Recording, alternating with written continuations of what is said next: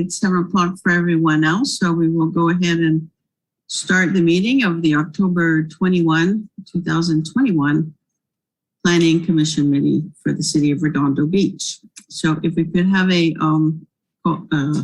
roll call, please. Yes, actually, Chair Topero, before we start, since I need to do the oath to the two new people before you can do roll call. Yes. To include them.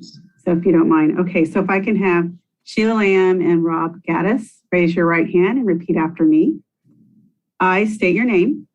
I, Sheila Lamb, Do solemnly swear do solemnly swear that I will support and defend that I will support and defend the Constitution of the United States the Constitution of the United States and the Constitution of the State of California and the Constitution of the State of California against all enemies, foreign and domestic, against all enemies, both foreign and domestic, that I will bear true faith and allegiance and I will bear truth, faith, and allegiance truth, faith, and allegiance to the Constitution of the United States to the Constitution of the United States and the Constitution of the State of California, and the Constitution of the State of California, that I take this obligation freely that I take this obligation freely without any mental reservation without any mental reservation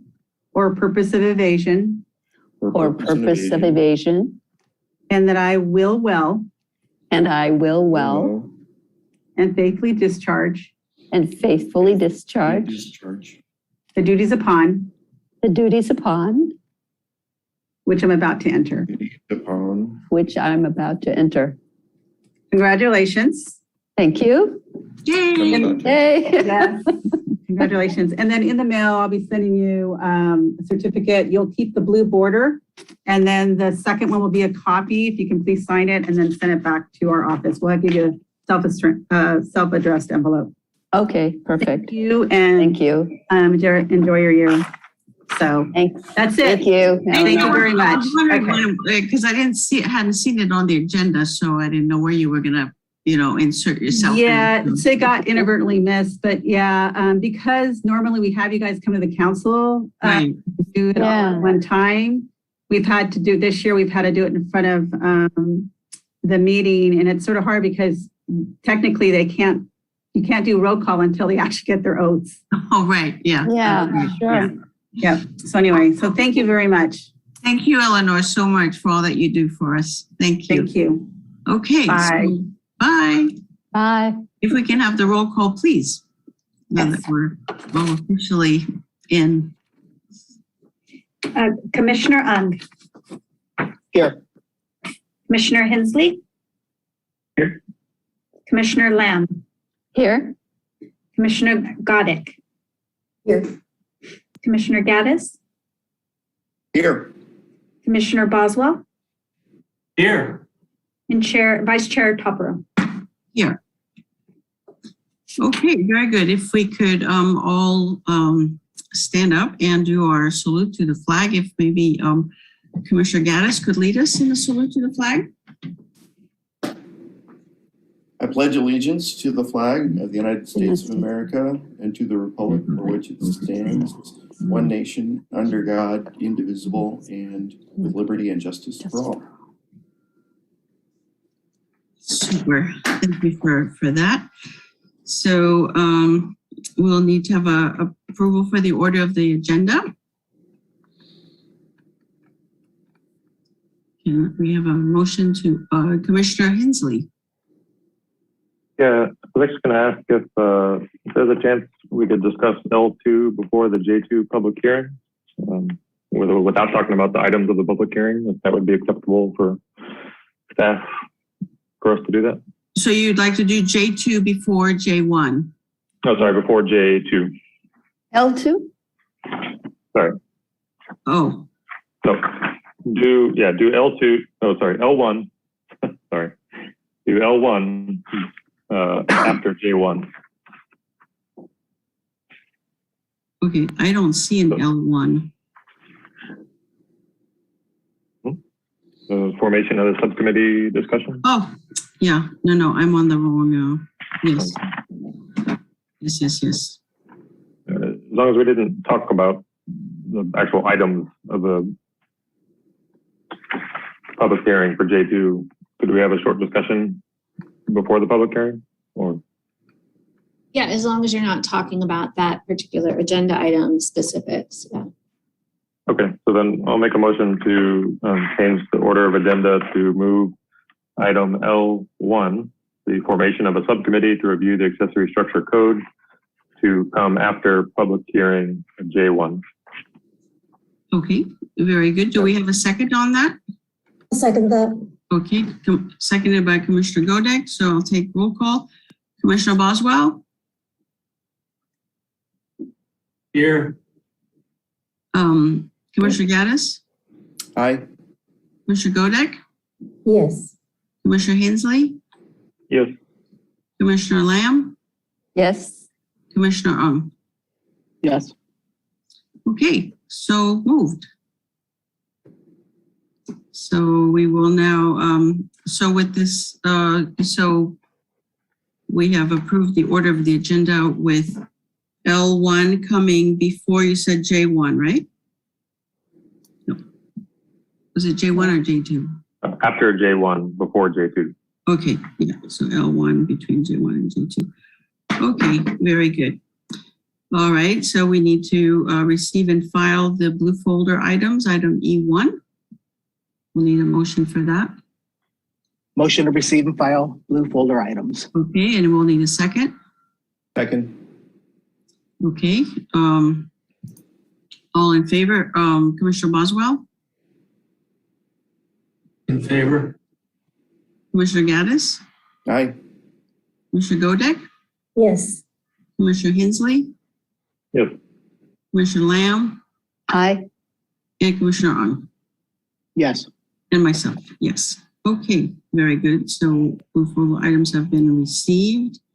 Now we have 3 items for the consent calendar. We have the posting of today's meeting. We have the approval of the minutes of our July and September meetings and the referrals to step update for today's meeting.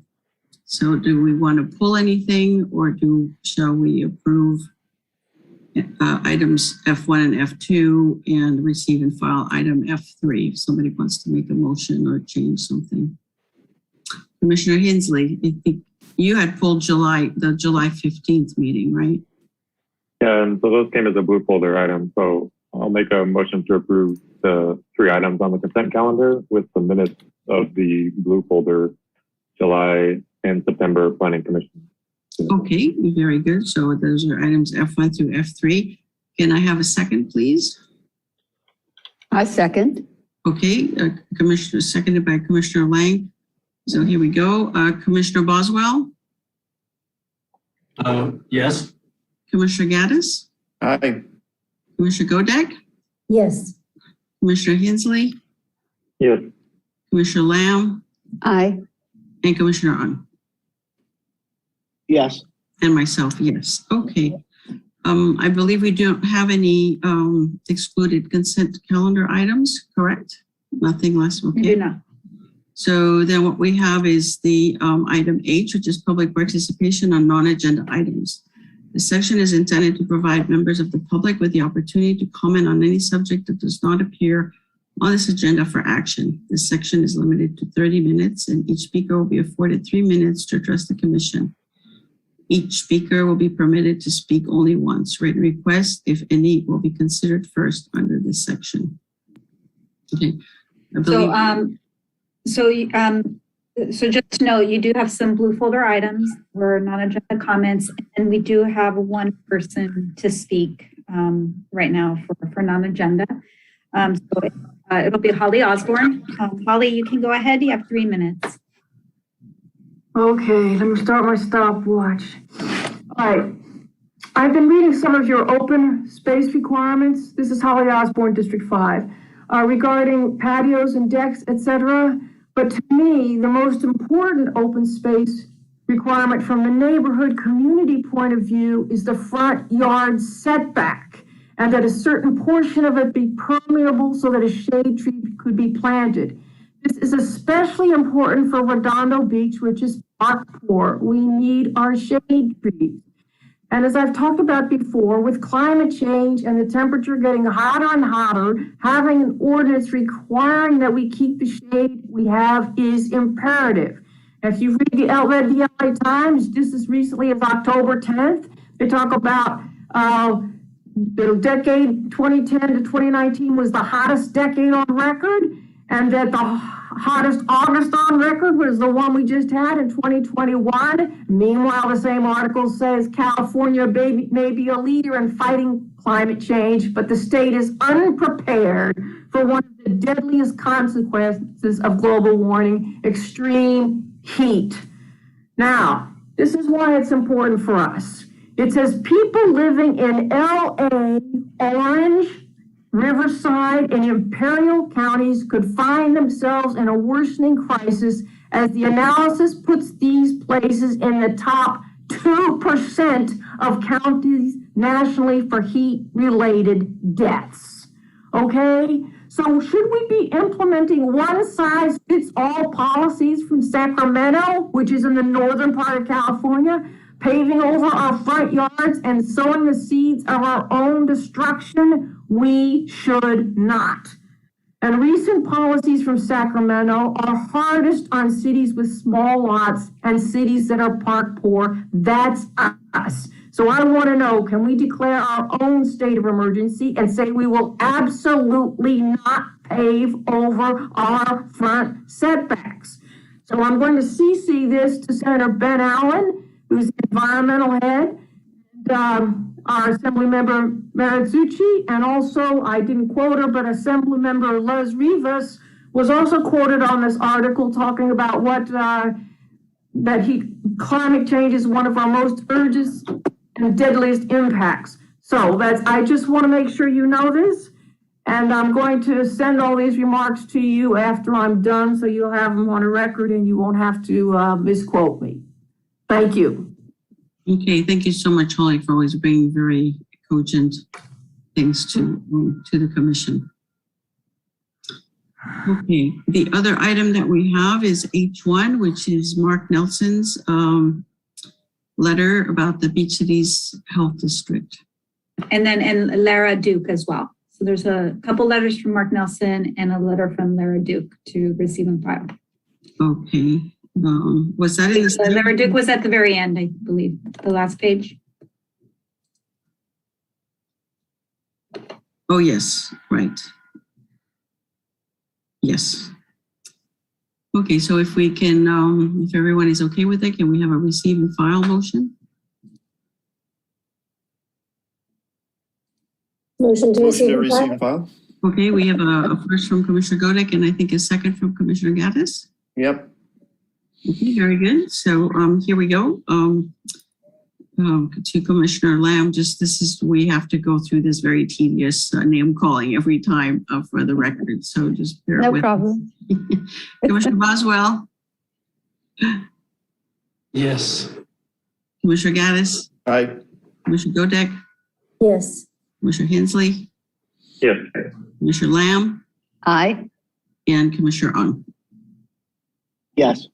And myself, yes. So the public participation on non-agenda items have been received and filed. Now we need to go through the ex parte communications. This section is intended to allow all officials the opportunity to reveal any disclosure and ex parte communications about the following public hearings. Commissioner Boswell? So let's see.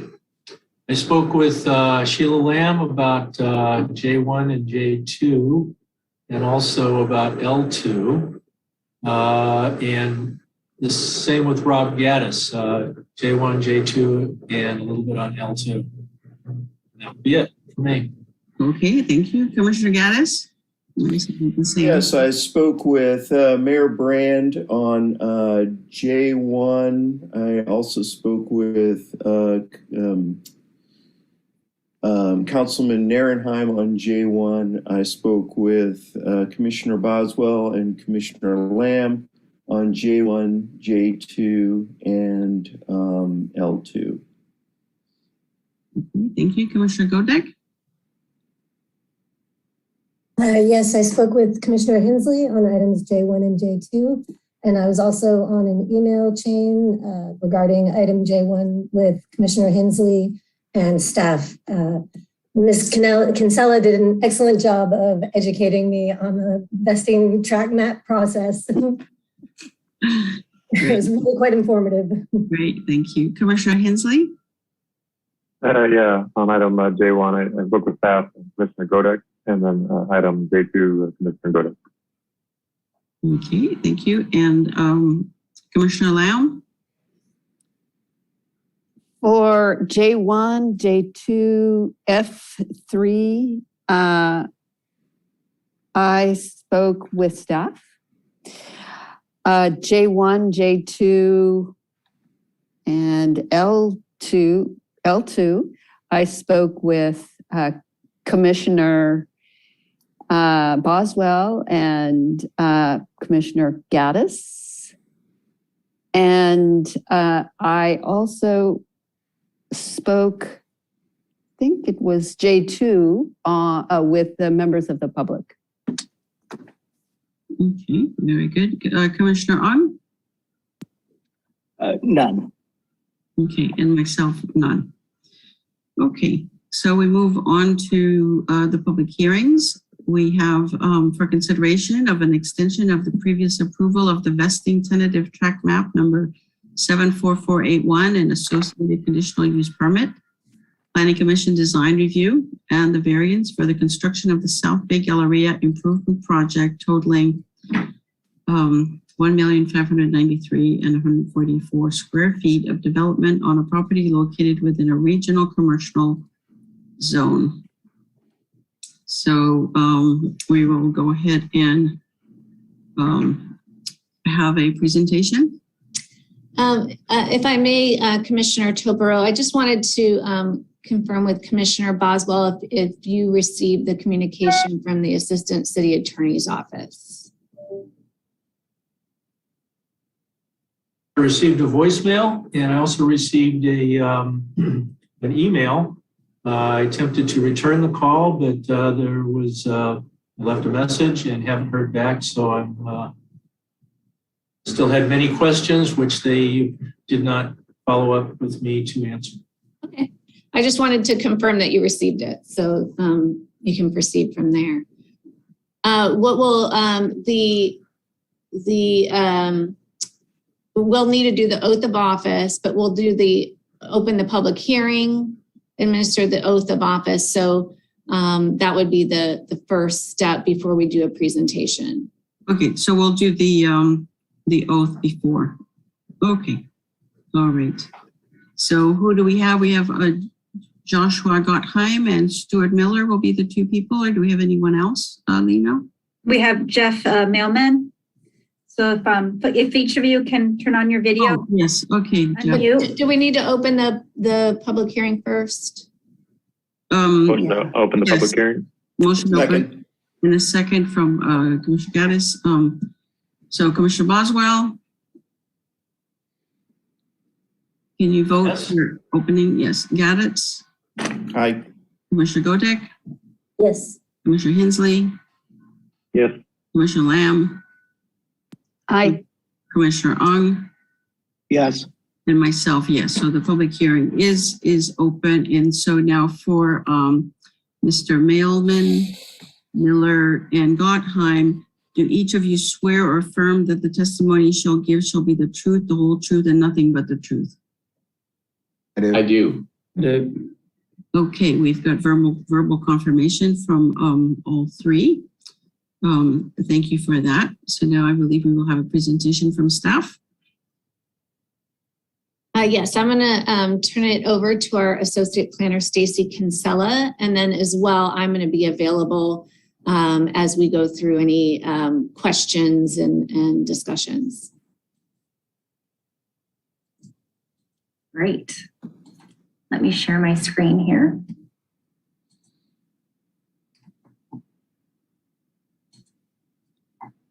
Good evening, everyone. This is the request for extension for the South Bay Galleria Improvement Project. The Planning Commission originally reviewed and approved the applications for the project back on April 19th, 2018. The City Council then reviewed that same design package upon appeal on January 15th, 2019. The City Council decided to uphold the Planning Commission decision per Resolution CC 1901-004. Condition number 8 within that resolution specifies that the vesting tentative tract map needed to be recorded or extended within 36 months of that approval. Per the municipal code, the applicant may request an extension in writing to the Planning Commission. It needs to be at least 30 days before the expiration date. And of course, the application materials need to detail the reasons for such extension. As we all know, COVID-19 had great impacts on the daily operations for local shopping centers, and it also impacted real estate development overall.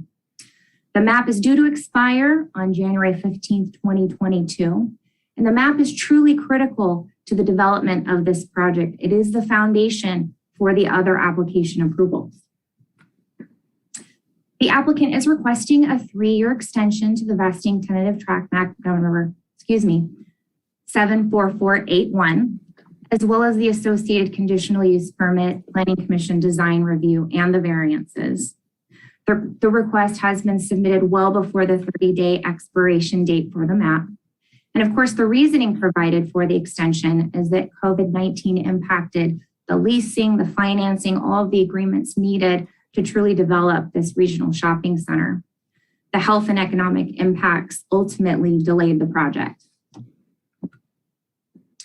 The City Municipal Code states that the vesting tentative map may be extended for 3 years.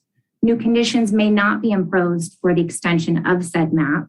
Thus, before you is the approval package as it was reviewed by the City Council in January of 2019. The Municipal Code also states that extensions of the map shall automatically extend the conditional use permit. As most of you recall, a master CUP was granted for this project. The Municipal Code also states that all Planning Commission design review and variance applications are final and conclusive per that City Council resolution. And then lastly, the Planning Commission design review and variance approvals can be extended by the Planning Commission at a public hearing. The extension of these approvals allows for the development of the plans, allows for the plans to go through the building plan check and permit process, and allows for the construction of the site. All of these elements were delayed due to COVID-19. We do want to note that this is a hardship not caused by the applicants themselves, that the extension is necessary to revitalize this regional commercial site and actually make this project happen. Therefore, staff recommends that the Planning Commission make the findings set forth in the staff report and the attached resolution and approve a 3-year extension of the vesting tentative tract map number 74481, which automatically extends the conditional use permit, extend the Planning Commission design review approval and the variance approvals per resolution CC 1901-004. And this will all allow the time to finalize the project plans, obtain the leasing and financing commitments, and proceed with the construction of the project. Thank you. Thank you, Stacy. And also, Chair, we have the applicant is here, and I think that they wanted to give an oral presentation just to introduce themselves and discuss briefly what this application is. So I can turn that over, I believe, to Stuart Miller. Okay, very, very good. Thanks, Brandy. Good evening, all. It's great to be here, albeit virtually. My name is Stuart Miller, and it's a pleasure to be here tonight representing the owner, that's South Bay Centre and El Catterton Real Estate. As I'm sure you're aware, the Galleria ownership transferred earlier this year to El Catterton, who were QIC's joint venture partner dating back to 2018. And although QIC, my previous employer, were the public face of ownership, it's just important to note that El Catterton were very much an active partner and is an even more active sole owner of the Galleria now. Personally, I've been intimately involved in this project since 2014, when I was managing the global asset strategy and the development platform for QIC and based here in LA. After QIC sold its interest, I chose to keep my commitment to the Galleria and keep advancing the project on behalf of El Catadan and certainly for the community of Redondo Beach. I guess when the City Council approved the project back in 2018, none of us expected it would take more than 3 years to get underway. However, COVID-19 arrived and took away complete control of project timing, hence appearing before you here tonight. It is absolutely disappointing, but unavoidable. I do want to assure that the Commission and the community that we have never lost hope. We haven't stopped planning, preparing, we're doing everything we can to move the project along under unprecedented challenging times. And we've been working closely with our major retail partners, including Macy's, who've each faced their own challenges over the past 20 months, you can well understand. In fact, 2020 capital and lending markets completely shut down, and as well as retailer, commercial, hotel operators, all of you were in pure survival mode. Indeed, our focus during 2020 was public safety, implementing public health orders, supporting our existing loyal retailers, and providing community service, including using the Galleria as a mobile COVID testing facility. Now, the good news is we've rebuilt great momentum and a real sense of purpose to deliver the project. Yes, with your support to approve the extension, this is an urgent step forward in our ability to obtain the lender support and the retailer support to keep advancing the design and secure construction funding, ultimately leading to a start on site. So we have been busy. We do appreciate the patience of yourselves, commissioners, the city council members and administrators, and certainly the citizens of Redondo Beach. And finally, if I could just thank Brandy, Stacey, Sean and staff for moving this forward, and more than happy to stick around and answer any questions that you may have justifying the need for the extension. Great. Thank you, Stuart, for that. As you know, this is a very large economic engine for the city of Redondo Beach, but these are definitely extenuating circumstances. So we fully understand the position that the project has been in. Do we have any other comments or some discussion?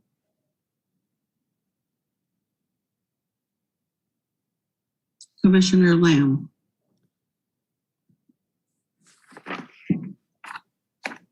Let's see. Good evening, Mr. Melman. Mr. Miller, thank you for your presentation. And also Mr. Gottheim for attending this meeting. I do have some questions. Thank you for confirming that El Chatterton now is 100% owner of the South Bay Galleria. One of my concerns is ensuring that the 53 conditions that were included in the initial resolution will be honored, and along with that, the message that was sent by John Alderson on January 15th, 2019, regarding the Galleria, that it would not be a massive structure, that it would celebrate the beach community and its residents with plenty of open space. He said, "We love the beach. We love the blue lifeguard, the blue color of the lifeguard towers. We celebrate the outdoors. We recreate the communal intimacy of the walk streets. So it's this entry to our city that we celebrate. And since seeing your recent plan, it doesn't appear that message has been carried forward. And second of all, there was a great deal of effort on the part of QIC to engage the community. And so far with this sort of initial, I think, informal plan, there has not been any workshops. In other words, the process really has been truncated. So I'm wondering if you have some thoughts about that and if you could address those issues. I can give just a preliminary discussion on that, and then I'll allow the applicant to also address that. Okay. They have come in with a phase 1 plan and have proposed how that phase 1, and they're allowed to do that, come in phasing. There can be some reconfiguration, but there are certain conditions, and the conditions of the entire resolution all have to be complied with. And that is, any of that reconfiguration is an administrative approval. But that being said, I'm combing through it. I'm combing through all of those conditions to ensure that those are being met in what is being proposed. So I wanted to let you know that is the obligation that I have as the title designated to address that administrative approval. Okay. Thank you. Commissioner Gaddis? Yes, thank you. Welcome, gentlemen. So do I understand correctly that the plan has changed from the plan that was approved by the City Council back in 2019? They have submitted, like I mentioned, a phase 1, and it does have a reconfiguration of where the different pads or areas are going to be located. I think a lot of that is due to the Macy's situation and Macy's remaining there. That being said, that is allowed through the conditions of the resolution. That being said, it still has to meet here's the maximum of retail, here's the maximum of residential and hotel, and meeting the height restrictions in certain areas that were a part of the conditions of that approval. So who has seen this new plan? I'll turn it over to Stuart. I know that he has had conversations with different city council members and the mayor. But as far as internally, we've received that as staff and are reviewing that. So staff and some city council members. Well, I don't know how many, because I was not part of that conversation. I'd leave that to Stuart to explain. Thanks, Brandy, and thanks for the questions, commissioners. Yes, we have kept the council members and the mayor informed of recent progress. And it has been recent because there was quite a delay and abeyance in 2020, particularly related to existing retailers and their commitments to the site and project. So that forced us to review how that programming might lay out on site, as Brandy mentioned. We have been absolutely cognizant and conscious of the conditions of approval. Square feet, maximum heights, densities, setbacks, open space, etc. And that was the foundation for us to look at how we can progress an appropriately scaled project, having regard to, if you like, some of the COVID related changes forced upon us. And I guess the number one there that is probably the easiest to understand from a planning point of view is Macy's. So in the illustrative plan that attached our entitlement consent in 2019 was a view that Macy's would relocate into the anchor box that was previously occupied by Nordstrom. Fast forward to where we are today,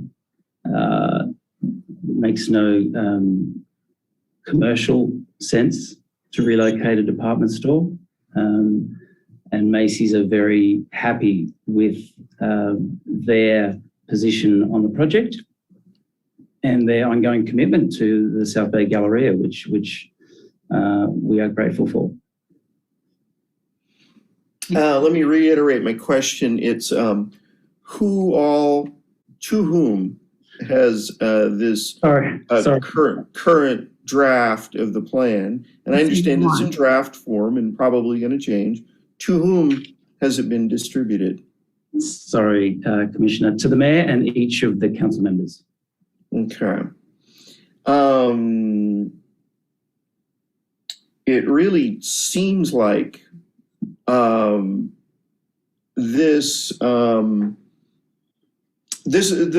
original plan, of course, went through a very, very public process where the public was able to see it, weigh in with comments, and absorb it. It's an enormous project, obviously, and we're all rooting for its success. But it is an enormous project that is very public. And so it certainly feels premature for the Planning Commission to, approve a motion to extend another 3 years with almost zero public sharing of what the changed plan is, because the only plan the public knows is a plan that may be very, very different than the plan as it stands now, knowing that the plan now is in draft and will change, but still the public face of this decision that you're asking the Planning Commission to do is another plan than the one that was originally approved by the City Council. And I find that very concerning, and I think easily rectified. I think that the public probably should see the plan, even if it's just part of an agenda item of a continued meeting, perhaps the very next meeting we have, that they get a chance to look at it and come back in and say, hey, wow, we've seen this now. Here's what we think. And but again, everybody wants this plan to succeed. It's very important for our city, but it's also very important that that the public and residents don't perceive that this is sort of like an insider. Well, staff and some city council people know about the changes of the plan, but the rest of us don't. It's just not where we want to be as a city government.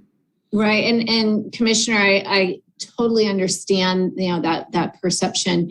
What the request is for the extension of the approvals per that resolution, right? So that would be what the Planning Commission would approve. And then if there's that administrative process for the reconfiguration that's allowed per that approval from City Council, we could certainly make that available to the public. We do have a web page for this particular project that has not been updated for a while. that we could make sure that information is made available. But I just wanted to be clear that what is before you would not be approving any change. That would have to go through the administrative process that they have applied for. And I understand that, but at this juncture, there's a decision asked for, and yet the public hasn't seen what the current plan looks like. Right, and there isn't anything. What's interesting is there isn't anything that, City Council adopted that with those conditions and said, it's an administrative approval, and there isn't anything in there about what would be the public notification of that, and it's right. So I think that's it's something we'll remember the next time. Well, this is our chance to fix it, and probably maybe our only chance to fix it, right? So, yeah, it probably should have been done better. We'll certainly learn to do it better the next time. Also, the public doesn't know what of the 53 conditions of approval have been satisfied, and that's also very, very important. So just so everybody knows what the status is, I mean, it was 3 years ago, and it did go through an extended process for that. So anyway, those are concerns of mine.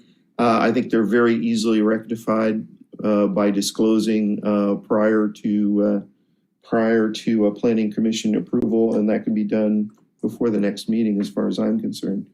And those are my comments. Thank you. Okay, thank you. Commissioner Ong, you had something? Yeah, I just wanted to, it seems like the request, I mean, this pandemic has been a burden on everyone, and it's unfortunate, but it seems all we're doing, I mean, the conditions of the original resolution was 3 years. And, I take it that's either, that's a customary duration. And all we're doing here is to grant an extension with all the same conditions that were presented, negotiated, appealed, and resolved. And so all we're doing is allowing forward movement that's been delayed. To me, it's, if it was a fair negotiation and agreement, and the issue is, we need to give a little consideration for, a pandemic that wasn't in anyone's control. I think that's really the decision that we're here to make. In terms of, the way I look at conditions are, no condition is ever adhered to until the project's over. And then, then you can decide whether the conditions, are being violated. And whenever one is violated, staff will identify it and rectify it. Which is, what we entrust them to do. So, those are my thoughts. And, to me, it's a decision on whether we wish to grant them an extension or we want it to die. That's it. Thank you, Commissioner Ong. And yes, I have to say that, we can, whatever motion the commission comes to, the critical thing to remember here is that there is a, expiration date of the 3 years. And this is really the key thing of why this is being brought to us to the commission. Quite frankly, I still think there's still many things that can be changed with the project. And I'm hoping that this will be a very transparent process, as Commissioner Gaddis mentioned, with visibility to the residents and also, the planning commission would like to know about this phase one in particular and in more details. I still think there's problems with just the project in general. The residential units on Hawthorne getting the fumes when they could be on the west side receiving the breeze, and the residents in the homes across won't have all the trucks and everything, the shipping coming in and out, just the whole layout. And, listening to, our resident, Holly Osborne, the whole idea of large trees and things like that, in retail has completely changed as a result of this whole COVID situation. So, we do understand that there is a need to really rethink this whole project, because just COVID itself has changed the way that we live our lives. But we do need to know upfront and continue these meetings with the citizens as you rearrange things. So I think the important thing is to, get the 3 years reinstated, but with some very strong conditions about any changes that have if I may, Commissioner Topero, just so to be clear for the extensions, is that the decision was made by the city council, and each of those code sections, whether it's the CUP, the Planning Commission design review and variances, they acknowledge that the city council's decisions are final and conclusive. So it's not about adding conditions for an extension, but and the same with the vesting tentative track map. But rather, if you're going to extend it, if they needed to come in because they weren't going to meet a condition with anything that's allowed in that the reconfiguration or phasing, then that would have to go back before the Planning Commission. And that's actually a condition of the approval from City Council. right. So we just want to make sure that we have that 100% visibility. Yes. I believe Commissioner Hensley was next, followed by Commissioner Boswell and then Commissioner Lamb. Commissioner Lamb, were you first? Did you have your hand up? No, you go ahead. Okay. All right, thank you. I have a couple questions for staff first.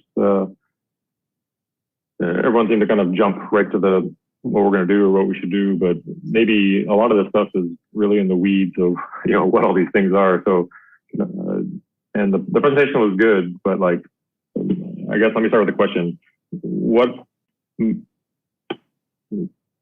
is needed to move forward with the map? What does the applicant have to do in the 3-year extension to do something? What does this map mean, and what are they asking for, and what do they have to do with it? That's a good question, because if you recall, the first draft of the resolution was actually addressing the map. And then we realized, oh wait, there are the additional extensions that we need to include in here. And the reason being is the reason it was a condition under the resolution about the tentative track map was because that's kind of like the last thing that happens, is that getting filed. So they could have vested, could have, but COVID stepped in, came up.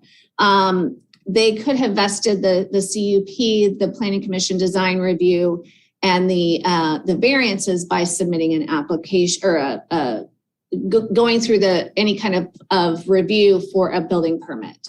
And that building permit could have been a grading permit, or if they needed to do, any of the other work to prep, that can trigger and vest those approvals. But because they didn't know where things were going to land, it was just a year into this that COVID hit, and they had no idea what the future was going to be for a hotel, for retail. Everything kind of stopped. So they weren't going to pull a permit for something that wasn't going to be what they were going to, how they needed to address things. They needed to take a step back. So that's why we always assumed that those would have been vested, and it would have only been the vesting tentative track map, because that kind of comes in at the very end once they have everything moved forward, then they record that map. And that's that's the vesting of that, that's where that map actually gets finalized, and now you don't need to have the extension. So that's why there are more extensions than just even the map. But that map kind of gets finalized as they have all of the building permits lined up, so they know exactly where things are going to be located. Okay, so that's why the map isn't finalized until you have your plans basically approved and your permits pulled. Is that right? Is that right? Then they can go to the county and file the map, and then they're done with that part of it? Right. Okay. And that's what, that was why we figured that might be the one thing that might need to have an extension. At no point did we assume that that everything else wouldn't be able to move forward. And then our world got turned upside down. Okay. And so as of today, you said you saw like a phase one or some other draft. Is that planned? What exactly is it that you guys are taking a look at? Yeah, they've submitted a site plan, some presentation materials similar to what was aligned with the resolution in 2019. And then as well, they have the breakdown of the square footages of the different uses, supplemental information to address, the parking and circulation, and as well a matrix that shows how the compliance with the different conditions is still being met with the reconfiguration. Okay. And that's all public document. It's just that it's been submitted for that administrative review. And as I mentioned earlier, there just wasn't a process of, hey, you need to notify the public as well. Okay. And just to clarify, it wasn't in our packet. We haven't seen any revised plan. That's not being approved tonight. That's not part of this extension, right?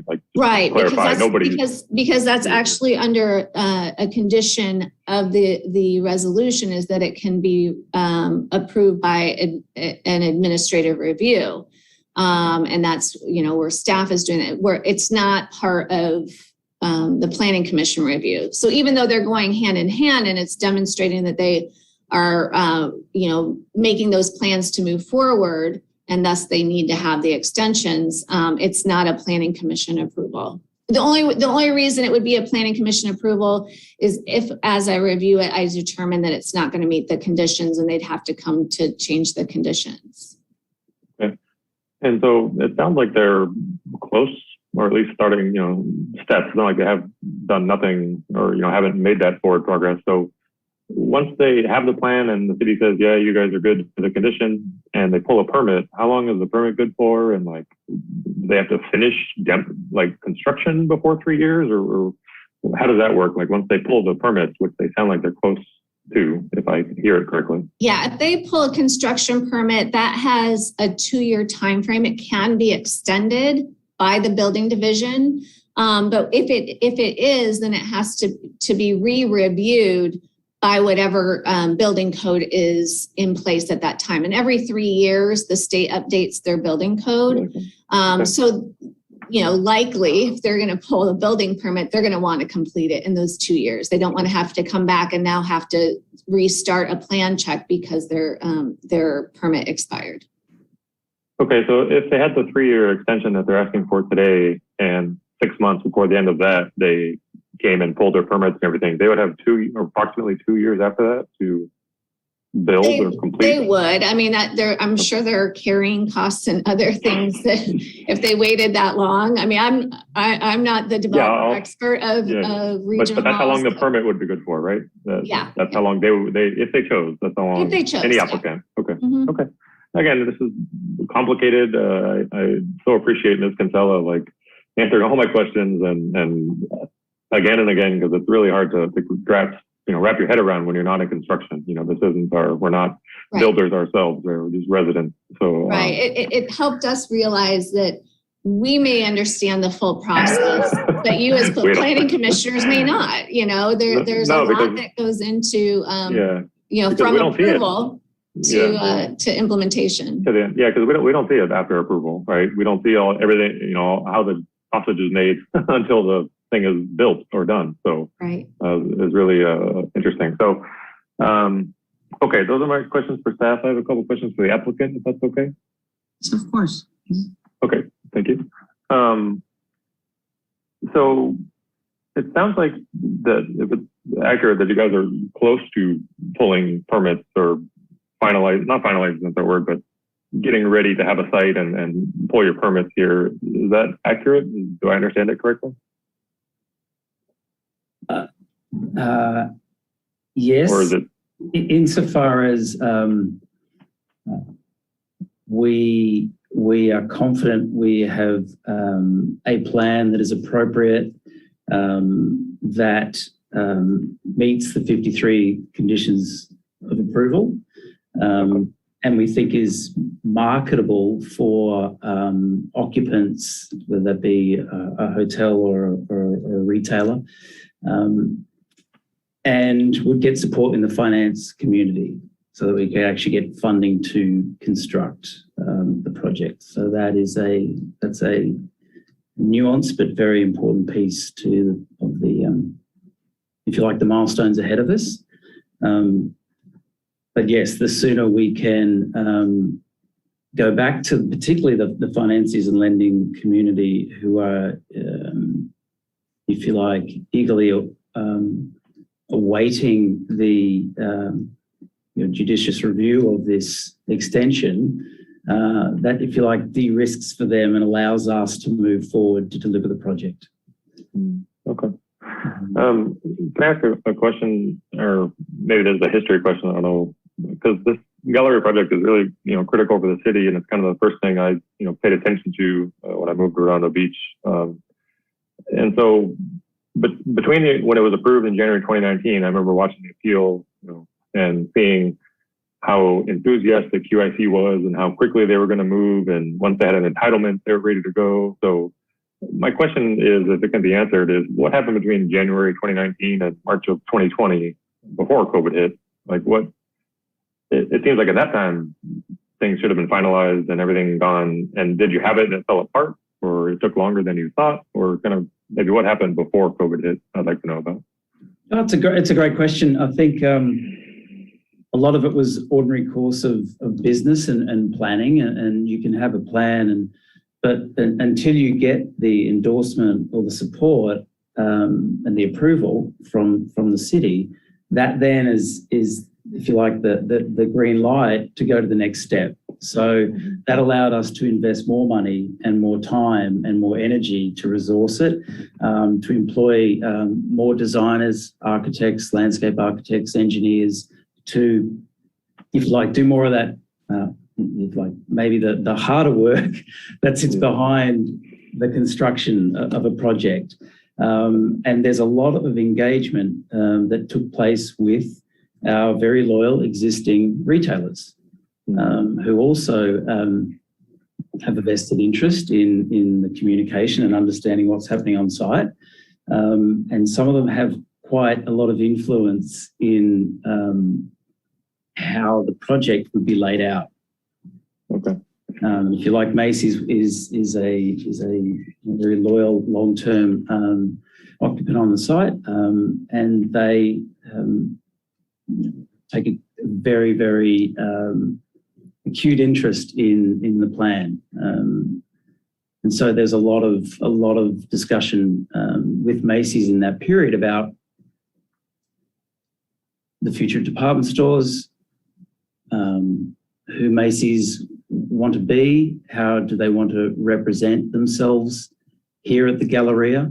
They have a presence at Manhattan Village and they have a presence at Del Amo. So we're working with them. In fact, it was the very last in-person meeting I had was, I think it was the 2nd of March, 2020 with Macy's in Cincinnati to talk about this project and how we wanted them to represent themselves, our future for the project, and then everything changed. And as I mentioned earlier, we're great believers in retail and that department stores can be dynamic and have a future. It's not the future of that was in the 70s and 80s. So does relocating a department store make sense, or is there a better way to represent them on site? Okay.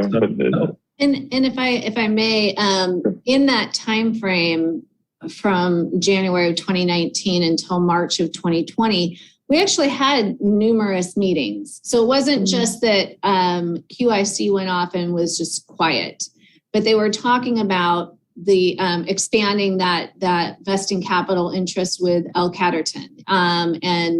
And that's where that partnership built and expanded. And then as well, they were talking about, okay, we want to bring on a really like internationally known design firm. So QIC was going out for, proposals for that. And then that's when COVID hit. And at that point, well, moving forward with designing is not going to make any sense. But there was a path forward of hitting those hitting the time frame and being able to get those other approvals vested. It was just that within just over a year's time, it was completely put on halt. Okay. Thank you very much for all my questions, and thank you, Chair October, for letting me get my questions in to the commissioners. I have two final questions. Do you now have the design lined up and your kind of tenant situation figured out as of today, as much as it can be in the world we live in? That's the first question. Do you have all those things in place now, or are they still up in the air, undecided, in discussion? We have a good foundation, and we have commitment from, if you like, existing retailers and new. We have renewed interest in the hotel, which was not existent last year. And we think we have the appropriate plan that meets all the conditions of approval. But some of that's a little bit chicken and egg. Some of it we need to have a bit more certainty, and have the certainty that we have the time to if you like, extend the engagement, extend the design, and extend the outreach. But we think we're for what we've been through. We think we are in a position to progress, have the extension progress, and move forward to actually delivering for the community. Okay. All right. Thank you very much. Thank you, everyone, for allowing me the questions. No, thank you. They're always great questions, and it's great to stimulate the conversation. Commissioner Boswell, I believe you were next. Thank you. I guess first question is to staff, and I guess it goes back to the basic why we're even here tonight discussing this. So we're going to vote on whether to extend the approval that was granted back in January 2019. That was an approval of a project, a very specific project with a very specific site layout and a lot of 53 points of 53 conditions for the approval. And yet the map of the layout that I saw is not that project. So if we provide approval, what are we giving away here? What are they allowed to, what is the new owner allowed to change, and what are they allowed to stay with? And what happens if they want to change things like it looks like they already have? And when does that go before the public for discussion and feedback? And where does this extension, what does this extension enable, basically? Right. Yeah, so this extension is enabling exactly that, the approvals that were done January 15, 2019. But in those approvals, there's a condition about there can be some reconfiguration. There was discussion at that city council meeting about phasing. And that, as long as it meets all of the conditions, including, the types of uses, even the skate park, the open spaces, all of those different conditions, as long as those are being met, they can do some reconfiguration. And that's what you may have seen of what they're looking at doing for phase one. That has not been approved. I have not completed any review of that. But that would still meet, even if they do that, you're not approving that. You're approving, here's the site plan, here's the master CUP, here are the variances that were granted that are all in that resolution from the city council. So that would be what you would be approving an extension of.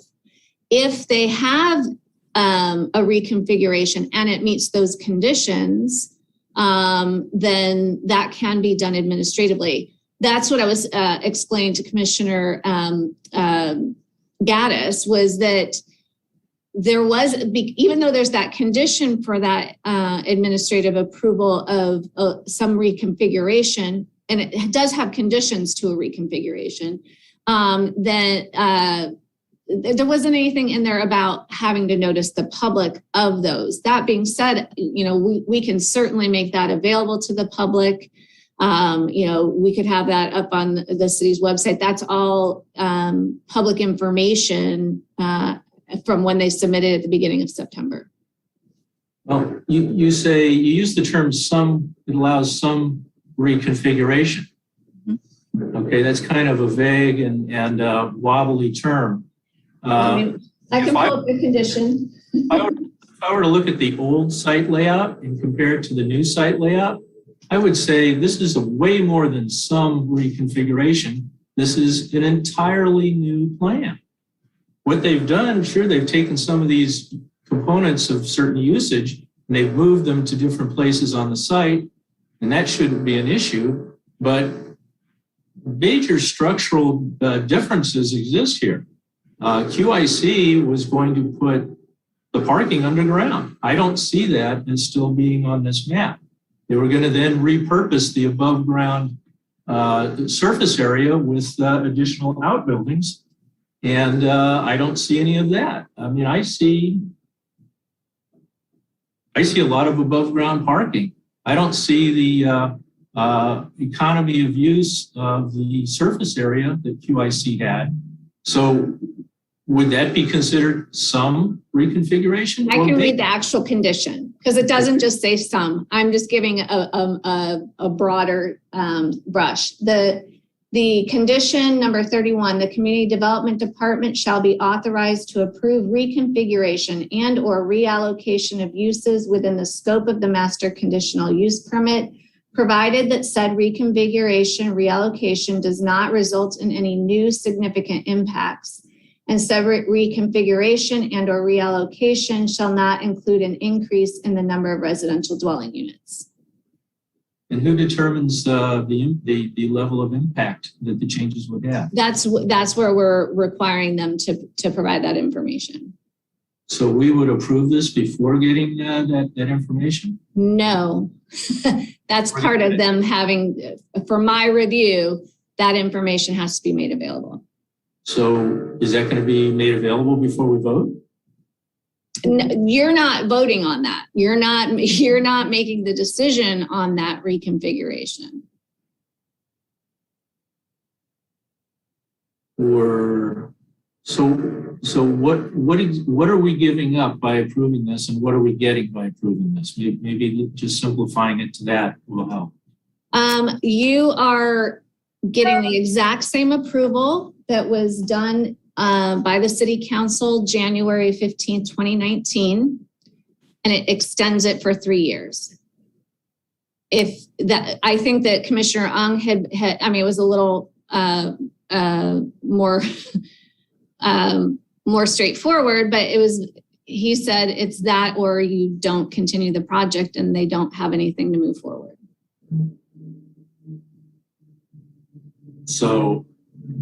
So if we don't approve it, then there is no project? If you don't approve it come January 15th, 2022, they have no project. So what happens then? They have no project. What do you mean there's no project? There's no project. So they don't get to change the mall, they leave the mall as is? Sounds like a big waste of investment money. Surely they would want to do something with it. I don't believe for a second they're going to just let it die on the vine like it's been doing for the last 10 years until there's nobody going there. They're going to do something. I'd like to know what are we getting ourselves into that we're going to regret later, or what are we missing that we could have fixed easily tonight, or we continue this to next month and fix it then.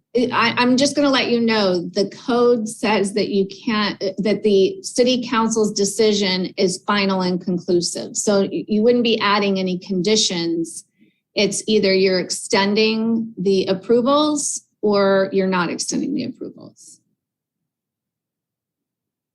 And it sounds like the approvals allow them to make significant changes that will not go before the public. Or am I missing something on that? The approvals allow what I had mentioned in that condition 31.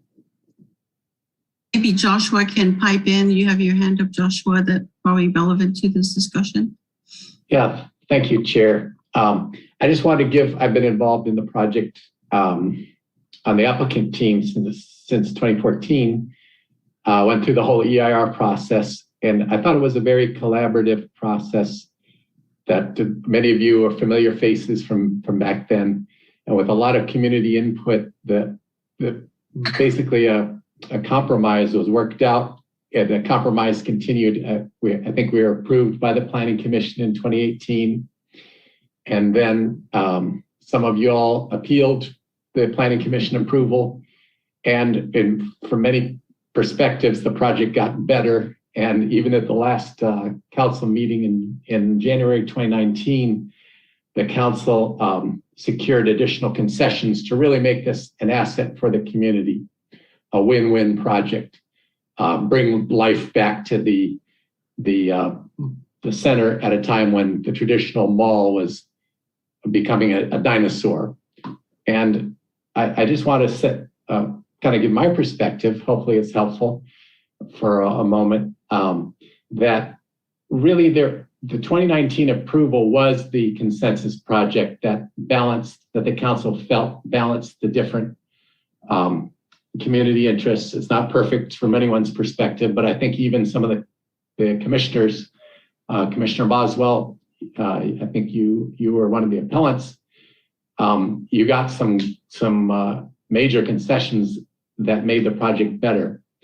And as Brandy said, that's the project that's before you tonight, but it's not before you to add to or make better or to change. It's before you to keep it alive rather than saying, let's start this whole 5-year process over again with maybe a new EIR, new set of hearings, new community meetings. That's not going to happen. So the issue tonight, we're at a critical crossroads in the kind of financing of this project coming out of COVID, hopefully.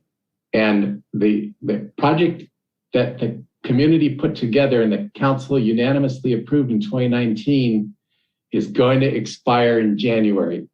All of that work, as you recognize, will go down the drain if we don't get over this issue of the extension due to COVID. That's what's before you tonight. Now, the plan going forward, I think Stuart would be happy to say, and Jeff would be happy to add, that plan going forward will be brought to the public. And I'm sure Stuart would be glad to sit down with any members of the commission and say, hey, does this open space configuration, does that meet your vision of what we promised in 2019? But tonight is not the time to do that. And that's why we tried to, it didn't work out exactly the way we wanted, but we tried to keep all the planning issues off to the side and focus on what is before you tonight, which is the extension. I just wanted to give that perspective. Thank you. Okay, so that was very nice, but you completely missed my whole point. I, like a lot of people that have been involved in this since 2015, are desperate for this project to be successful. And we saw from the first go around that there were a lot of things that were abusive to the community and might have kept it from being as successful as it could be. At the end of the process, as you mentioned, It was basically, even though everybody didn't get everything they wanted, it was a tremendous win-win situation. And I would, and that's the project that we expected to see move forward. However, what you haven't addressed is what's happening now. Okay, Good. what So, are we approving? pardon me. I'd love to approve this to be able to get it to move forward, but I don't understand just yet what it is we're allowing. I apologize for not focusing in like a laser beam. It's on clear that we can approve a project that had very specific site map to it 3 years ago, almost 3 years ago. We're allowing that approval for 3 more years, but it's not the same site layout, and there's been no public discussion of it. If we approve this going forward, are you just allowed to build what you have on this existing site layout or something similar to it? So what happened was if I may just take 1 more minute, Chair. Absolutely. We are in the open public hearing. So this Thank you very much. News. What happened was because of the Macy's decision, as you know, they've closed a lot of stores. They've been under a lot of market stress, and as a company, their decision right now is to stay in place.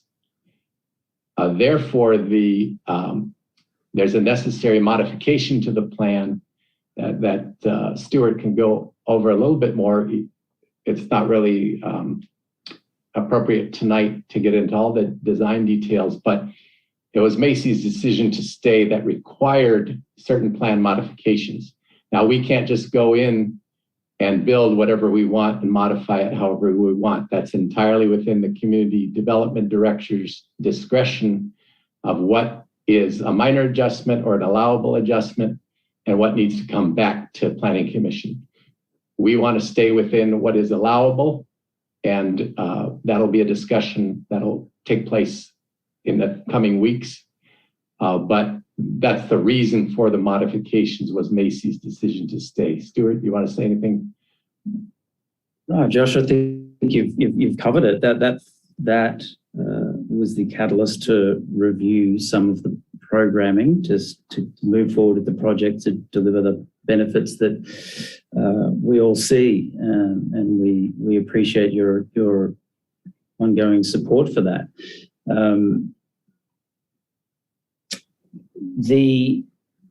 But what's important to remember, and for us is the North Star here, there are 53 conditions of approval that we must honor and continue to meet. And that doesn't change. Okay, well, that's good to know. And we've heard that a few times so far tonight, and that's comforting. And to take a step to the side, I am not, and I'm sure everybody, all of the other commissioners would probably agree with me, no one here is looking to add or take anything away from the original approval. We're not looking to add things. So it's not really a topic that we need to get into because it doesn't exist. But when we're talking about, when I'm asking about why are we approving a project that has major site changes to it, and the answer is because Macy's didn't want to move to the other building. They wanted to keep the one they were in. Well, the one they're in was going to get torn down to make room for a lot of the open space. So if they're going to stay, I understand that you've now got to work around that. But how does that require you to move the residential from the southeast corner to the northeast corner? How does that require you to move the professional office building from where it was to the west corner? How does that require you to take all of that underground parking and leave it above ground? I see that there are changes that are necessary because of Macy's staying in that building, but I also see a lot of changes that have nothing to do with it. So can we get a more complete answer to why is all of this being changed, and are you really allowed to do that based on this approval? I think what's before the city administrators is a smaller scheme. and is phase one of a scheme. And there was always an understanding that the phasing needed to be appropriate and needed to actually meet the market demand. And for some parts of the commercial programming, there is no market demand. So the fact that we're not showing in a phase one a commercial office building, there is no market demand for that. And therefore, we don't need to build subterranean parking because we're not building as much in this phase. So are you saying subterranean parking is still on the checklist? It's just not going to be in phase one? Perhaps. Perhaps. Okay. Just going to clarify, but perhaps, depending on the architecture and the layout, and depending on if Macy's Willing stays where they are or doesn't, that will then inform how the programming needs to change and how the parking needs to be laid out. So there are some decisions that, if you like, are deferred, depending on what happens with some of the retailers on site and the success of their business.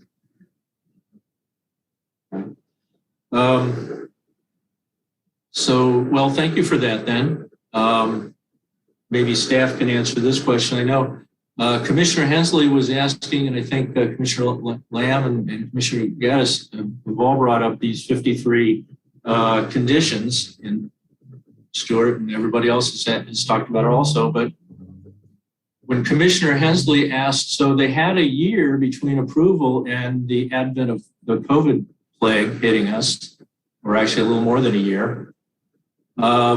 What did they actually do? And we got a lot of vague responses about, hiring and so forth and ramping up staff. But they had a year, and there are things like that were very important in the approval, like reducing the requested number of parcels down from something ridiculous to, I think we got it down to 30 or so. Did they move 19. Was that ever resolved? Because that surely wouldn't have taken a year, I would think. Well, that comes with whatever their design is. So in that year's time, they got their vesting, their venture capital. They were hiring the designer. The designer was just starting to work on the design and phasing when COVID hit.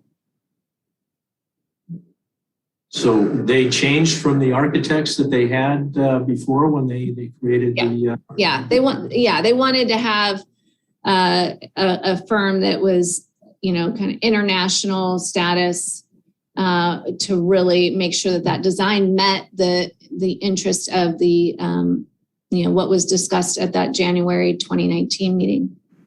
Okay. So at the time that the new owners pull permits, does that mean that they have locked in what they want to build? When they pull permits, it locks in the CUP, the Planning Commission Design Review, and the variances, so that those don't need to be extended. They still have to meet all the conditions. So even if they do phase 2, they're still going to have to meet those conditions. But those now don't have an expiration date for those. The vesting tentative track map, that no longer will have an expiration date when it gets recorded with the county. Mm-hmm. So after they've pulled permits, can they still change the design of the part of the project the permit relates to or approves? They would have to come back through and do the building plan check. They have to, still have to meet all of the conditions. So any changes, if they wanted to, but likely what we see with a developer is that if they're coming in with a plan check, that's what they want to move forward. Because if they come back in and want to change up what's in that permit, they're having to go back and if they've even started constructing something, now they're going back and it's a lot of time frame for them to make those changes. So they want to get that right at the beginning when they're doing the plan check the first go round. I would think so. Yeah. But once they've been applied for permits and they've been granted, that's when we know that what they are going to build related to those permits is pretty much locked in. That's when it locks it in as far as the approvals are now vested. We have an idea of what they're looking to do when they submit, because they have to go through plan check to make sure that they're meeting all the conditions and they're meeting all the building codes, the construction codes, everything that Public Works requires. That's the plan check process. At the very end of it, when it's like, okay, it's approved, it now meets all the conditions, that's when they pull the permit. That's when that vests those approvals. That being, so you'll see in advance during that building plan check what it is that they are proposing. So it's not just, well, they pulled a permit to build something. It had to go through all those reviews to ensure that it met the conditions of the CUP, of the Planning Commission design review, of the building codes, of everything that engineering requires. So that's what that plan check period, that actually, that's the time frame from when they submit to when they pull the permit, and that can be several months. Okay, so I think maybe my last question will be, at what point, or let me just rephrase that before I get it out of my mouth here. Is public outreach on this going to be required? It was not, and that's what I was saying to Commissioner Gaddis, is that for that reconfiguration, there wasn't anything that triggered a public outreach. That being said, I turn it over to the applicant so there's not anything officially that the city has to do for that, but that could certainly be something that the applicant might be interested in. So maybe one last question. On that, just to that point, we've certainly offered when we're meeting with the council members that we are more than happy to attend the future community meetings to keep that ongoing dialogue and engagement with the community for sure. Okay, well, that's good to hear. Thank you. So, I was just going to ask something else, and I forgot what it is now.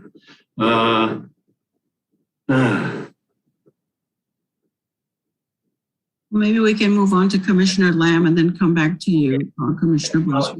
If I do remember. Okay, thank you. Thanks for allowing me to be devil's advocate. I appreciate it. This is what's needed. This is a huge project, and we really need to poke it from each direction. Commissioner Lamb. Thank you, Chairwoman. So I wanted to refer back to something Mr. Gottheim had said, and that is the initial process was a collaborative process. There was a lot of give and take, and we came to a win-win.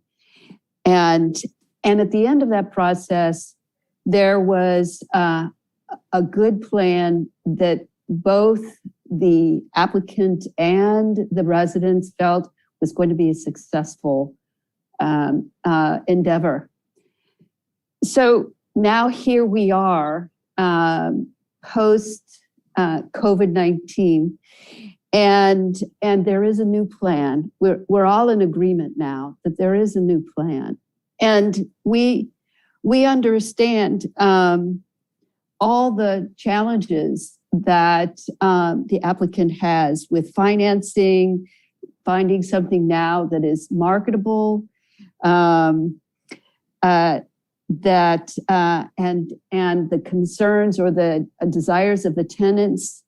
But the concerns and the piece that seems to be missing is that sense of collaboration. We all want this to be very, very successful. And we believe that it's that collaborative process that's going to make that difference. How can we, the residents, the Planning Commission, participate and bring us back into that collaborative process, so that we have winning, I'm not going to say mall, but a winning South Bay Galleria. And so one of the questions I have for staff is, can we, in approving this resolution, can we add a condition to the resolution, not the same as was done in January 15, but can we add something such as before the plan is administratively approved, it needs to come to the Planning Commission for a certain review, and or can we stipulate community workshops that the resolution would be approved on condition that there was a commitment to a certain number of workshops, engagement with the residents. We don't want to hold up this process. We understand the kind of tenuous situation that the applicant is in right now. But on the other hand, we do believe, I think the residents believe that what we did before, where we had that collaborative process, really made a better project, as Mr. Gottheim had said. So, so I think the question goes to staff, to you, Brandy, as well as to Mr. Miller. What do we think about that? I as far as adding the condition that it has to be approved by or reviewed by Planning Commission, I don't think that would, because that would like supersede what the City Council's final and conclusive decision is. That being said, if the applicant is willing to agree to, say, 2 community workshops before the end of December 31st, 2021, or however many, and we could put that as a finding that, per the hearing, the applicant agreed to this. And then as a condition or as an approval would be just that it's approved, acknowledging that the applicant is going to have these community workshops. So it wouldn't be a condition per se, but it's acknowledging it. And he would have to give that testimony that that they're willing to do that. Okay, thank you very much. Mm-hmm. Okay, Commissioner Gaddis, I believe you're next. Thank you very much. That was an excellent suggestion, Sheila, and an excellent idea that that Brandy is suggesting way of implementing it. So we're kind of in an unfortunate position right now that okay, the plan has changed, and to reiterate, your success developing this project is a success, a win for the city. It's a win for you. It's a win for us. We really want this to get done, and we want it to get done in the sunlight of public knowledge of what's going on, and that's going to make it even better. And so, at least my concern right now is we don't want to hold up the project. I don't want to hold up the project. I want the project to succeed in a big way. It's going to be fantastic and really good for the city. And we look forward to working with you very closely on this. But we're in an unfortunate position right now that a select few have seen what the project looks like now, which is different than the public exposure that we had in 2019. It's just a different project. It could be way better. I personally have not seen it. I think Doug alluded, maybe he had seen some renderings or something like that. But I personally have not seen anything. And the public hasn't seen anything. And that sort of, it puts us in a somewhat resembling not backroom dealing, but that, select few people this, staff and some council people have seen it, but nobody else has seen it unless maybe they were looking at a council person's Facebook page where they put up some renderings or something like that. That's not a great position for anyone right now. And I'd like to ask a procedural question of staff. So if we, the question is, if we ask for the current plan renderings, everything like that, to be made public on the city webpage, right away, basically, so that the public can, see, get enthusiastic about it, feel like they know what's going on before the commission, which was not presented anything about the new plan in the materials that we were provided before being asked to make this decision. So we get to see it, the public gets to see it, and then we would continue this to the next meeting to grant this. Essentially, we want to grant this extension, I believe. I'd be really surprised to find anyone in the commission who does not want to grant this. But I think we want to do it in the sunlight of people, knowing what this looks like and what's going on and what the changes are and things like that. But we really do want this to move forward. But we want to do it with the public knowledge of what is it that we're granting an extension for. So question to staff. If public discussion is closed in this meeting and I make the motion to continue it to the next one and then have the decision made at the next meeting, can public discussion then be reopened in the subsequent meeting? Or do we just not close public discussion? I think you would probably just not, I would think that you would not close the public hearing and continue that. Lena, do you know for sure? Actually, we've had this before, if I may. I know. And I want to say that Ideally, it would be not to close the public hearing. Yeah, I think last time we closed it. You have to renotice it. Decided to continue the item, there you go. and then Got the it, problem was we had to renotice it. Right. Continue it to a date certain. Okay, Yeah, so The next meeting. good. You Now, leave the public hearing open. okay, now to my second question, to follow on to that. Since, and I don't even know if we have public comments, people, on this matter. And I see Lena is nodding her head. We have one. Yeah. I think, can we take those public comments tonight and still keep the thing open? The public discussion open? Yeah, we are right now in the public hearing. Yeah. So it is now open, and we can take and we actually need to take what public comment is tonight, because they are giving, they're giving their comment based on that. And then I would presume it could be a motion to continue the public hearing to the November, and we'll get the exact date meeting. November 18th. And actually now,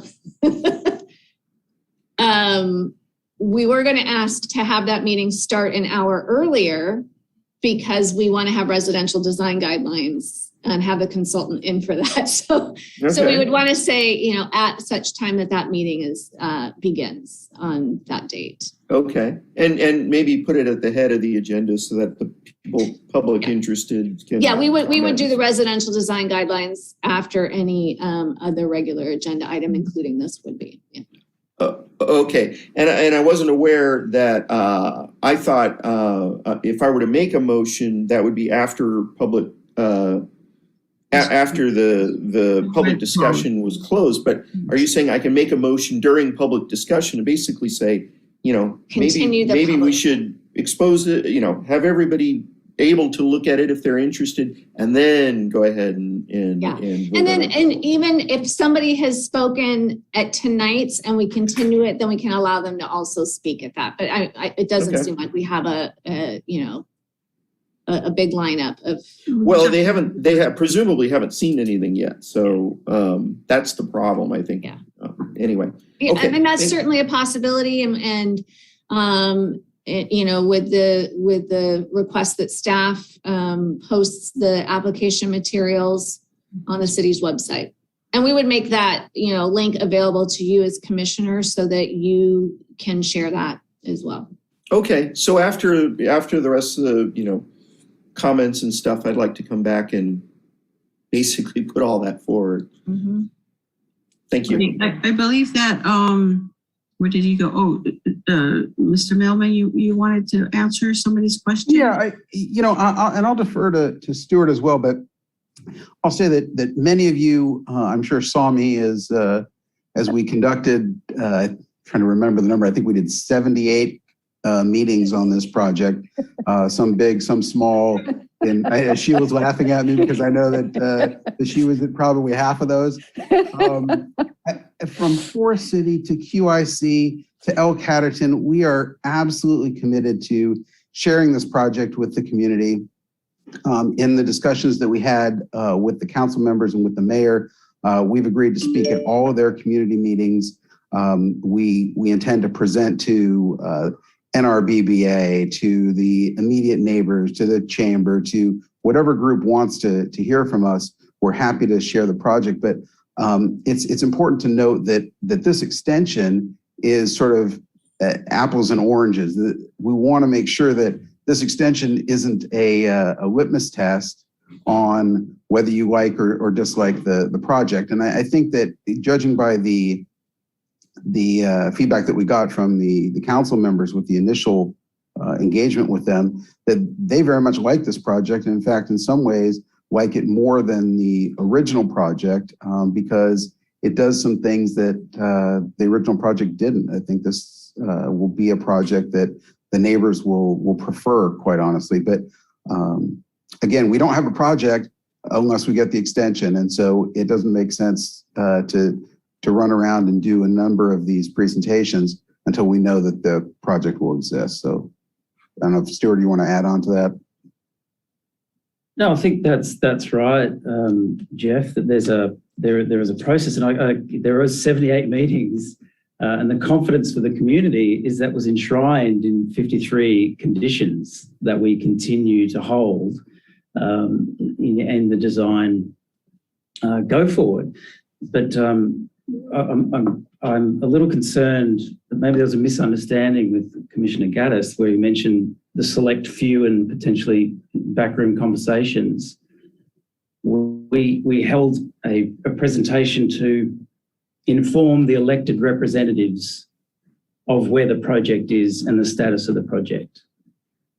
And that's a very important engagement piece. And I don't think that we should underplay that. And that's not to say that our job is now done in engagement. In fact, engagement will go from today all the way through to project opening and beyond. So this isn't the end of public engagement and endorsement. And indeed, we honour that process. But right now, we need to have the confidence to do all that. And that is for tonight, that we need the confidence to do all that. And if we don't make that decision tonight, although you could say that you support it, do we have the confidence that we can deliver this project for the community? And that's what's ahead of us today.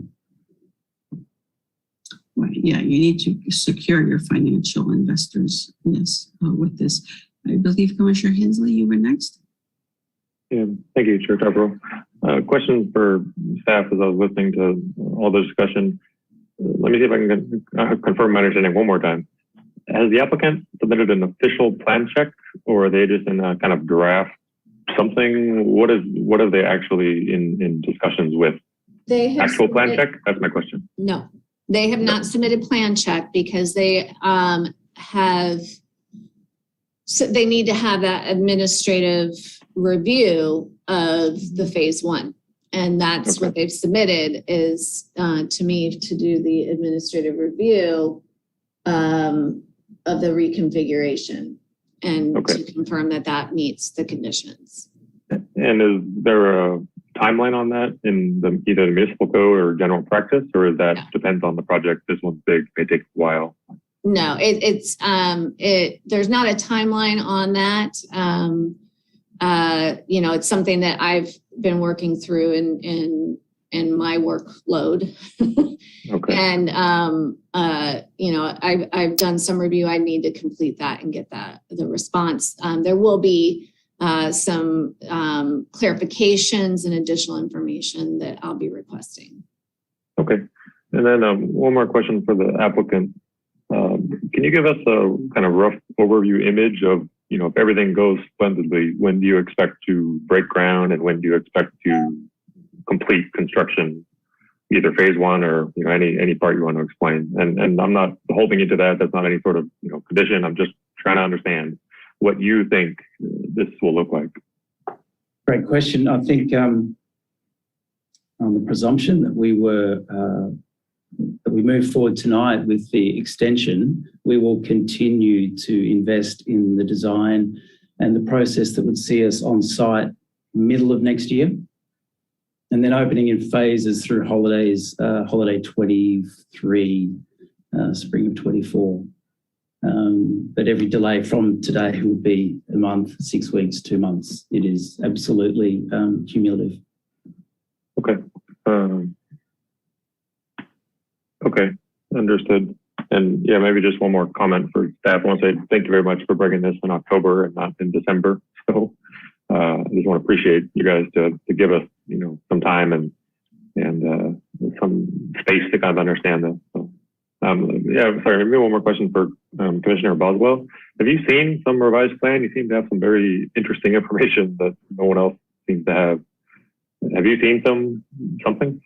Yeah, all of District 4 got an email from their councilman with a map and renderings and a brief overview of his meeting with the Galleria team. All right, okay. Entire district. Okay, yeah, no, that's good. I'm not aware. Posted everything but the site map on Facebook. Oh, okay. You see that? I'm not big into social media. No. Okay. All right. Thank you very much. Okay. Those are all my questions. Thank you. Commissioner Ong, I believe you're next. Thank you. Yeah, I guess I'm at a double disadvantage because I don't use Facebook and I'm not in District 4, so I wouldn't have been privy to that information. But I did want to comment on some of the thoughts about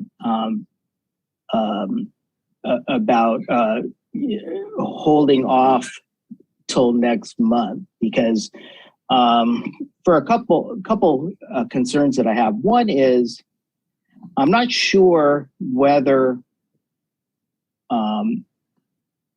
having a public hearing, on a Thursday evening would do any sort of outreach or comment any justice. I think it's something that really needs to be done. It's something that kind of needs to mature, get an understanding to be able to communicate. And a Zoom meeting on a Thursday evening, it to me doesn't really lend itself to that. And I'm not sure even if we were to continue on till early Friday morning, and listen to comments, that we would really because if the decision is extend it or don't extend it, it's hard for me to imagine, 51% of the people don't like the plan, so let's not approve the extension. I think, to me, granting the extension and then within our resolution, as Director Forbes pointed out in section 2, there's a, it says this approval shall be void in the event that the applicant does not comply with the following condition. They already have the condition that they do everything in the extended 36-month period, but adding an additional condition within our resolution to have whatever is a suitable number of public hearings or whatever, but within a certain time period, not one evening, because I think by having the extension and giving it that extra time and, basically giving it a little bit of extra love and care, that we can communicate, when things, on a Zoom meeting where only one person gets to speak at a time and someone only gets, a couple of minutes, I could just, I can't even imagine what it might look like if someone doesn't agree with the plan. But I would much rather collaborate and not mix it in with the fact that all we're doing is granting an extension so we can have the time to do it right. Because right now, if we delay it till next month, now we're under the gun to try to accomplish something, which I don't know what that task, is, which will get accomplished in order to make a decision. Are we going to extend it or not? So, that's just my feeling. I don't necessarily want to discuss the plan in a meeting. I would much rather have a venue which allows more collaboration. Anyways, those are my comments. Thank you. Yeah, thank you. Did Mr. Miller, did you want to answer that? Yeah, I did. Thanks very much, Chair. To that point, Commissioner Allen's point, we're happy to do that. We're willing to do it. We're prepared to do it. It's what we've been doing. We would prefer to do that with the confidence that this project has the support and the endorsement that you all are asking us to do that, but there is project certainty, and this project has so much uncertainty for the community that to go into that process with the certainty that we've been granted more time to deliver the project rather than having 10 weeks for that project to live or die, I'm not sure what community benefit that provides when we are still tying to 53 conditions of approval of a plan that has been. And I'm in total concurrence, and which is why, my thoughts is to proceed with a motion, when it's at the appropriate time for the extension, but add an additional condition in section 2, which would meet what you're already doing. But that gives the citizens of the city the confidence that that their thoughts and their concerns are being heard. And it sounds like you're doing it, but without that, there seems to be still, I sense some distrust. And if we can make it more collaborative, as it sounds like you're willing to do, I'm all for extending it with that condition. Because if you decide after, we were to grant the extension that you're going to shut everyone out, you wouldn't meet that condition. Exactly. So those are my thoughts. I'd like to incorporate that at the time, when the time comes, as a condition in section 2 of the draft resolution. Thank you, Commissioner. Commissioner Godek, I think you're next. Thank you. So if I'm to, first of all, clearly my fellow commissioners are very concerned about public input on this process, and I think rightfully so. So I want to make sure I understand correctly that there are 2 things that would kick this changes to the design out of administrative review. One would be not meeting any of the 53 conditions, and another would be that the changes don't create a new significant environmental impact. And so I'm wondering how the lack of the creation of a new environmental impact is documented. Is that the matrix that you said was submitted as part of the phase one, or is there something else done? No, they've been referring with or conferring with the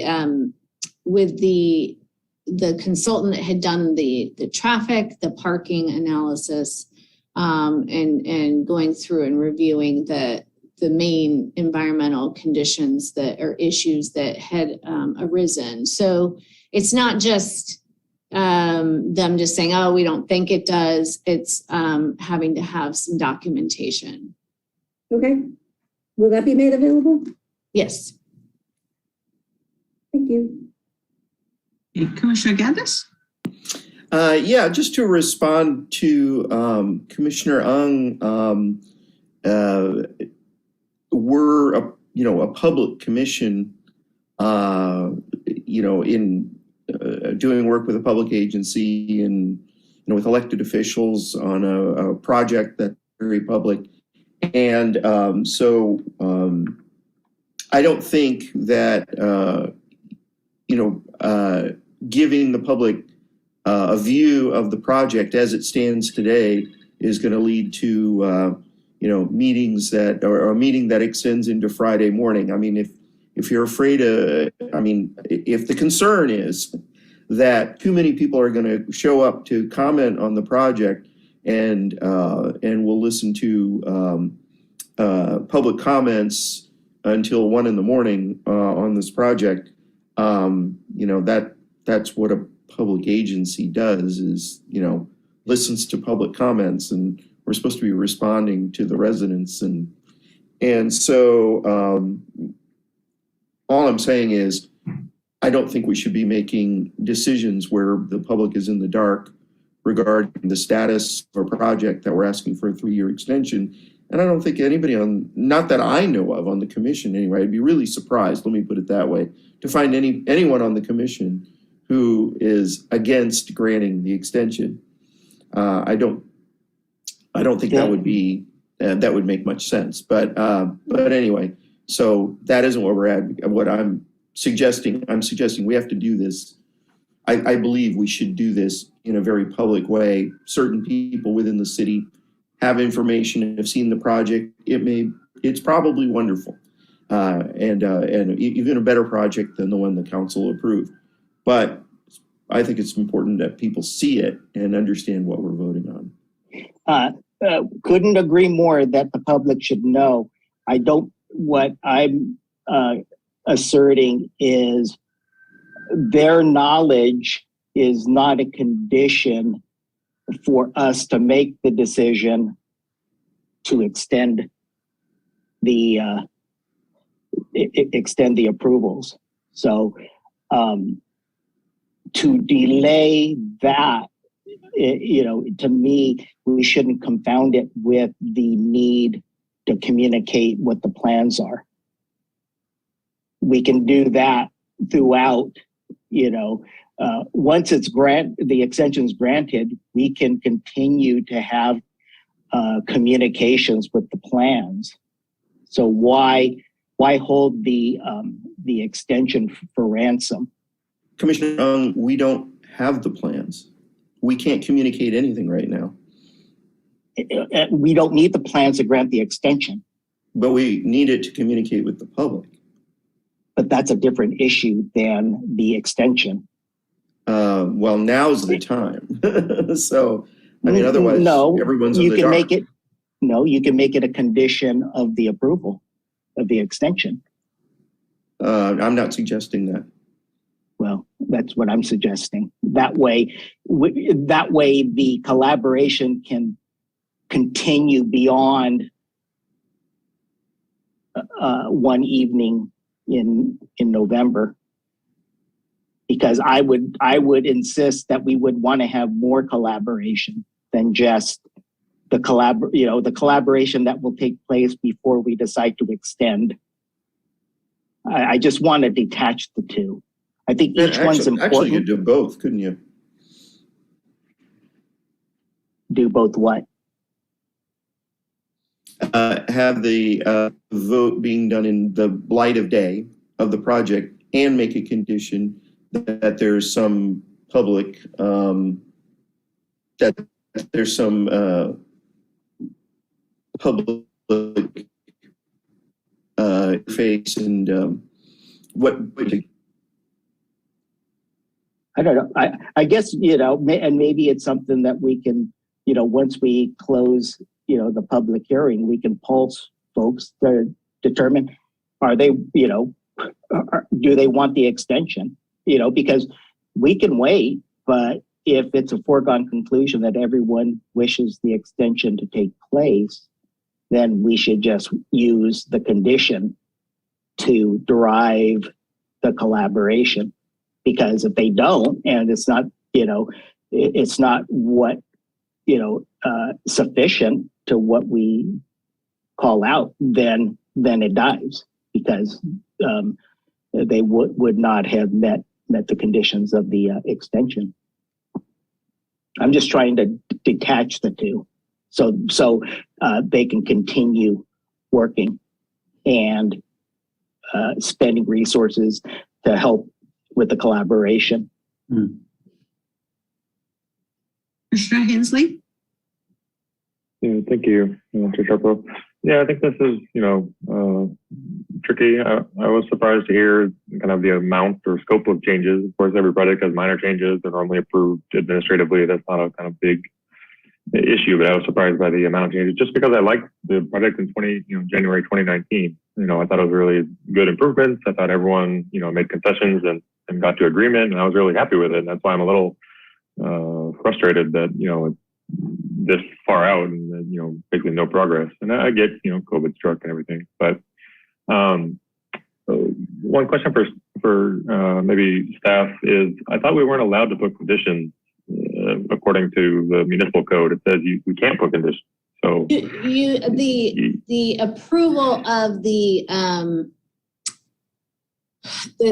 master conditional use that resolution, you wouldn't be able to add conditions to the approval itself. But I think what Commissioner Ung is talking about is, we do have a condition on the extension, is that they have to meet that condition of the city council resolution of recording it within a certain time frame. And I think that's where he was talking about putting a condition in there.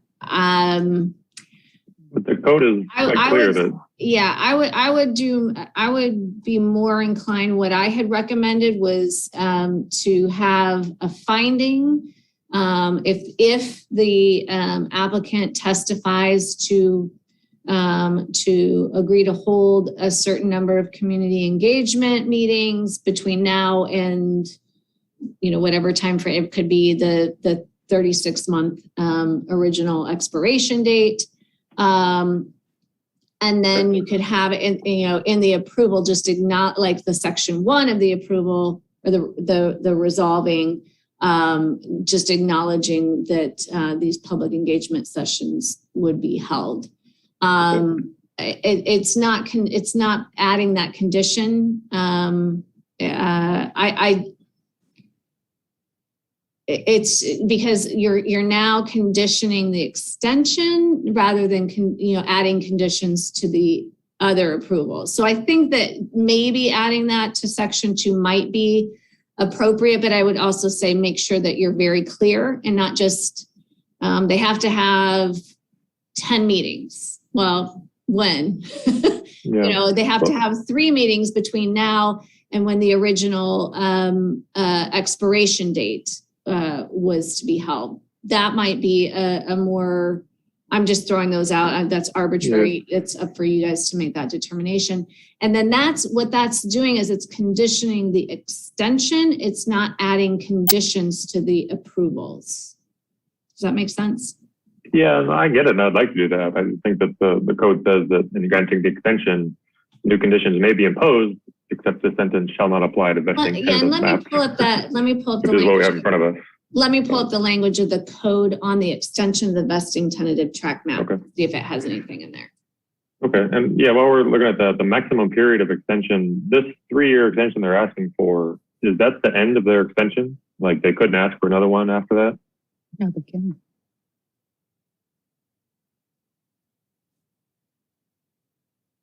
I don't know. Maybe she didn't hear the question. But while she's looking at that, why don't we move on to Commissioner Godek and we'll come back. And don't forget the public. Yes, the one person is, we have one person, yeah. But I wanted all of you to have a chance so that the public, if they need to readjust their comments with our input. Actually, sorry, Chair, the public has left the public hearing. Oh, no. Oh, no. They departed. Okay. Yeah, but maybe they'll submit an e-comment. I'm checking e-comments as well. Okay. All right, well, keep us Maybe they'll submit an e-comment. They can still, if you're still watching, you can also submit an e-comment live that can be read. So. Yes, please. Okay. Commissioner Godek, the floor is yours. Thank you. So I've spent my career working for a public agency, and I've had transparency drilled into me, so I'm all for it.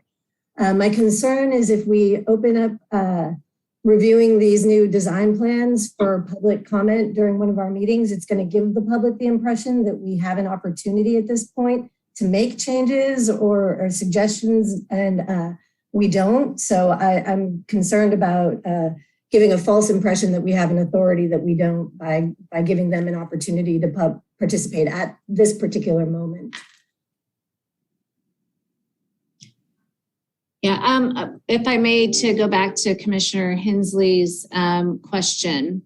It says 10-1.514 expiration applications for extensions. It says, in granting the extension, new conditions may be imposed and existing conditions may be revised, except that this sentence shall not apply to vesting tentative maps. So I'm not certain that that you're allowed to impose a condition on the extension.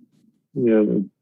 So that's why I lean a little bit more towards the testimony of acknowledge, if the applicant makes that testimony, he has not yet, of specific number of meetings by a certain time frame, and then acknowledging that in the approvals.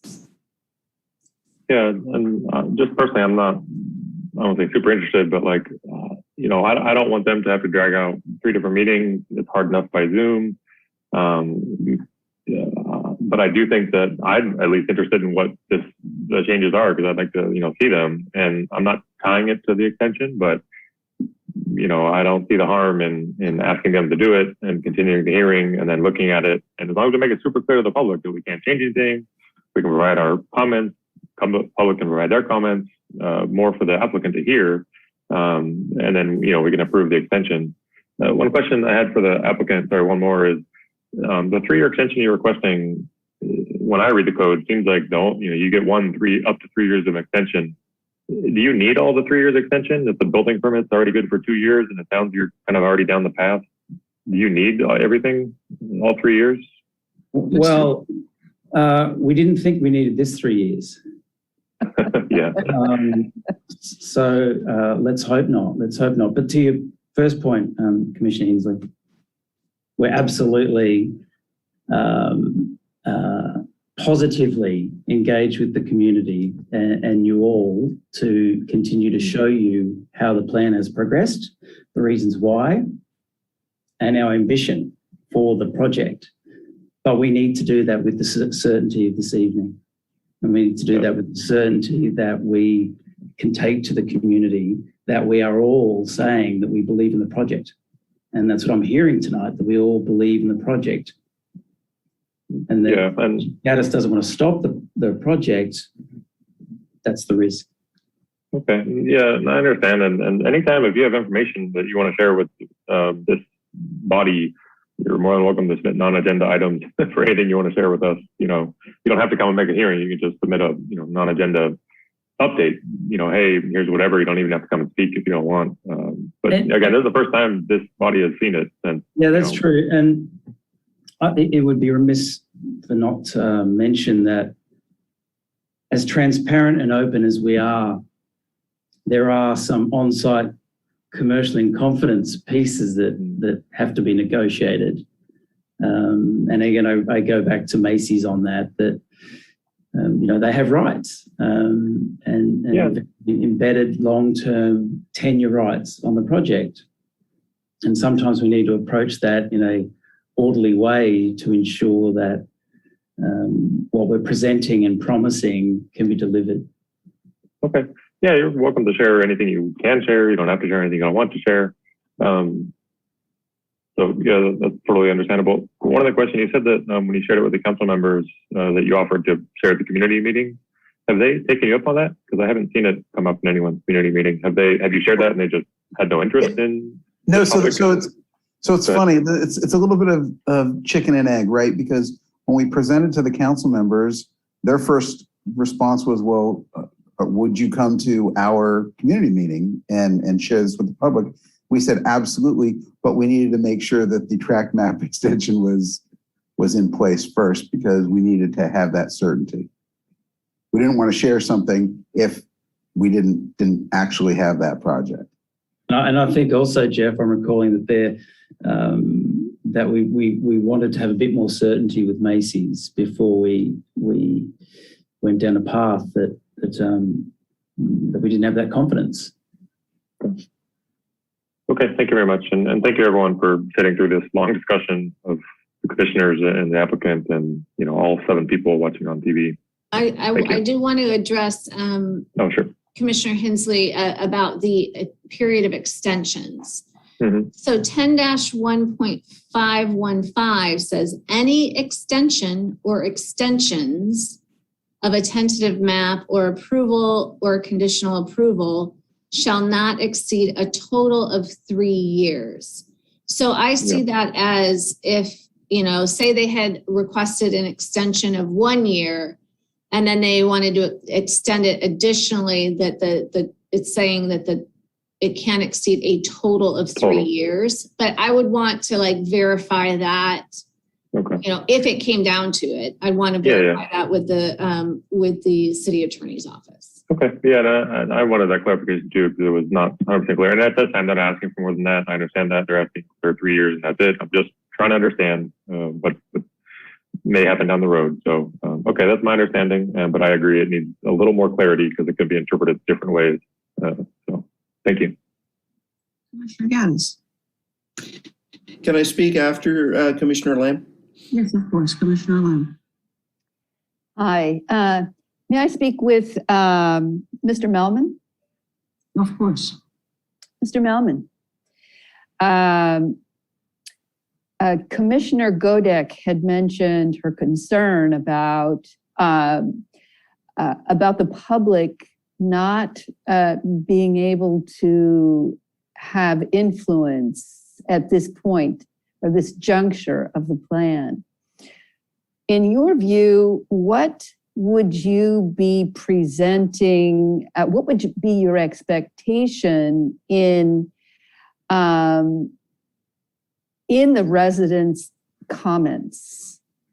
In other words, let me say it another way. How would you approach perhaps the expectation of the residents in a workshop? Well, first of all, I think that I don't think I would phrase it as a workshop because a great deal of the work is done by Stuart and his team and the designers and their knowledge of the various requirements that the existing tenants have and their ability to sign off on different pieces of what can and can't be done at the site. But what I would see the community engagement being encompassing is an opportunity for us to share what the new version of this phase 1 looks like, to explain why we're here and the reasoning behind all the various changes that were made, and to sort of reinstill the confidence in the community that we intend to do something here that is transformative and exciting and is going to improve the neighborhood. Understanding that there probably won't be a great deal of sort of give and take because we are restricted in what we can and can't do based on largely the Macy's decision. But I think, and again, I mentioned this before, I think, you and I spent quite a bit of time together during this entitlement process. And so I think that we come to this point with a little bit of credibility in the sense that we are willing to meet with the community and that we are willing to talk to people and we are willing to collect feedback and hear what people have to say. And I think that, as Stuart said, is going to continue through, groundbreaking and ribbon cutting and operations. We intend to be here for a long time. We want to have a good relationship with the neighbors. We want all of us to stand shoulder to shoulder and be proud of what we're building here. Okay. Thank you very much. Thank you. Okay, Commissioner Gaddis, the floor is yours. Yeah, just want to sort of, make sure that everyone understands that, my concern is that we're making a decision not having seen where the project is because it wasn't in our materials that we're presented, which, obviously it's out there somewhere and people have seen it, staff, council people, but not us. And also the public hasn't really had a chance. There are some people who are extremely interested in this who would, take the time to go and look at, okay, what does the project look like? And there are many people who wouldn't bother saying, hey, I'm sure it'll be great. And I'm sure it'll be great. But the specter of making decisions sort of in the absence of information, I don't think is a good one for the commission. And I am going to put forward, before closing of public comment on that, I am going to put forward a motion in that regard that I've described to you. And I'd like to know from a procedure standpoint, when is the appropriate time to do that? Can I do it before we hear public comment, or can I just do it now, or should I wait to another point? I would say you'd want to hear what public comment you have tonight in case somebody who's on, came for the public comment of what was noticed. Okay. But Lena, I don't know, did you say there are no longer? Right, there was one person that had signed on for live public comment. The person's no longer on. And I'm refreshing the e-comments and no e-comments have come in. Okay. No comments at the moment. Well then, I'd like to move to continue this agenda item, the public discussion to the next meeting and postpone closing public discussion in this matter. And two things, I'd like the current plan in draft form, to whatever extent has been, shared with city council members and such, to be, put up on the agenda and give the public a chance to see what we're voting on and us a chance to see, the matter we're voting on. Not that we're making it contingent, because I think everyone wants this project to move forward. And I think also, Brandy mentioned the 53 conditions and sort of a rundown of which one of those have already been satisfied and stuff, which I think is a great thing for us to know, because we are partners with the developers on this and such. And I think the public would be, very, very excited to know that that these good things for the community are moving forward as well. And I'm not seeking to impede their progress or anything like that, because I think there is enthusiasm among, despite our concerns about transparency, I think there's a lot of excitement about making sure this project goes forward and is successful. So if I could have a second on that. I'll second that. I want to just be clear, because it's not if you want to agendize it, there's not anything to be decided on those, or did you want to have it made available to the public on the city's website? I wasn't sure. Yeah, I'd like that information to be public. I think the public, that would be serving the public better to have information, that information. So on the available city's to them. website. On the city's website, Okay. yeah.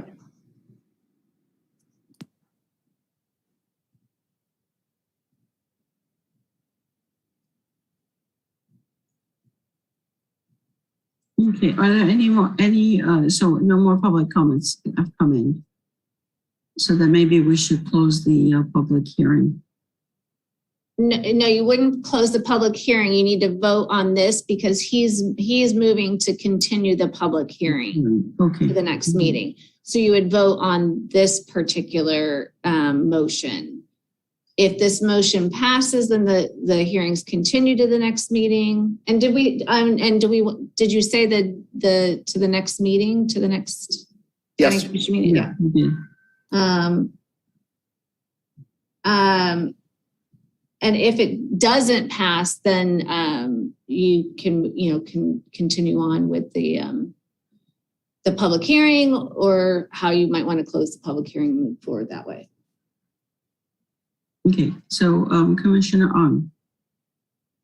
Yeah, I just wanted to ask the applicants or whether a delay is going to delay any of your plans. It's a day for a day. So yes, there will be a delay, and it would be incredibly disappointing and incredibly disheartening for a lot of people working on the project to make this happen. And this is mostly because of the funding that you're trying to bring to the table, correct?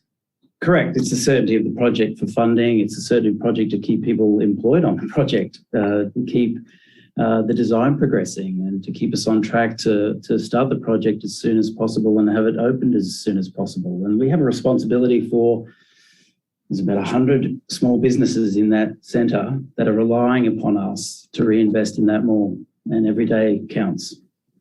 And I think we've demonstrated a real openness and willingness to engage with the community and have the public consultation. And we've engaged with your elected representatives, and we continue to do so. But right now we need that certainty that you're willing to grant us the extension to keep going. Commissioner Boswell? So not to change the subject too much, to go back to stuff that we discussed earlier, but I'd like to get some clarification on the point of the 53 conditions that apparently we've been told over and over again, they must complete all 53 conditions, right? So this is a multi-phase approach to the project now. And I guess the map that I've seen and the renderings that were distributed in District 4 are related to phase 1. I'd be interested to know if there's any information on how many phases it's going to take to get through the project, number one. Number two, what's your expected time frame? Realizing that can change just like it did for QIC. And three, what happens if they build phase 1 and then say that's all we're going to do? Does that mean they're in violation of not completing all 53 conditions? And then what does that trigger? I can speak to the third one there. So what we're reviewing is that what they're submitting, for example, one of the conditions is office space of at least, I want to say it was 75,000 square feet. That is something they're proposing in phase 1 so that it's not something that's kicked down the road and never gets built. And so those are the things that I'm looking at, so that if there's an obligation to pay for something, that is being done, that we don't want to wait until, a final phase is done, because we don't know where they're going to move forward. And I'll let Stuart speak to, what they see as future phasing. So we're looking at anything that's triggered, and anything that we don't want to have it kicked down the road. Those things are all, the contributions to arts, the contributions to Artesia, all those components that have to be met in the phase one component. Now, some of those conditions are at the time of demolition or at the time of building permit, and some are at the time of certificate of occupancy. But what we're saying is, if it's tied to, or if it's something that we don't want it to be open-ended, like I said, for the commercial as an example, that needs to be part of that phase one. So all conditions that are relevant to phase one would be in phase one, as anyone would expect. And then phase two, same thing. Phase three, same thing, right? Right. And those that don't have a phase tied to them, we're saying that they have to be part of phase one.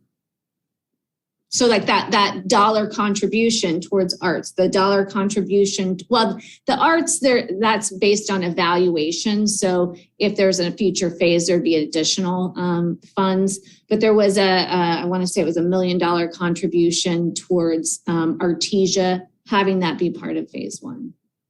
Actually, that was $2 million. But there's 1 million that's under the arts, and there's 1 million that's under a separate condition. So there's 2 million total. Yeah. So, of course, anything that is not tied to something that's being built in a certain phase isn't going to be possible. I mean, when there are conditions that are related to occupancy or a tenant moving in, that's not going to be satisfied until tenants move in. So I understand that.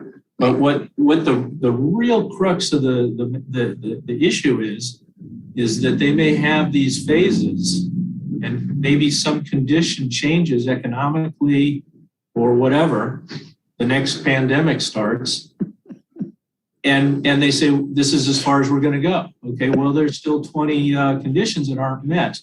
In that eventuality, as remote as it might be, what happens? No, they have to meet all of the conditions for phase one. Phase one doesn't say you have to build out to the maximum of your square footage. So if they meet all of those conditions, we're not forcing them to build additional square footage. As long as they meet all of the conditions and they stayed at phase one, and they meet all of the conditions and they paid all the contributions that they're required to, and they built everything that they need to that's based on those conditions, we don't require them to have to build out additional square footage of retail, because that's what would be remaining. Yeah, I'm not sure if you're not following me or I'm not following you. So they're going to satisfy all 53 conditions in phase one. Yes. Well, then that's the simple answer for it, isn't it? Right. I'm just telling you that there may be additional circumstance where they stop building and they've left conditions undone. Right. No, they will have met all of the conditions. It's just that they would be allowed to do additional phases because they haven't met their maximum square footage. It's just that they will have met all of the conditions.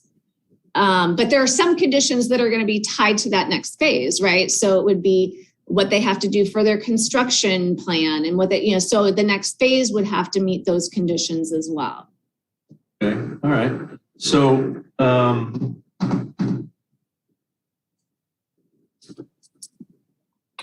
as we know from when QIC went through this, and they swore up and down that they would never sell the project because that's not how they do things, if everyone recalls that conversation.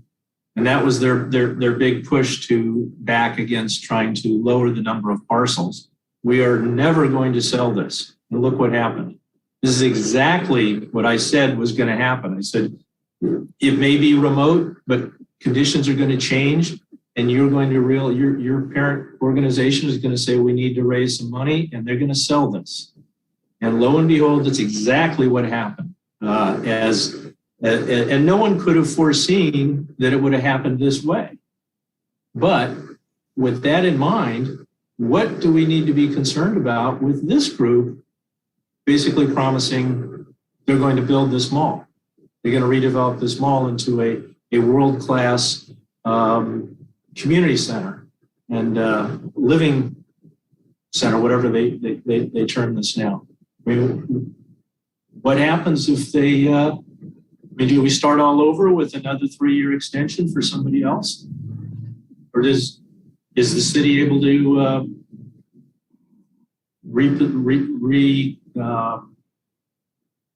repurpose the zoning? I mean, what happens? I mean, that's a huge hypothetical because we don't know where they would be. So say they vested their CUP, they've done some of the, they've done some of the phase 1, have pulled their permits, vested the CUP, the Planning Commission design review, and the variance. If they have not filed that vesting tentative tract map, that would require them to have to get that to continue. Anything additional, a future applicant would have to get a new approval of that vesting tentative tract map if it goes past the extension timeframe. And if they have changes at that point, I don't know if that means that they'd have to, either they can meet the approval that's in place or not. It's so up in the air of where they would be at a process where it might turn over. And I'd hate to think that might happen, but you're right. Things can change and they could sell. You're right. QIC did. However, I can't, it all would depend on where they're at in that process. If 3 years from now, not a single thing happened and that vesting tentative tract map expires and nothing's been vested, then a new applicant would have to come in with a completely new application. Mr. Miller, did you want to respond to the commission?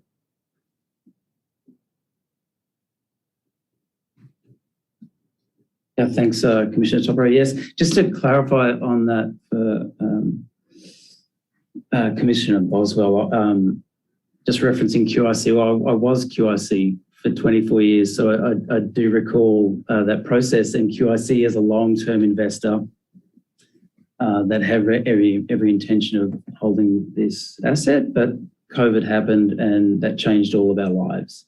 Secondly, on the selling off the asset, it wasn't that there was a desire to sell or never going to sell. At the time, it was a no desire and never going to piecemeal and sell in what were then 38 different parcels. So I just need to clarify that. Okay, thank you. Commissioner Godek? Yes, thank you. So with regard to the motion, I feel like we can have our cake and eat it too here, because if the developer is willing to commit to a public outreach process that satisfies the commissioner's needs to engage with the public, then they're on the hook for that. And we don't need to hold up approving the extension, especially given that, we're not voting on the design, we're voting on the extension. So I feel like we can have the best of both worlds here. Yeah, that's it. And so this should be on the city's website, would be the central place that we're envisioning this to happen, correct, Director Forbes? I think there's two things.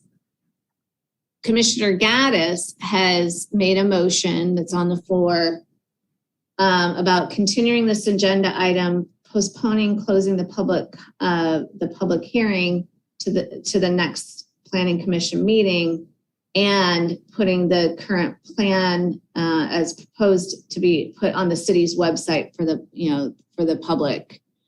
I think what Commissioner Godek, and correct me if I'm wrong, Commissioner, but what you're saying is instead of that, you could if the applicant testifies that they would do this public engagement, that you could approve that tonight, and then that public engagement's in process. I just want to make sure I'm understanding.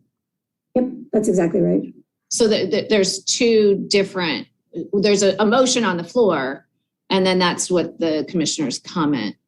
Okay. Commissioner Ong? Yeah, I agree with Commissioner Godek, and I'd like to make I guess, is it a substitute motion? Is that what it would be considered?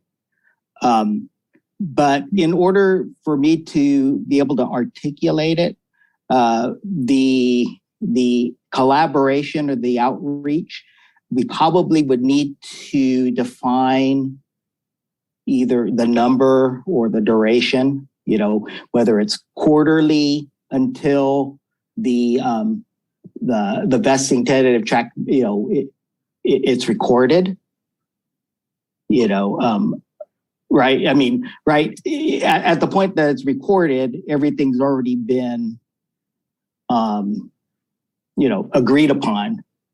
So, and again, since it's the applicants who would need to testify, what I'd like to ask the commission is, what do you think would be an acceptable frequency? Quarterly, every other month, monthly?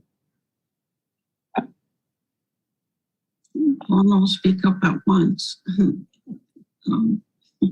Well, let's hear from Mr. Miller. You've got your hand up. Maybe you wanted to chime in on this.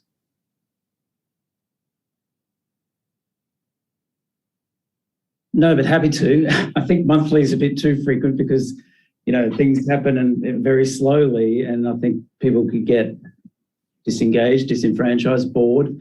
So we're happy to yield to your opinion on whether that be quarterly, and don't forget, we've also committed to part of the conditions, a continual outreach process through the websites, through call numbers, etc., so that there is a live, if you like, a live feed to what will be going on throughout the duration of this project. So, I wouldn't suggest any more frequently than quarterly, but we're happy to do that. I just needed to again reiterate the point, and it's not of any of our making. And this isn't about we've run out of time so that we need a decision now, or we're in trouble. But in the world of the lending community and the finance community, we are already at January 15. In their mind and in their runway to refinance, we're here. And so every day counts in the world of getting this refinanced and to move forward with the project. Commissioner Godek, that we've had a collaborative approach. We've listened, we've responded, and we'll continue to do so. But we really need that certainty tonight. Yeah. So, Director Forbes, Mr. Miller had alluded to a condition that's already documented regarding ongoing outreach or communication. Is that no, in there? There's not a condition in the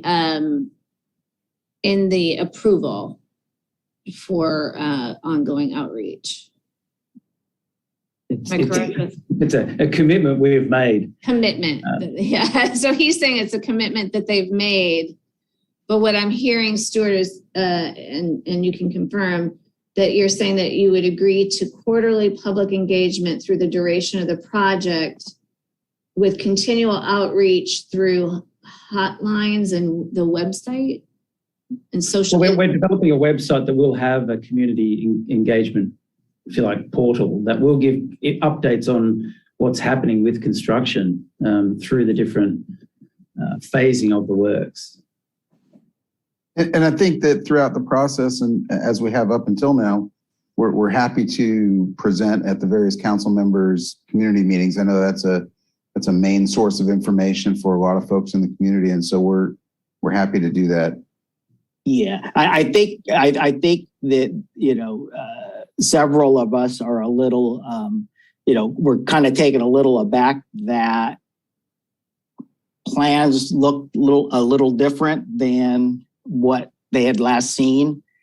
And when you find out about it, in a meeting, like this, it seems like that communication might not have taken place. I think in your eyes, going to the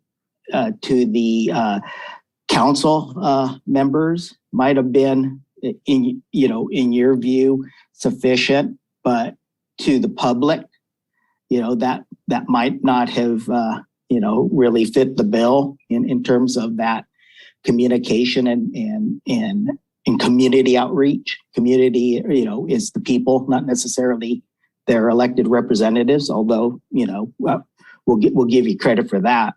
But I was hoping that if such a commitment could be made, if you're saying you're going to have a web hotline or whatever, and a quarterly outreach, that, putting that as a condition, or not a condition, a finding, is it a finding, Director Forbes, that you've committed to, that you've testified that you will deliver on that, then I would like to make a substitute motion to adopt the resolution extending, granting the 3-year extension of the tract map, the Planning Commission design review variance, and the conditional use permit. The only problem with that is we're still with the open public hearing. So you can't do them. You can't do that substitute motion that would be making a decision on the project. Okay, so we would have to vote on the motion that's on the table, and if it fails, we could close the public hearing. Yeah, I think that would be. Yeah, we're in irons right now. If I may, I think you could make a substitute motion to close the public hearing.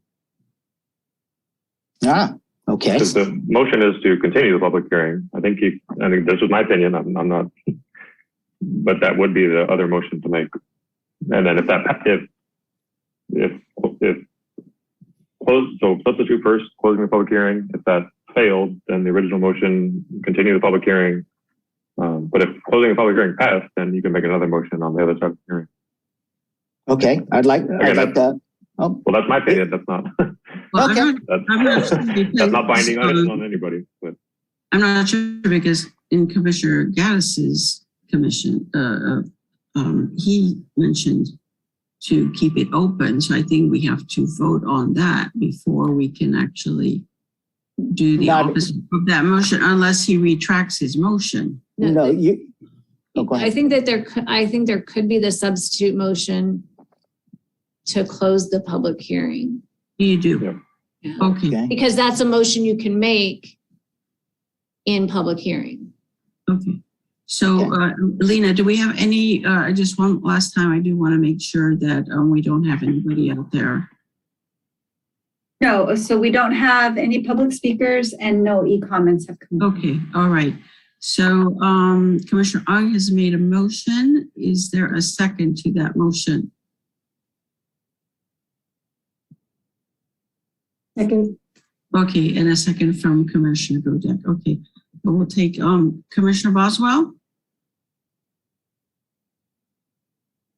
Voting on Commissioner Ong's Yes. motion? Yes. I'd have to say no. Commissioner Gaddis? No. Commissioner Godek? Yes. Commissioner Hensley? no. Commissioner Lamb? No. Commissioner Ong? Yes. And myself, yes. So the public hearing remains open.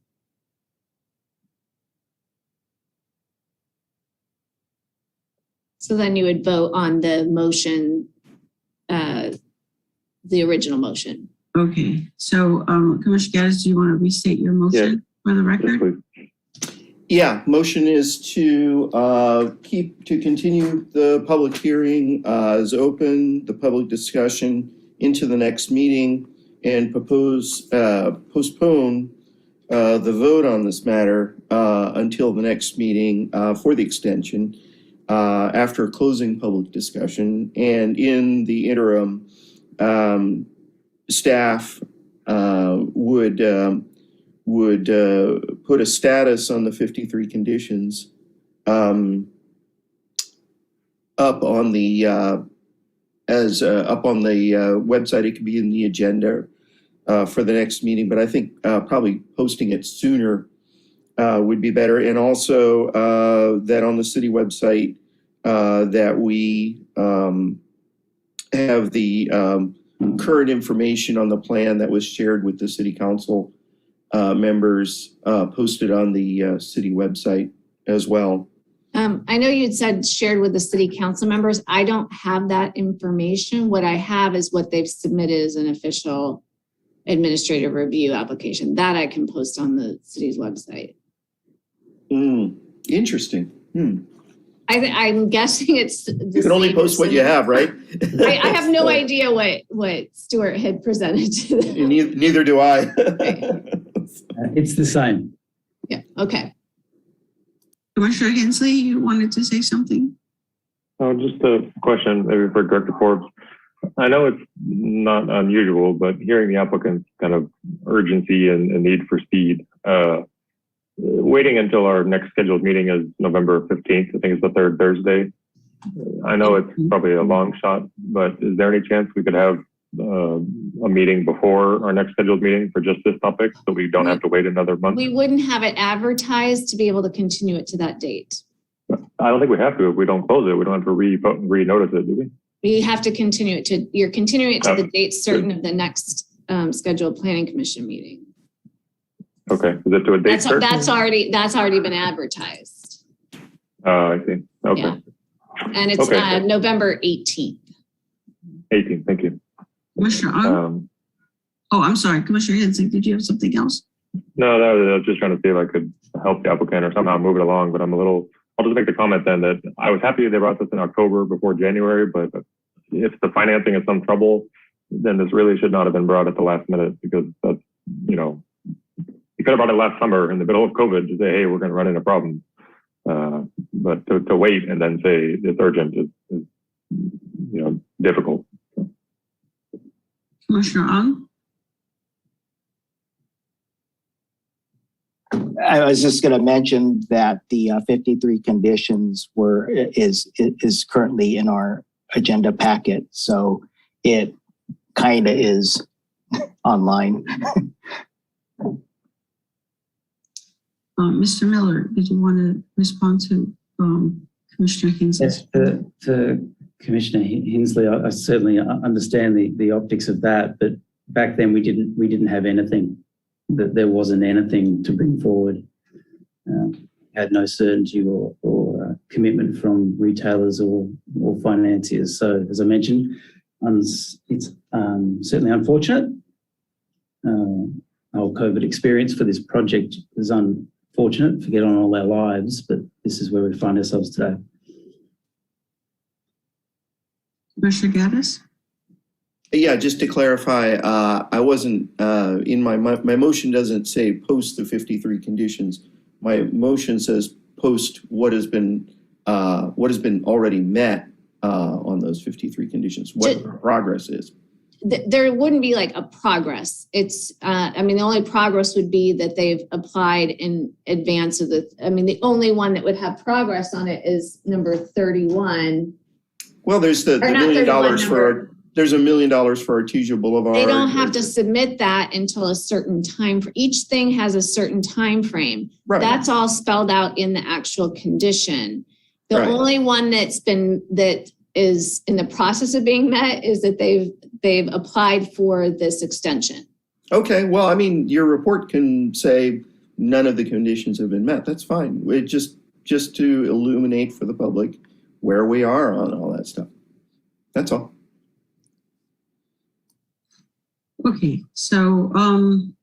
let's just restate the motion. Oh, Commissioner Boswell, some discussion on this before we restate the motion?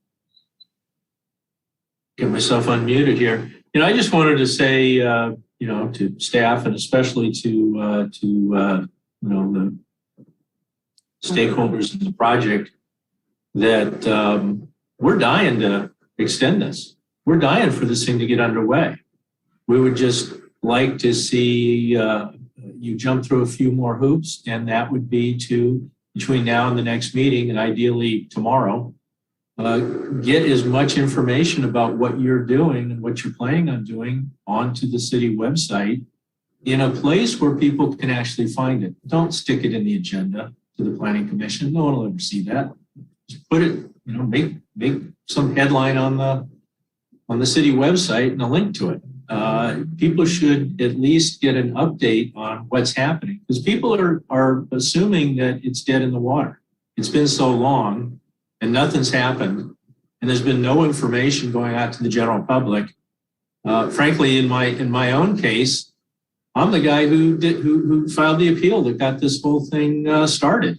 And every time I ask somebody, so what happened to QIC? Who owns the project? I get a different answer from every person I talk to. And that's from city council people to staff to community activists.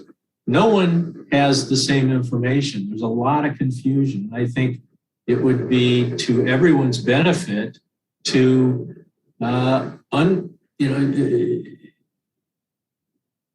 get all the information out in the clean, bright air of public disclosure. It shouldn't be that hard to do. And that condition being satisfied, I know I would have no problem extending this. I just feel uncomfortable being on a citizen committee responsible for keeping the public's interest in the forefront of anything that comes before me. I'm not seeing that that's happened.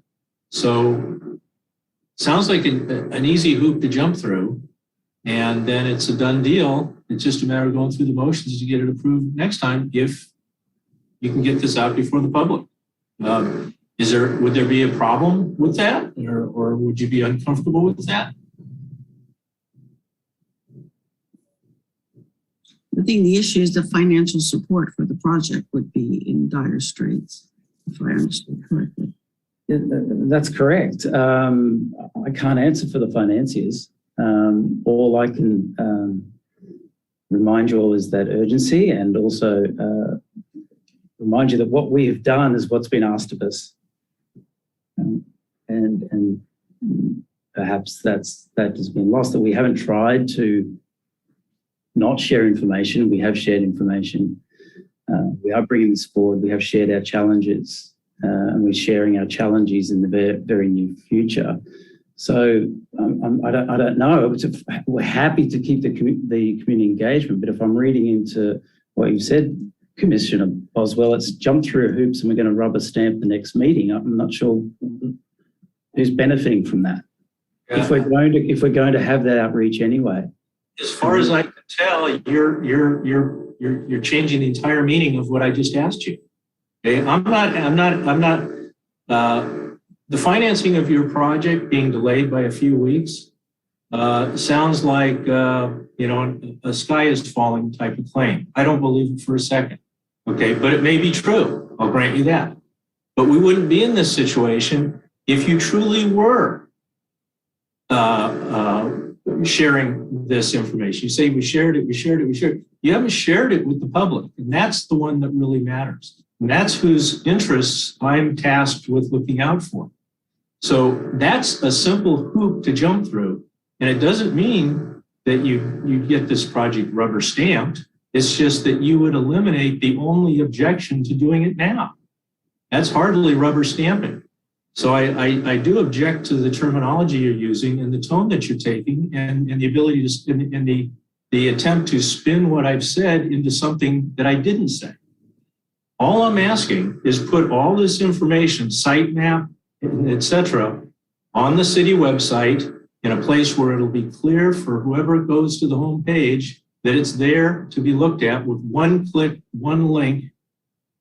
And how hard is that? Is that something you're willing to do?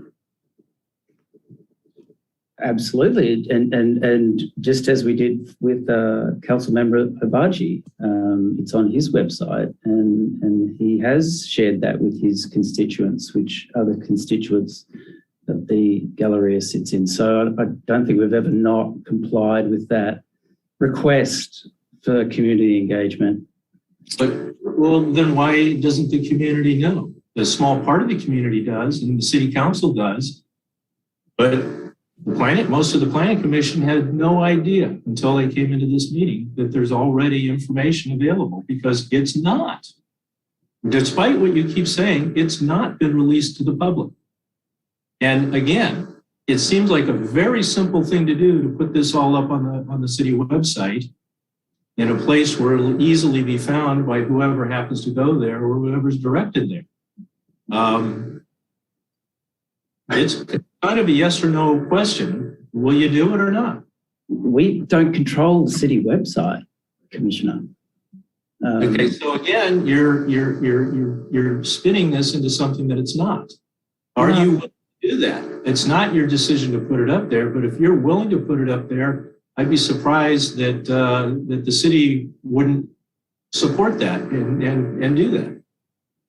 I think they would, but I think it's their decision. We have shared the information with the elected representatives and the administrators, and we're happy for that to, just as Council Member Obaji asked if we were okay with sharing, and we're absolutely okay with sharing. So I don't have a problem. I think that, per the motion that's on the floor would be that the city puts that up on the website, and we have that information. It was just that there was never a trigger for that public, for public notice or information. And it seems to be, a very simple question to answer, but I continue to get vague responses from Mr. Miller. So he can't put it on the city's website. He is correct. That is something that it's city information that can be put on the city. We can put what's the public information that's been submitted as part of the application. I can say absolutely we can put that, and I can't say tomorrow because our offices are closed tomorrow, but we can do that first thing Monday. Okay, so that's what I'm talking about. Is in no way do I think that he has the authority to order the city to do this, and that wasn't my request. You're saying it can be done. So now the question is back to Mr. Miller. Will you provide the information? He's already provided that. That's an application material. Yeah. So it's okay to put it on the website? Mm-hmm. Okay. It's public information. Yes. Completely. Okay. And we have resources, the department has resources to do this. And I'm assuming that if we do this on this project, then we need to do it on all the other large projects in the city. Why not? It depends. It depends on. I mean, you're asking to have that put up. We will put that information up. It's not going to just be the assumption that we put information up because what applications, which projects, but if there's something that's in an approval, and that was where we talked about this at the very beginning of the meeting, that there wasn't anything that caught it in the that it's an administrative approval, yet there was nothing that said that this should be made available to the public when applied for. And that's just, I would say, as you go forward and you're approving a project and if there's any, whether it's you or city council, there's any condition that gives that authorization at the department level, that you could put that as the condition in there. And that's what triggers for us to do it. Okay. So I'll be looking for it on Monday. Thank you. Okay, I think next is Commissioner Gaddis and then Commissioner Ung. Yes, I was going to read the motion again, but I see Commissioner Ung has another comment. Let's wait. But I did want to support Doug Boswell's assertion that he was getting contradictory information. I too, when I would ask about it, where we are on this whole thing, I was getting contradictory and wrong information from people who said they had seen documents. But anyway, I'll let Commissioner Ung go ahead and comment, and then if you'd like me to read the motion, I'm glad to do so. Correct. Yes, Commissioner Ung. Yeah, listening to this conversation, it sounds like the task that our applicant needs to accomplish is to provide the city with certain information so it can be placed on the city website. So I guess the information's already been provided. Well, yeah, but I'm not. Let me finish my thought here. So if we make that a finding that they pledge to provide it to the staff, can we allow the extension to take place, knowing that if they didn't meet that, the extension would no longer apply? Then it seems like it's a win-win that it gets done. We don't have to wait a month to make a decision that, yea, verily, they provided the material and they would be able to proceed with whatever financing. But of course, if they say, well, you know what, we're not going to provide them with any information. I'm not saying they would, but if that were the case, then the extension would no longer be valid. So I'm just trying to come up with a solution that meets all the stakeholders. The information is given, and that's a condition of the extension being granted. Just wanted some thoughts on that. Commissioner Hensley? Yeah, I'll share my thoughts. My first thought is I feel bad for the meeting minutes taker. And my second thought is that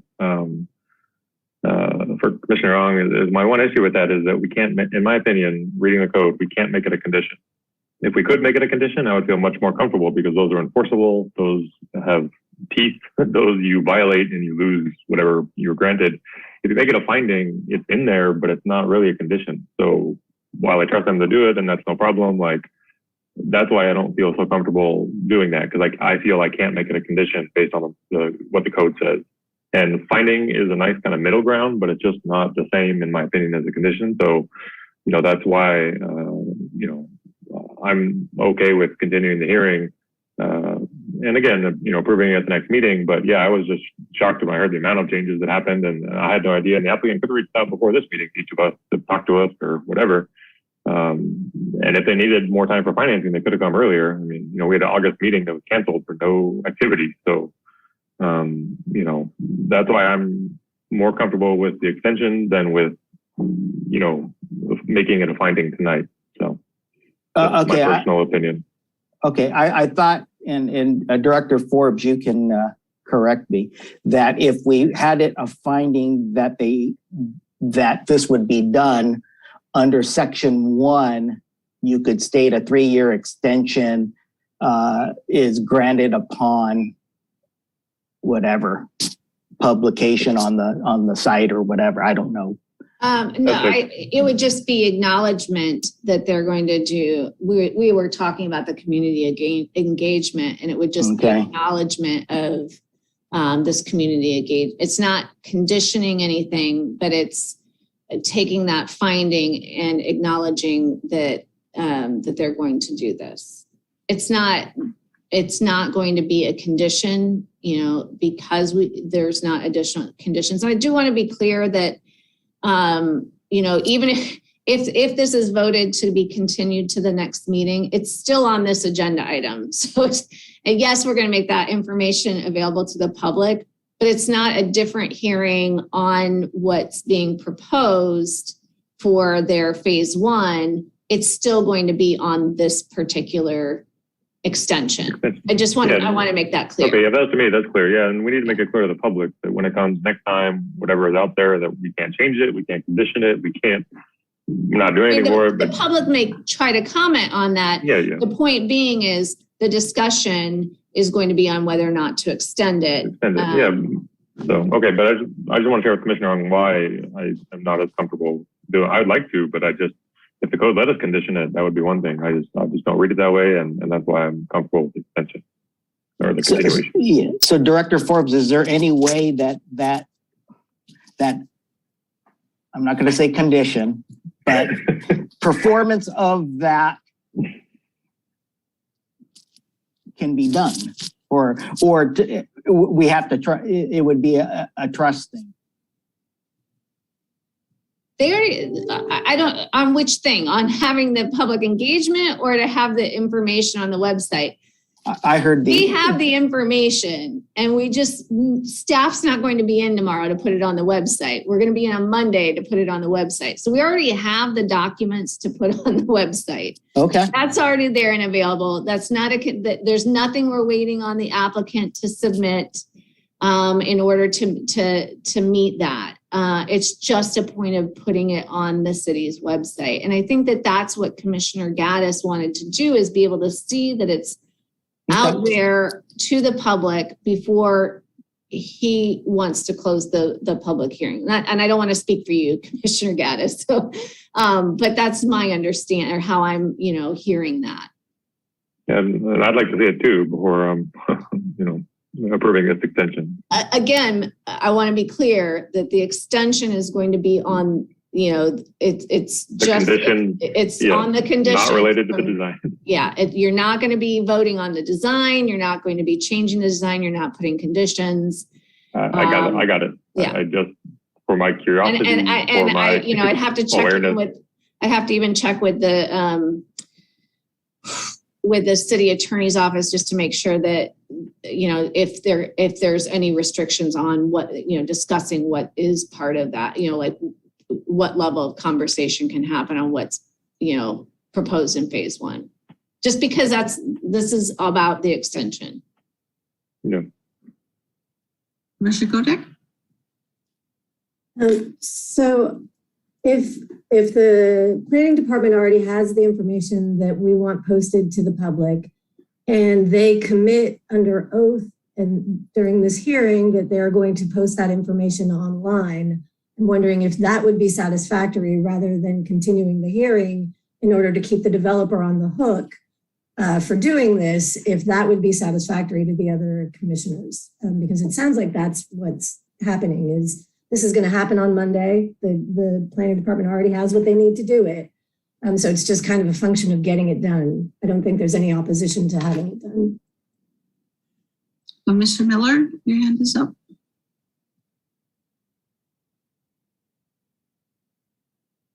Oh, you're on mute. You're on mute. Sorry, Chair. Just trying to find a solution for this evening, because there's the public piece that we're more than happy for the branding and team to put on the website. Not a problem whatsoever. And there's also the piece about engagement for the commissioners that I'm hearing Commissioner Hensley that perhaps if you had a bit more information, you would be in a position to make a decision this evening. And we're still holding the commitment to inform the public. So I'm wondering at this late hour, if I was to take you through the presentation that we presented to the council members, and we could do that now, whether that would provide you with the comfort about where the project is heading and what's involved in the project and what is going to go up on the website on Monday, and that would allow us to make a determination this evening. Yeah, so I think we've already been talking about this for almost 3 hours, and I do think the public needs to see what the draft that's out there, and I need time to, digest it. So I'd be more comfortable continuing to hear.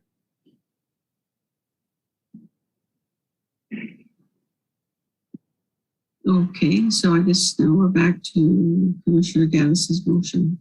If there's no other. And I want to say, if it takes 3 hours, if it takes 10 hours, we need to do what we need to do. And, I think Mr. Miller has given a good suggestion, that he could show us the presentation right now. But, yeah. So anyway, it's for the commission to decide. So you want to state your motion, Mr. Gaddis? Yes. So in the interest of transparency, so that the public knows what we're voting on and what the project is, I move to continue this agenda item, the public discussion, keep it open, continue it to the next meeting, postpone voting, postpone closing public discussion on this matter and voting on it until the next meeting. And I'd like staff to put whatever progress towards the 53 conditions have been filled so far, and also to post on the city website in such a way that the public can see it and I can see it, and the other members of the commission who haven't seen it can actually see what's going on with this project. And then in the next meeting, we can vote to close and we'll take a vote. Okay, so we had a second, so I'm assuming that second still holds with Commissioner Boswell, correct? Yes. Yes. Oh, It was Commissioner Lamb that was this. Oh, it's Commissioner Lamb. I'm sorry. So we had a second from Commissioner Lamb. Okay. So then we will go ahead and vote on the proposed motion by Commissioner Gaddis. Commissioner Boswell? Aye. Commissioner Gaddis? Aye. Commissioner Godek? No. Commissioner Hensley? Yes. Commissioner Lamb? aye. Commissioner Ung? No. And I'm a no. So the ayes have it. So the meeting stays. Yeah, so that public hearing will continue to the November 18th Planning Commission meeting. And Director Forbes, if you could send, when you do post it on the city website, if you could send the commission, everyone on the commission, the link for that, that would be sure. That meeting will be at 6 p.m. instead of the normal 7 p.m. Is that right? We haven't decided that, but if you adjourn to 6 p.m., that'll be when the next we've adjourned it to that meeting on that date. Okay. We just didn't set got a it. time. Yeah. Okay. Thank you. Or, excuse me, continued it to that. We continued the hearing to that. Yeah. Okay, so I guess this stays open, but the discussion is now closed on item J1. And we will move to item L. Is it L1?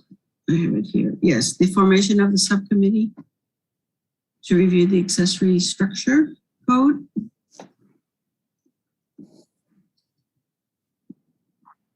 So who had, Commissioner Hensley? You were the one that had requested this, or? Yeah, and there's no staff report or anything, so Right. I'll just talk if that's okay. So without getting into the details of the public hearing of J2, what I wanted to talk about was that the accessory structure came from the appeal of the Spire Lane, in addition to some other things. But my concern with accessory structures in general is broader than kind of the issue in J2 without talking about it.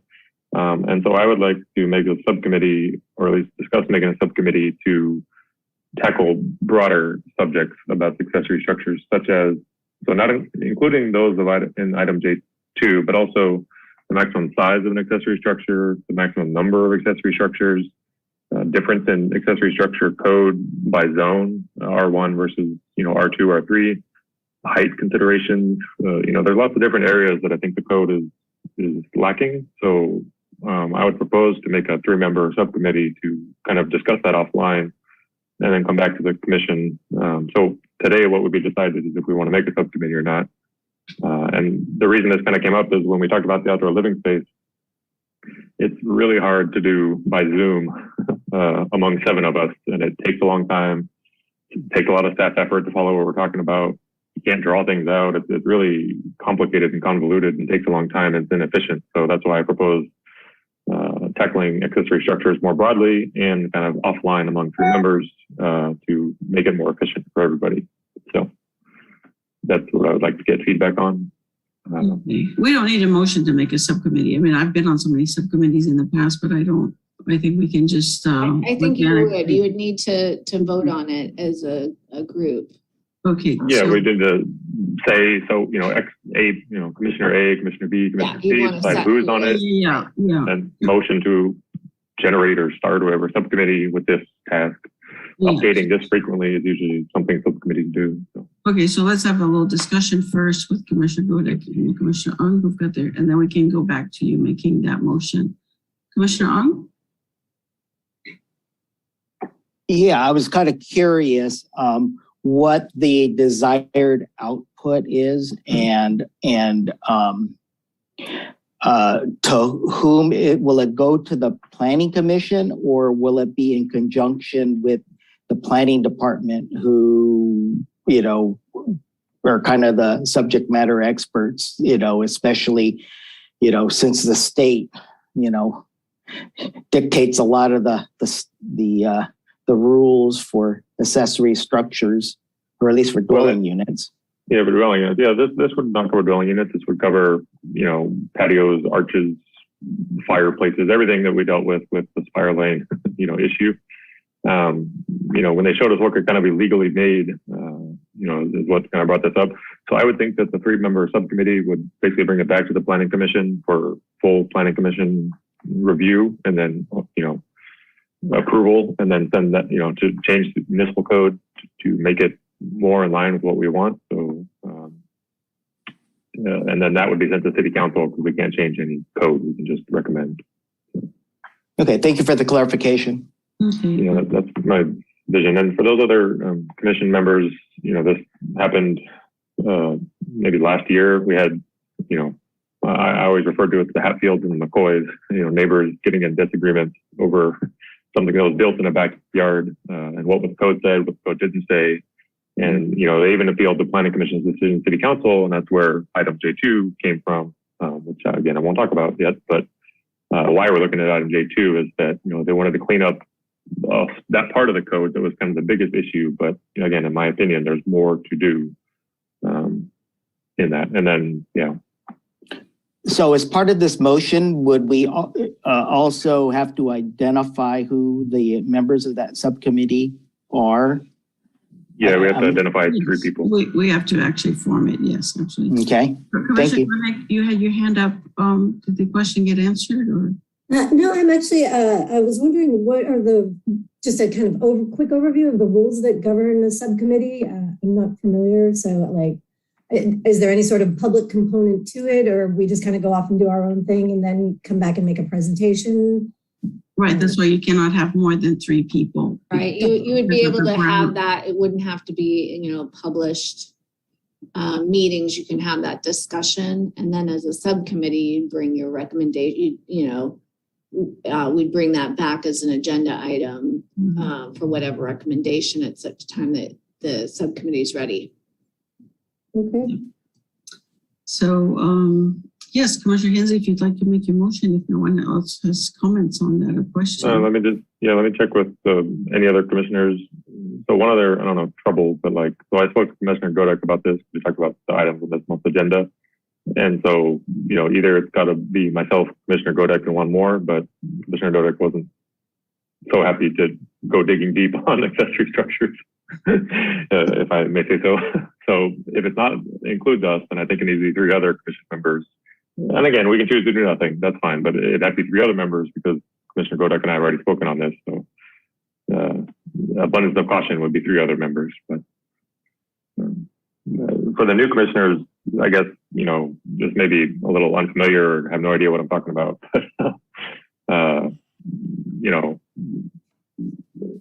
Any interest and no interest, leave it to those, between Wayne and Chair Toporo, or, what do you guys think? Or do nothing. We could just deal with J2 and not deal with the rest of it, with everyone's thoughts. Well, I guess what I'd like to do is I'd like to say, do we have, other than Commissioner Hensley, do we have 2 other volunteers for the subcommittee that would like to step up?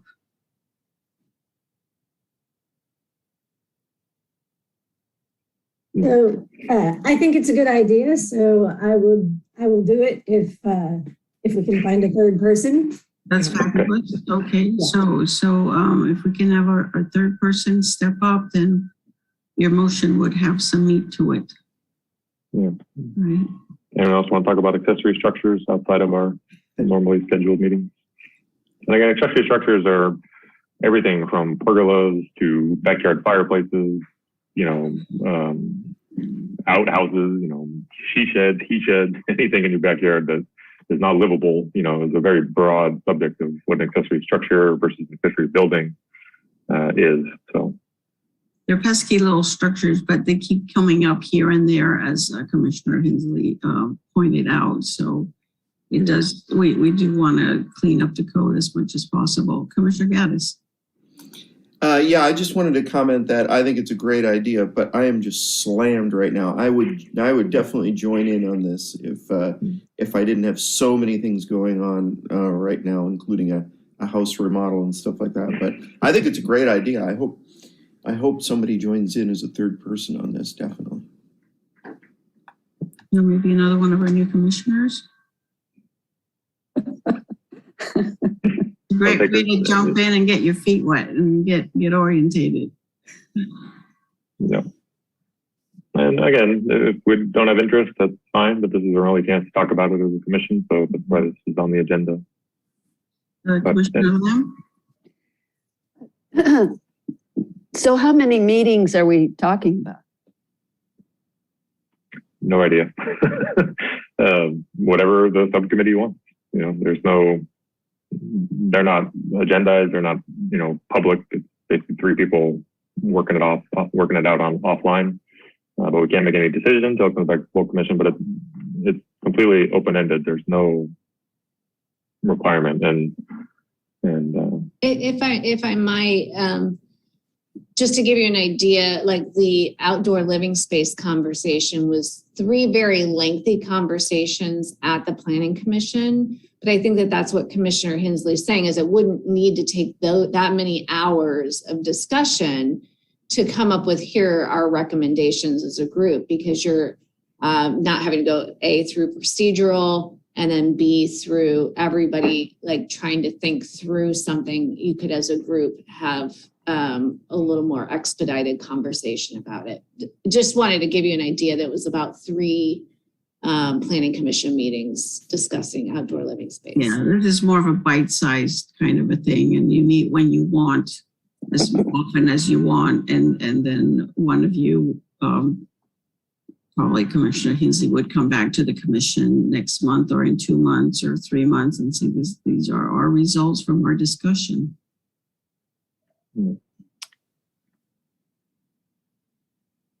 Is this the last time it's going to be on the table?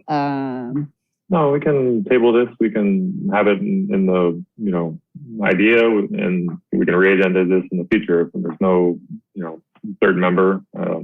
Technically, we can have a 2-member subcommittee if we want, but yeah, you can have a 2-member. But yeah, we would prefer the third. But yeah, we can table this. We can bring it back later. There's nothing that says we have to do it tonight. I only wanted to talk about it before we talked about J2 because, I not only don't make a decision, but like it impacts, I would say, J2. So that's why I want to talk about it. I think. Yeah. But yeah, it seems like people are busy. It's hard to dedicate more time. Yeah, we can table this till next year, and we can bring it up again and agendize it, and then see if anyone has interest in that. Okay. Thank you. Thank you. Are you interested in doing a subcommittee of 2 to get it going? Commissioner Godek has expressed reservation, so I would not Okay, want to pursue that.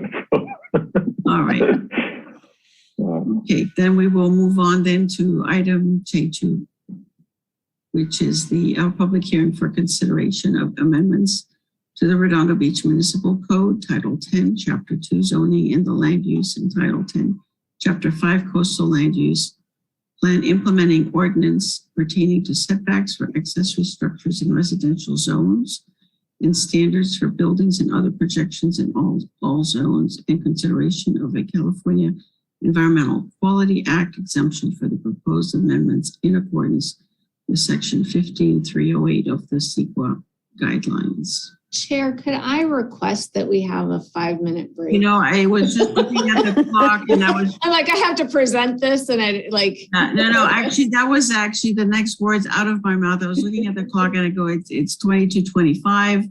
Why don't we come back at, if I need to motion, right, for a break? Yeah. Yeah, so if somebody wants to make a motion for a 5-minute break. Motion for a 5-minute break. And a second from, who was it? I didn't hear the second. From who? Rob. Okay, from Commissioner Gaddis. I think for this one, we can just do an all in favor, informal kind of, all in favor. Aye. Any opposed? Okay, see you at 22:31.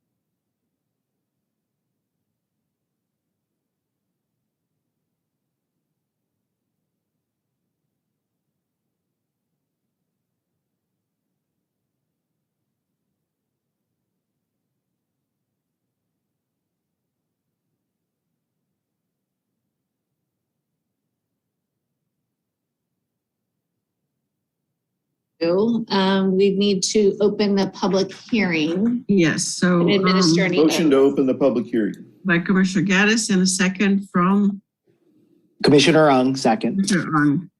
Okay, for the Just to vote. clarify, sorry, Chair Tupper, just to clarify, we don't need to come back for recess, but do we need a roll call recess or no?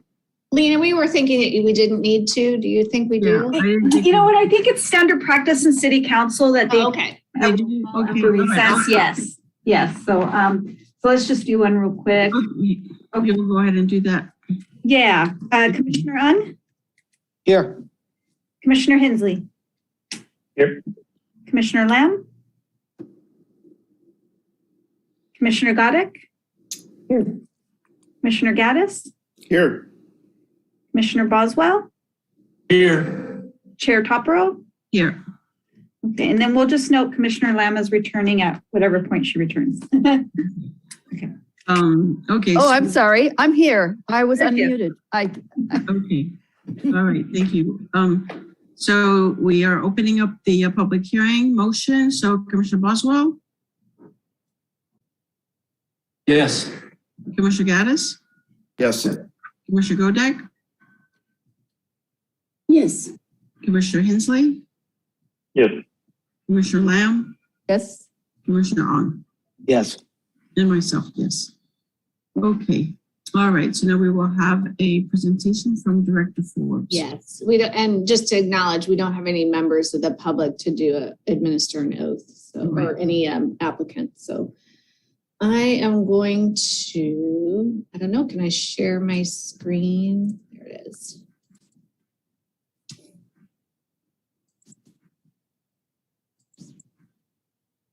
Okay, so this is ordinance revisions for setbacks for accessory structures and standards for building and other projections. And I want to thank you all for sticking it through and being here for this item. Recently, the City Council has taken actions that have triggered the need to review the zoning code provisions related to accessory structures and encroachments or projections.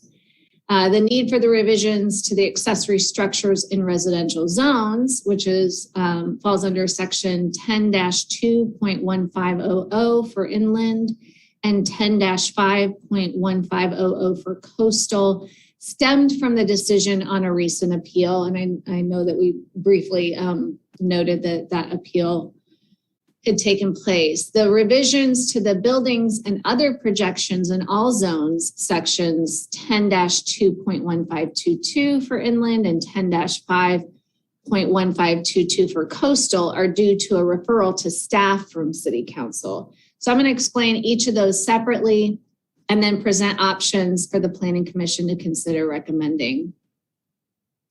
So the first one is the accessory structures and residential zones issues. As many of you may recall, and for those of you who don't, the property owner at 2015 Spire Lane, Unit B, had an appeal application before the Planning Commission this spring. The property owners of that site had submitted an administrative design review application to allow an accessory structure attached to the rear elevation of the main home, which encroaches into the rear setback. I had denied that application as the director, citing the section of the zoning code which requires a minimum separation of 5 feet between a dwelling unit and an accessory structure, which is what is currently under section. That one was under section 10-2.1500.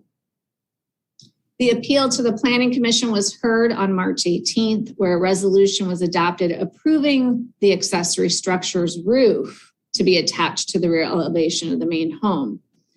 An appeal of the Planning Commission's decision to the City Council was filed by the neighbor directly behind that property. And the appeal was made on the grounds that the Planning Commission's decision was attempting to conform with a structure that was already built and that the approval didn't comply with that section of setbacks between buildings. So the City Council then considered and denied the appeal at the public hearing on June 1st, upholding the Planning Commission decision. The council did make some distinctions that were not addressed as part of the Planning Commission's decision. In their deliberations, the City Council made distinctions between structures and buildings based on their definitions. And the specific discussion was that accessory building is defined as a detached building, which is subordinate to the main building or structure on the same lot. Whereas the definition of accessory structure does not have any stipulation regarding being attached or detached. So the City Council had found that the attached accessory structure does not need a 5-foot setback from the dwelling unit. The terms structures and buildings are used interchangeably in this section of the code, and that leads to some ambiguity on whether this subsection was intended to apply to only buildings, which the heading had said, which the heading is currently setbacks between buildings, or if it was supposed to also include accessory structures. So with that, the language of this section really needs to be revised to clarify the intent for future interpretation. In your packet, there were 3 options. Those are laid out here as well. And in deliberating these options to clarify the intent of the code, the Planning Commission may determine that there are also other possibilities that you may want to put in there. But these were kind of the 3, and I'll go through those in a moment. Whatever is decided would need to be included in both that 10-2, the regular zoning, the inland zoning, and 10-5, which is the coastal land use plan implementing ordinance, or the coastal zoning. So those are both addressed in the resolution. And I have notes in the presentation of the minor language differences between inland and coastal. For example, the coastal will have different comments about, bluff or coastal restrictions that were not in the 10-2. But for the purposes of our discussion, this is, the same language. So under the options, setbacks option 1. In this revision, the subheading adds structures. So it would be clear that those are intended to be included and regulated. If you recall, that was one of the Suffners, the appellant's argument at the Planning Commission was, well, it only said setbacks between buildings, so it shouldn't apply to structures. This would actually, but even though the language addressed accessory structures, so this would add that. But this alternative would require a 5-foot setback between the dwelling unit and the accessory building. Now, an accessory building, per the definition, is that it's a habitable space, it's enclosed, it's going to have walls. An accessory structure is, that accessory building is a subset to accessory structures. And accessory structures could just be pilings with a roof over it, which was similar to what we saw with the Suffner's application. It could be an accessory structure includes accessory buildings. So what we're putting here in this option is a 5-foot setback between the dwelling unit and an accessory building. And then a 5-foot setback then required between all accessory structures. So the building with any accessory building, a garage, for example, that's detached, that would have to be set back 5 feet from the main building. But any accessory structure could be attached to the dwelling unit, but it would have to be separated from all other accessory structures. So you're not going to just have this conglomeration of accessory structure attached to each other. And now if you looked at it from an aerial view, it's just going to basically cover the whole backyard.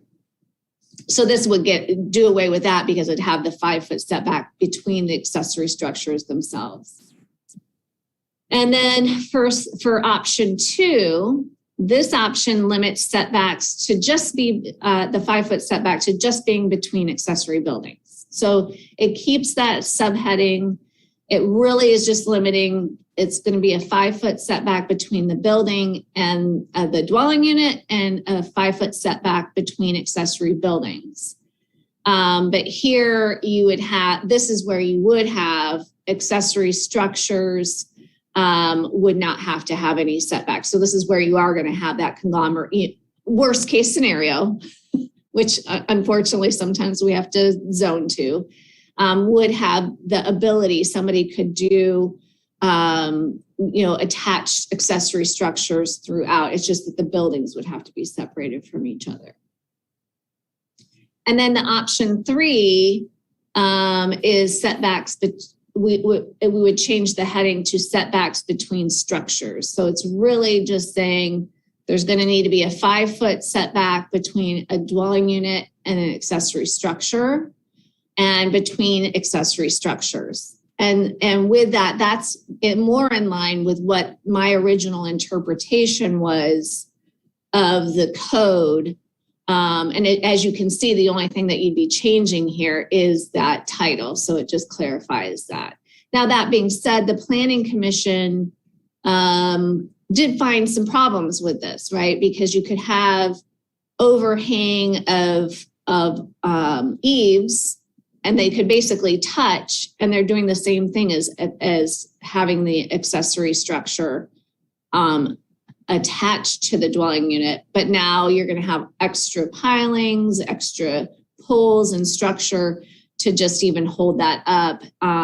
And yes, it serves the same purpose. So option 3 doesn't seem in line with the Planning Commission's decision on that appeal, but that being said, we can certainly talk and think about it. So the next, and we can come back to that and talk about that, and we can then go and talk about the building and other projections in all zones. But I want to get through at least the presentation, and then we'll go from there. So this slide is dealing with the building and other projections in all zones. Just to give a little background, the City Council had directed staff to revisit projections into required setbacks under sections 10-2.1522 inland and 10-5.1522 for coastal. Under this section, air conditioners and other mechanical and plumbing equipment aren't currently addressed. So right now, if somebody applies to have an air conditioner in a required setback, they're not allowed to have that. So that's been a concern with COVID. Have been so many people who are working from home or at home more often, and have found the need to have that air conditioning for their home. But now that they're trying to get that installed, if they're built out to the required setbacks, they don't have a location to install the air conditioner. And it's really cumbersome building wise to install on a roof. It's not always a possibility.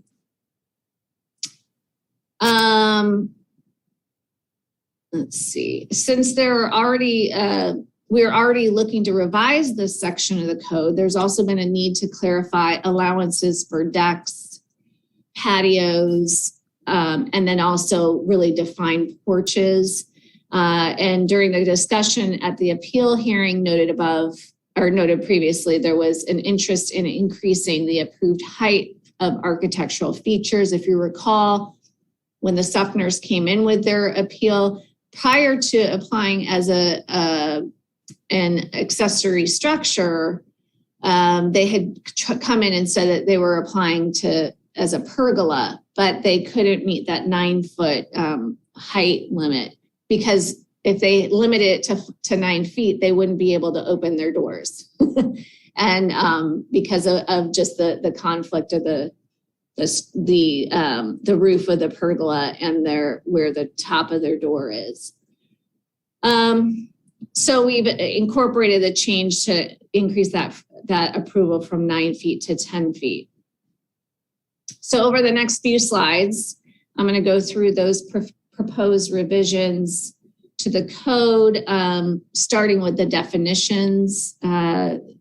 first we have those that made some clarifications, as I mentioned, on deck, patio cover, and porch. And they're going to come up in as we go through the code. What we did here was clarify what an unenclosed deck is and what a patio is and how a porch is defined. The unenclosed deck is similar language to unenclosed balcony.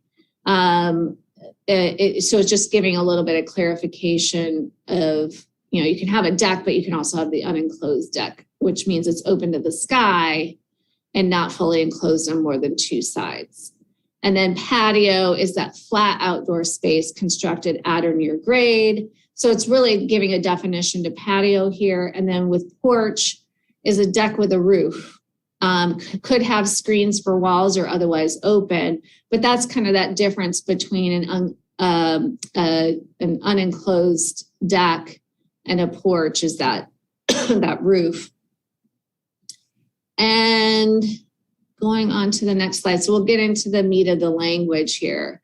So under this section, originally water heaters were included as an architectural feature. However, it was the only mechanical equipment that was included as an architectural feature. It just doesn't land here. So we ended up moving that to mechanical and plumbing equipment. And just so you might see here, it looks a little different than what the original code was because everything was kind of lumped together and then basement light wells was a subheading. So here it just broke it out as architectural features, windows, and basement light wells.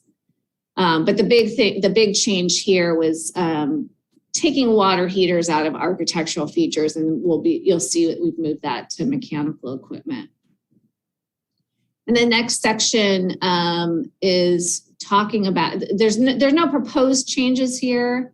However, one of the additional consideration for our discussion is regarding balconies and required setbacks.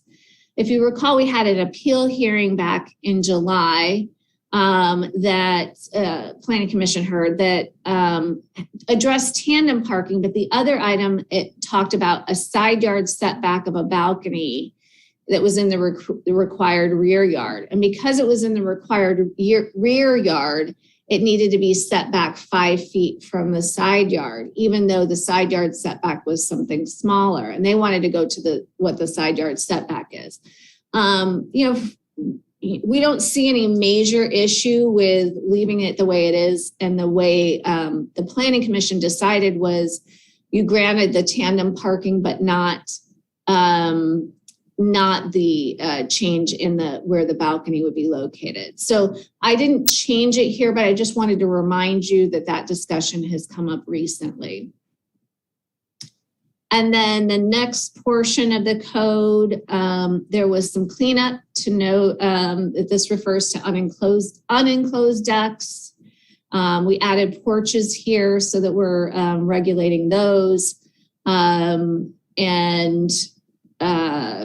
see, we have proposed language about allowing patios on finished grade and front setbacks to have more usable capability of that space rather than it just being yard space, but then also acknowledging that the remainder of the setback is landscaped with live plant material in compliance with the landscape regulations.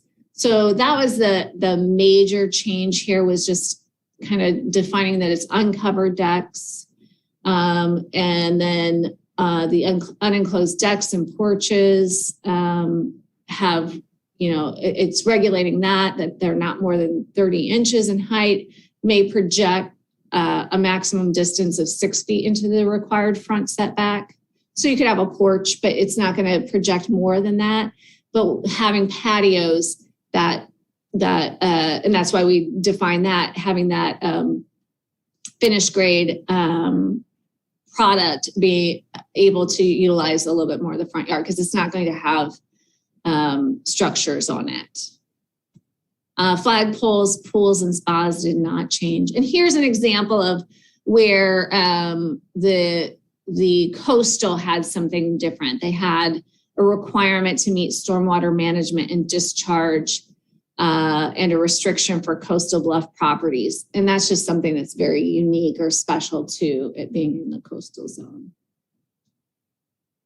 The next section, here we added patio covers. So a more covered architectural feature. As I mentioned, that original application from the Spire Lane property was, they were saying that they were replacing their pergola. And a pergola is going to be a little bit open. It's going to have just kind of a cross pattern of rafters, but have some openness to the sky so the sunlight can come in. We added patio covers here, and it was under that definition for patio, so that that would have qualified. So now you could have a roof structure that's a patio cover, but it's going to need to be an architectural feature. And what this does is it allows that projection. So if it's, as long as, and now we go to the height, as long as it's it doesn't exceed the height of 10, and we're putting 10 feet as the recommendation, it can be allowed to encroach. So this would have been an option, and it is an option in case you choose something else for how to do accessory structures. They could, that exact example, they could have met this at a 10-foot height and attached it, and it would be count as a patio cover. Now it has to be over a patio, right? It can't just be over some other structures. So those are the changes here. Now we're getting into the meat and potatoes of the direction from the city council. This section of the code has proposed language addressing the mechanical and plumbing equipment. As drafted, and of course this is open for discussion, this would allow the quieter functioning plumbing equipment into the side and rear yard setbacks, as well as into the setbacks between buildings if it's a multifamily.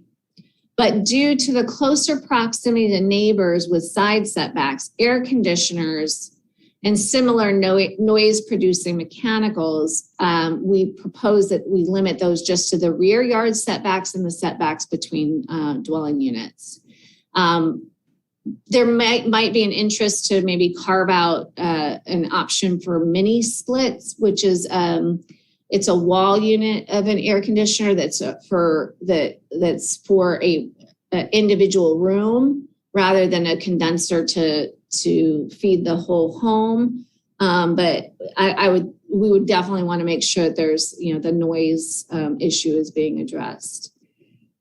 And then the remainder of those sections are actually not being changed. It's under all commercial and mixed use zones. So I didn't even add those in here, even though it's in your staff report. So those were the proposed changes for the projections. So the procedures, we've opened the public hearing, take testimony from staff and interested parties. And if you have any questions for staff, and then once we're through that process, it would be close the public hearing and deliberate.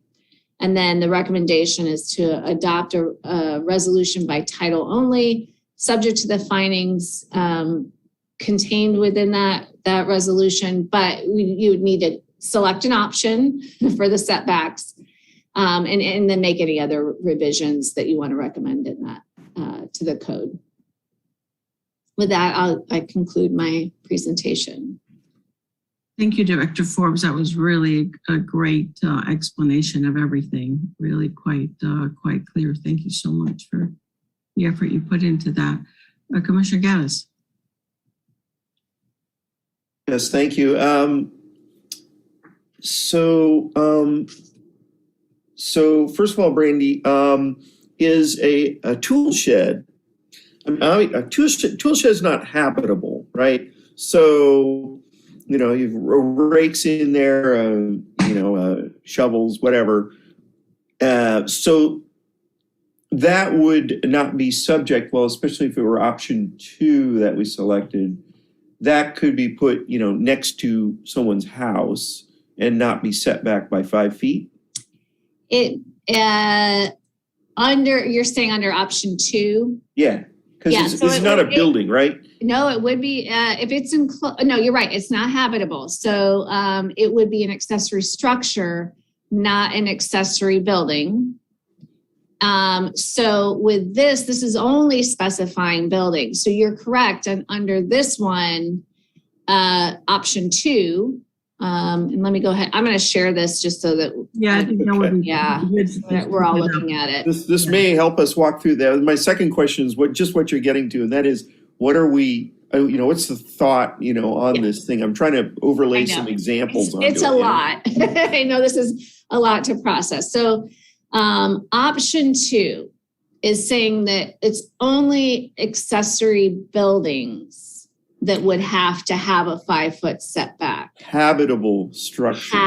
Habitable. So So a pool box, a tool shed, uninhabitable. uninhabitable. I'm like trying to pull up. I want to pull up the definition because I did not put that on this presentation. I apologize. Well, I think the fact that it's uninhabitable is. Well, I just want to verify so that we're clear the difference between accessory structure and what makes an accessory building something more. It's a subset of accessory structure. Then you get like. Randy, I did pull up the definition of a building, if you'd like me to read that. Hold on. I just want to. Definitions. So we have, accessory building shall mean a detached building which is subordinate to the main building or structure on the same lot. And then that goes to what Lena was just mentioning about definition of building.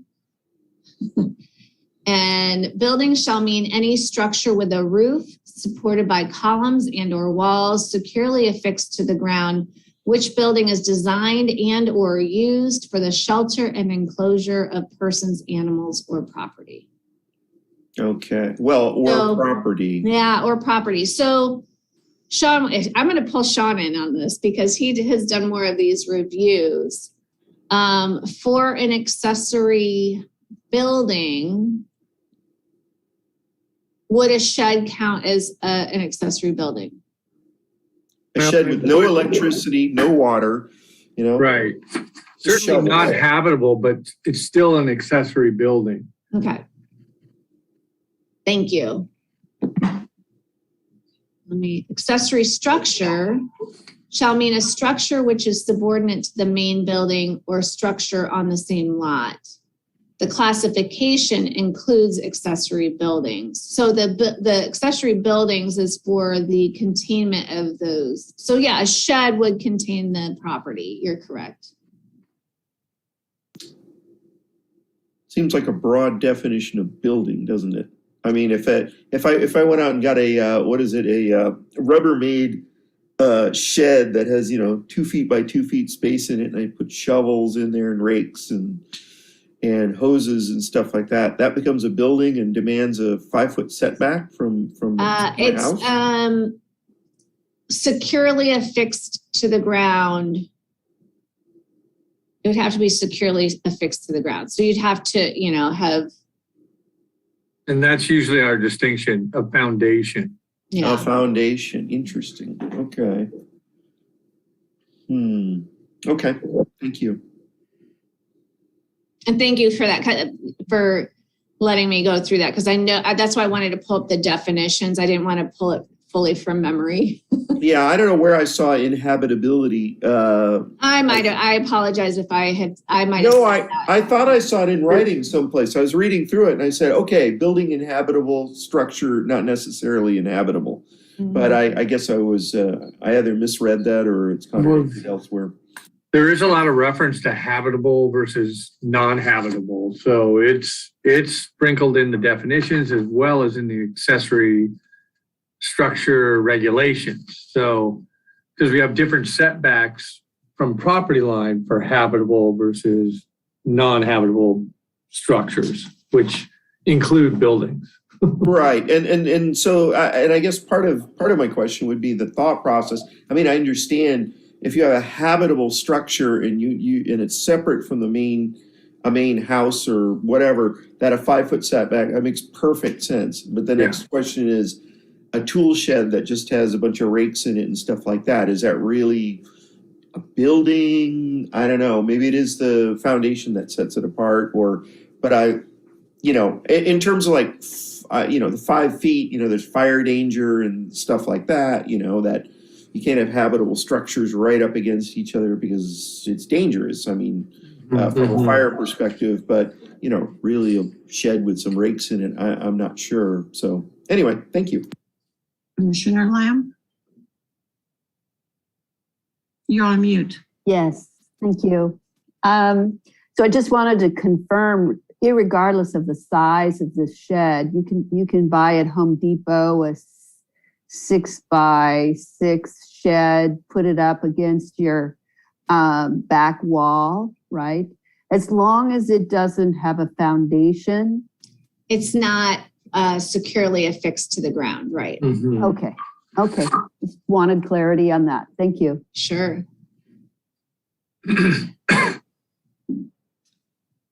Commissioner Boswell. So that last discussion leads me to ask this. If that Rubbermaid shed is up against the back wall of your house where you want to keep all your tools, and it's not attached to a foundation, but it's sitting on a cement slab, does that count as a foundation? No. So if it's just sitting on there, once you bolt it down, now it's a structure. Now it's a building, right? Right. So if you come out one morning and find that the wind has blown it over and you say, oh, I got to bolt that down. You got to, oh, wait, I got to go get a permit to do that? Well, technically. Yeah, well, if it's less than a certain square footage of roof. Yeah. 20 square feet, then you don't need a permit to do that, to affix it to the ground. If it's less than 20 square feet of roof? No, 120. 120. Yes. So like 10 by 12 is kind of the limit. Anything smaller than that doesn't technically need a building permit. If it's standalone. So if you have 10 by 12, 10 feet actually, 12 feet isn't actually that much. So your typical tool shed is never going to be an issue unless you've got a construction company coming in and building it and creating a foundation for it. And it has to still be larger than 120 square feet. In terms of a permit, we still would qualify it in zoning and planning as an accessory structure, even though it's less than that amount. So meet these requirements. So at what point can this so-called shed not be attached to the back of your building? Is it based on the size of it because apparently livability, habitability is not an issue. Right. Right now. It takes that. It's got to be set back. Right. Yeah. Right now it'd have to be set back because a structure doesn't have that permanently affixed to the ground. It does have, I'm pulling up structure. And welcome to our world of interpretations. Structure shall mean anything constructed or erected, an edifice or building of any kind, or any piece of work artificially built up or composed of parts jointed together in some definite manner, which structure requires location on or in the ground, or is attached to something having a location on or in the ground, including fences, walls, swimming and wading pools, and patios.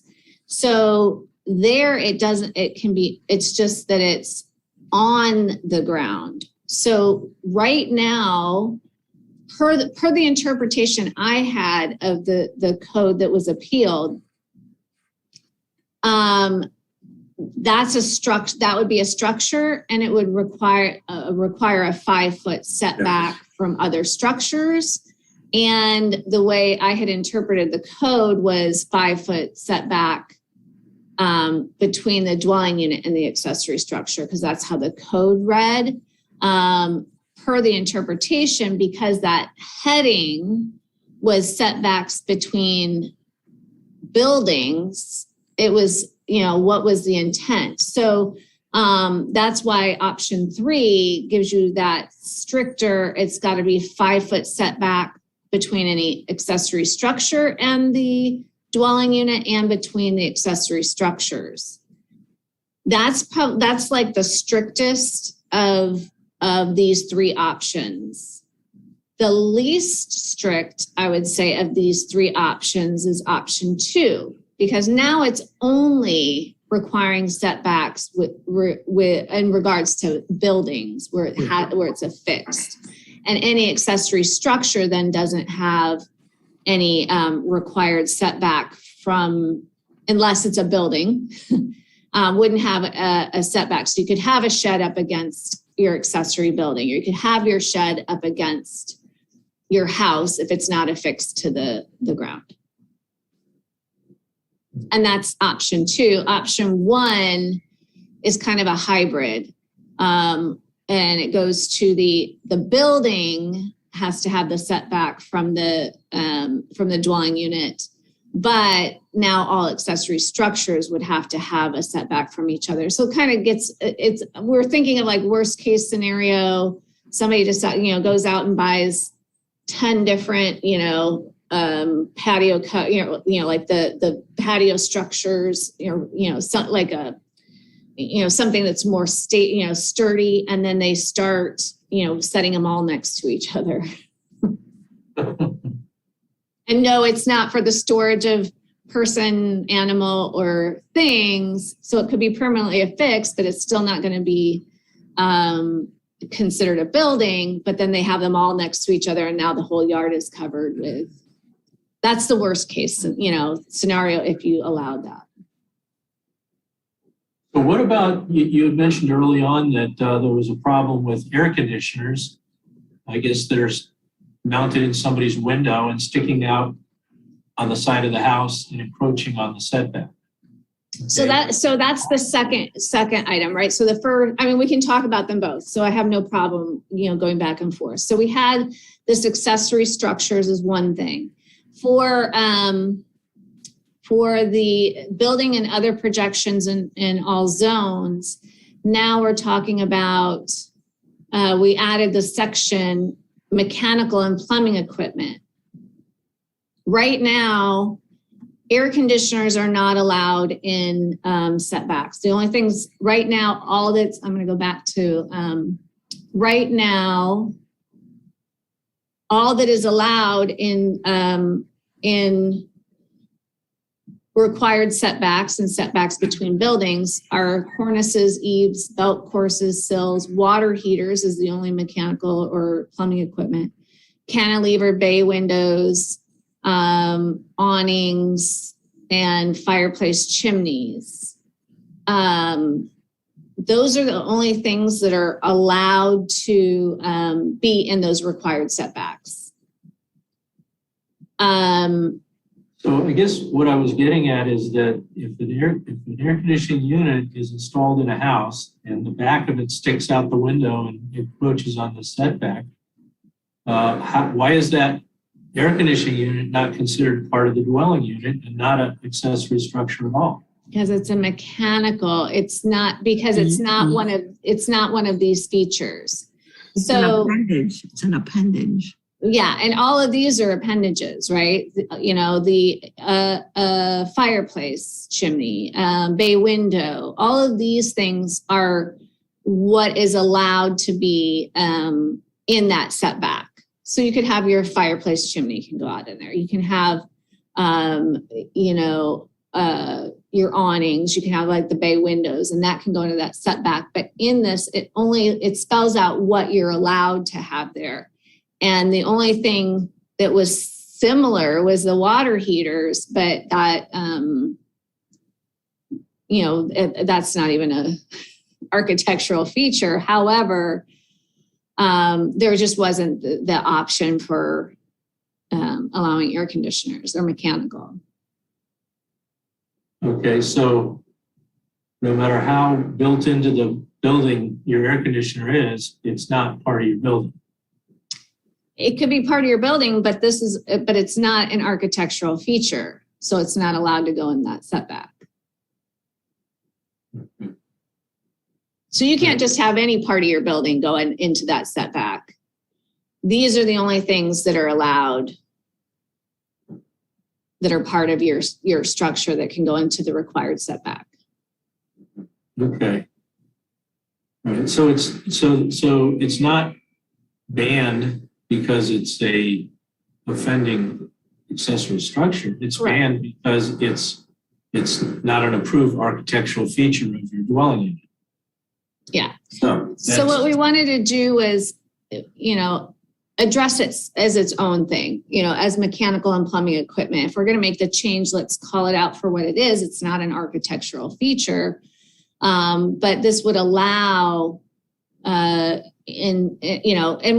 this can be amended. So if you feel that it's fine to put air conditioners in the side setback, we can make that change to this. But the reason why we put just plumbing equipment and not the mechanical is because the mechanical have a lot of noise that is associated with that. So we've actually had people who've illegally installed air conditioner units in their side setback. And we find out because the neighbors, they hear it and it's a lot. It's very intense for them because of how close that is proximity wise to their house versus in a rear setback. It's going to be, 15, 20 feet just from the property line instead of 3 feet or 5 feet from the property line. So just because something is an awning or a covering, is that always being required? Is it always required to be considered a accessory structure? No, this isn't the accessory structures. What that is it's an architectural feature. Right. Yep. Yeah, I was asking a question on a different topic. Oh, okay. So at what point does something attached to your house become an accessory structure? If you've got a patio and you want to put a shade roof or awning over that, that's allowed, right? That's not considered an accessory structure, is it? No, it's an architectural feature. So if you put an awning off of your house, that's allowed here as an architectural feature. And there's a certain limit to how much it can encroach into that setback. If you had it as a patio cover, and what we proposed is that if it's 10 feet or less from the grade, it could, that would be allowed to be attached to the structure. And that's here. It's an other architectural features. So a pergola, we added patio cover. So if it had a roof to that, instead of just the hatched pergola top. So this 10-foot issue only applies to your patio covering if it's going to encroach on your setback? Yeah, Could it be 20 feet if it doesn't encroach on any setbacks? Yeah, this is saying this is allowing those to project into any required setback subject to administrative design review, provided that these following standards are not exceeded. And that's where there's a height limit, horizontal dimensions, and I think this is in the front setback. So there's the horizontal dimensions is only related to the front setback. All right, I think that makes it a little clearer as to the distinction. Thank you. Okay, Commissioner Gaddis? Yes, thank you. So I'm looking at under mechanical and plumbing equipment, side setback. Plumbing equipment may project up to 1/2 the required distance into a required side yard setback. So just for instance, you know, the outside portion of an air conditioning unit, what does that mean really? What is the homeowner measuring to figure out whether they can conform to this? So if you have, side yard setbacks, for example, in R1 are 5 feet.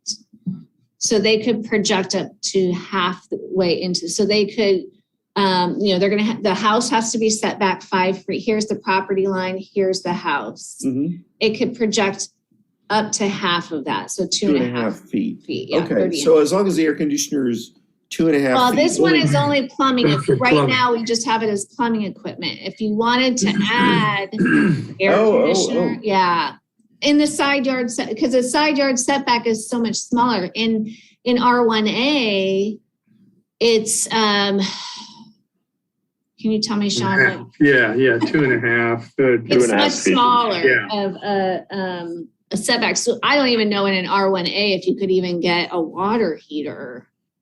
But an air conditioner, what, it's about 1 foot wide or 18 inches at the most? Or? No, well, if it's the mini split, like I mentioned, that's a wall, it's built into the wall unit, that's probably going to be about 1.5 feet. If you're talking about an air, the compressor unit, Yeah, those are big. those themselves are 2.5 feet, That's 3.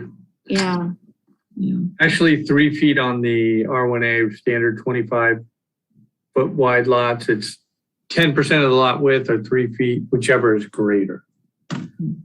So yeah, in R1A, now you're talking, so imagine your houses could be 6 feet apart from each other if you start putting air conditioner units in there and that's shooting noise, that sound through those areas. Yeah. But the setback is from your house to the property line, right?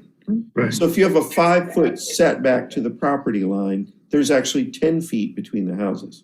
We're just talking about with R1A, it's a 3-foot setback. So you're 6 feet from each other, from house to house. Okay, and so the calculation and that would be under mechanical equipment, right? Right. Okay. For air conditioners. And that's why we put rear setback and setbacks between buildings, mechanical equipment and plumbing equipment may project into the required rear setback or required setback. And it's a 20-foot setback requirement between buildings.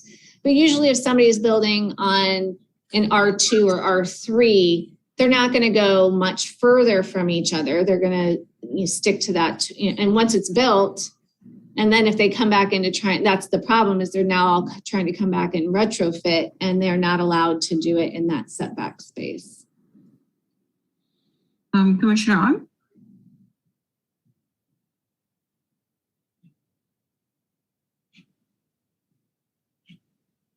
Okay, there we go. So let me just go, since we're talking about mechanical and plumbing equipment.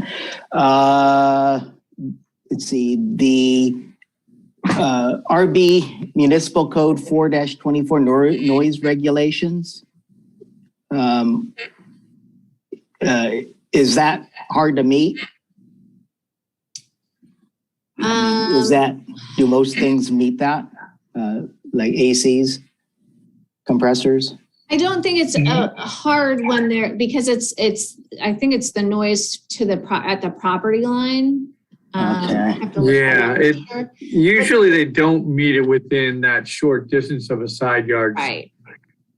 Okay. A rear yard setback, there's a lot more distance, and by the time you get to the property line, that noise is diminished. Yeah, because it was when I started reading this, I was trying to think, what conditions would this kind of be hard, be hard to implement? And it was interesting that we got something in our blue folder comments, of a property owner who put an air conditioning unit on his condo, which must be like a front unit. So he didn't have a rear setback because his rear, wall was, his neighbor. So, so when I look at the picture, I mean, that's pretty cool, but it looks like it would be non-compliant with this proposed ruling. And because he can't put it in the front setback, and he couldn't put it in the rear setback or the side setback, there is no rear. But I was kind of curious if there are any, I don't know, noise suppressors or anything like that that can be incorporated such that if a design like the one that was in our blue folder item, were implemented, you could actually have it, but, have it respect the privacy, the noise privacy of a neighbor. Because, I mean, that, I don't know what this property owner would be able to do if he couldn't put his air conditioner on the side. But he looked like, he made every effort to be conscientious of both his property and the neighbor. Is there a way that, you could, let's say you had a condition similar to the plumbing, but also recognize, that it would have to meet certain noise conditions?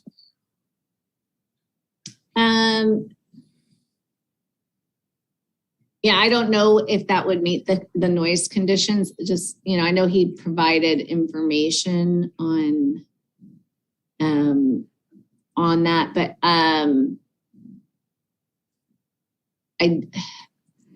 you can certainly add that. I'm just going to let you know that a lot of the complaints that we've had, and this was pre-COVID, where people had illegally put in air conditioners in the side yards. We have, if people have illegally put them in the rear yards, we don't necessarily know about that because people aren't complaining about that.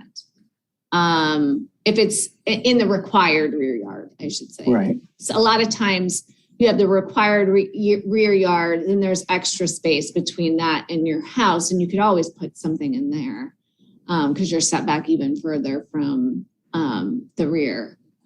Okay. Now I'm just trying to think of, if there would be any conditions that would make, would allow, an air conditioning unit to exist on the side, but not, but regulate the noise. Or, you could, I mean, I'm sure if you added mechanical, because I have, in this draft, you have mechanical equipment and plumbing equipment within the required setback shall comply with and have manufacturer ratings to meet those noise regulations.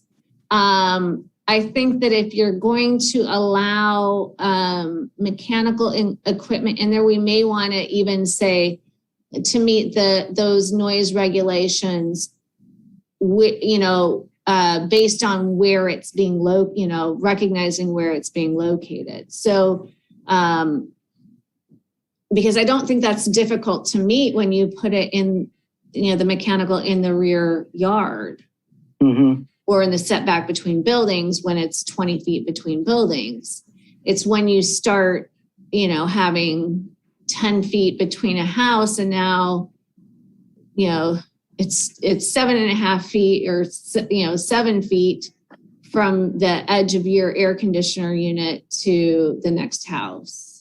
No, I totally, I totally get why, we wouldn't want to, where noise issues would there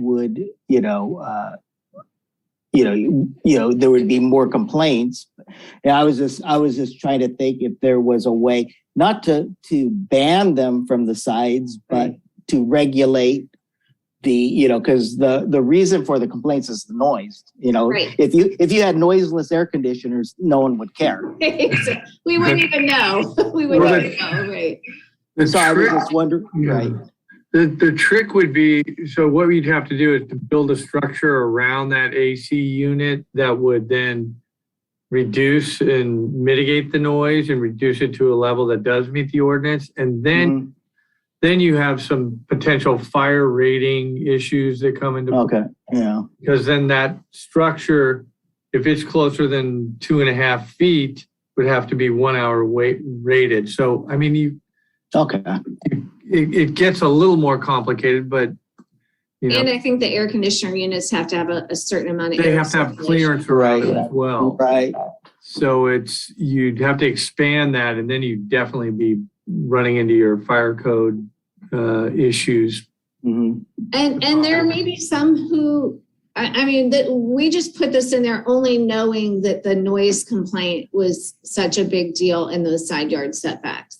No, totally. That being said, who knows? Maybe this mechanical does have a rating. Maybe it's, the miracle air conditioner. I don't know. Well, that's true. Okay. Yeah, I'm just trying to address not the fact that you can or can't, but to manage the root cause for why you wouldn't want it there, which is the noise. And if you can manage the noise, unless, the limit is, is zero, then obviously you can't have it there. But if you can manage the noise, then I'm thinking of tall skinnies, and if they wanted let's say a wall unit, most of their walls are on the side. Yeah. So where do you put it? Right. So, and I know that we have more questions.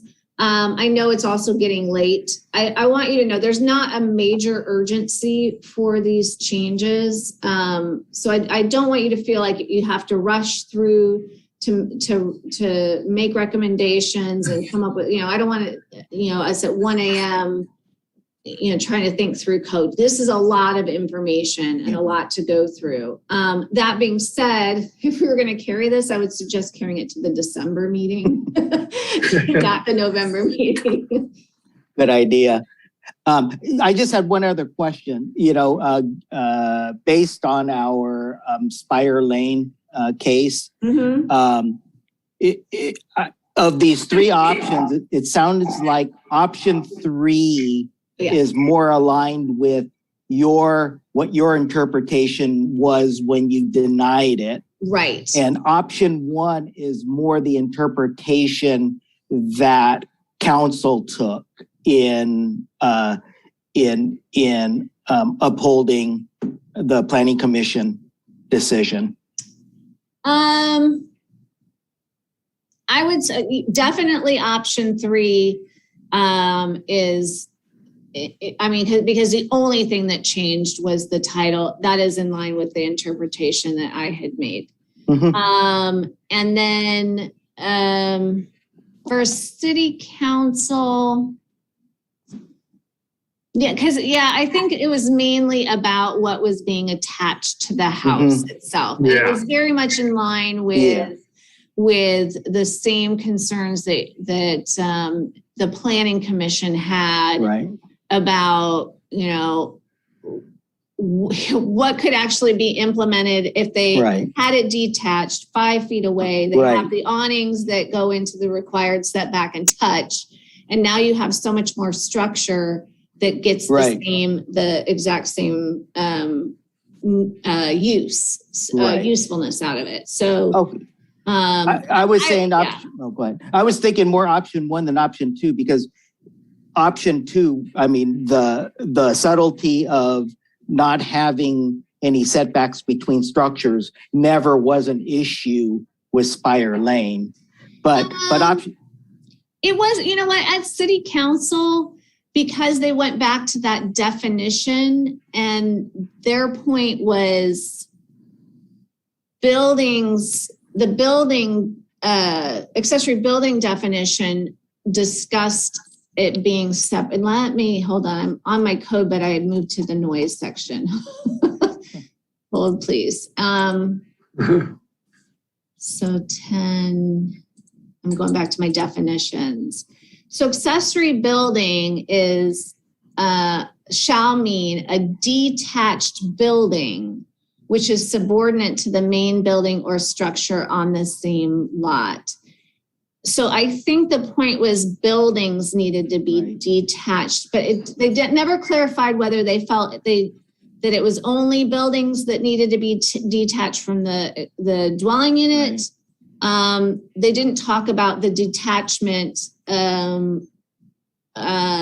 from each other, but because the definition said detached, they were only addressing what was in front of them, right? Right. So either one of those could land in how city council interpreted it. Either one or two, yeah. But option 2 gives someone the possibility of daisy chaining a bunch of structures. But it also gives them, that's the worst case, right? The daisy chaining and covering the whole. But what it also does, going to Commissioner Boswell's point, is it would allow them to have a little shed next to, like, say, their garage. They could, and not have to have that separated. They go and get the shed that's not permanently affixed, and they just want to, the little plastic thing, and they just want to have that up against the garage. So it's how much, do you really want a lot of those types of things, or do you want them to kind of be separated away from each other? Okay. I mean, it is still the storage, but it's not permanently affixed, so it still falls under structure. Okay. Very good. That clarifies what I had. Thank you. Yeah. We see why Commissioner Hensley wanted to have a little subcommittee on these structures, right? Everybody has a good idea. Commissioner Hensley.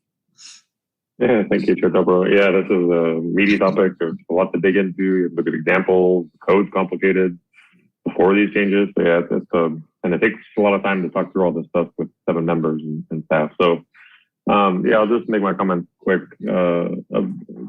For this part, I'm personally for option 1. I think that keeps the building away, but structures can still be attached. But you have to keep distance between 2 structures. So I like option 1. For the AC part, AC air conditioning, and I'm not for air conditioning in side setbacks, but I would be open to the mini splits in the side setback. But I am interested, and these are just my personal opinions. But I would also be interested in like a limit on number of things encroaching, maybe, because I could picture living in an R1A that like someone could have 3 or 4 of these things all along their house, all in their side setback. So I have some concern about that because right now there's no limit.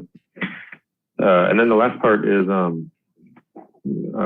if I could see the front setback patio language again, something caught my eye and I'd like to check that. Yeah. This here, yeah.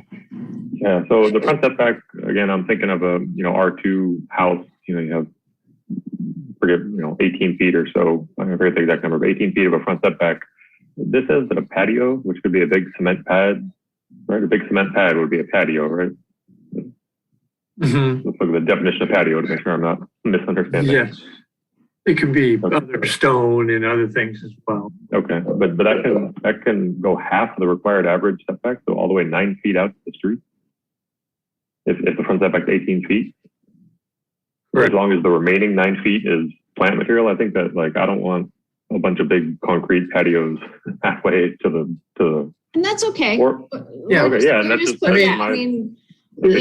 The intention was to create more use, invite more use into the front yard and more activity, eyes on the street. I mean, it's kind of based on that.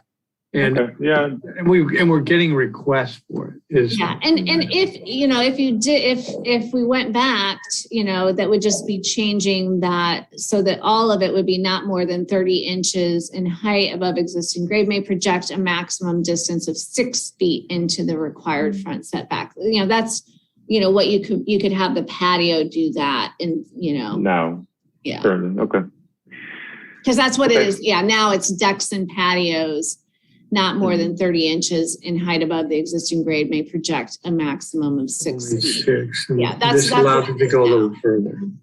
Okay, yeah, I'd be interested in not clarifying it, but not having it go further. And because even today, I don't see a lot of 6-foot projections. But yeah, that was the only other thing that caught my eye.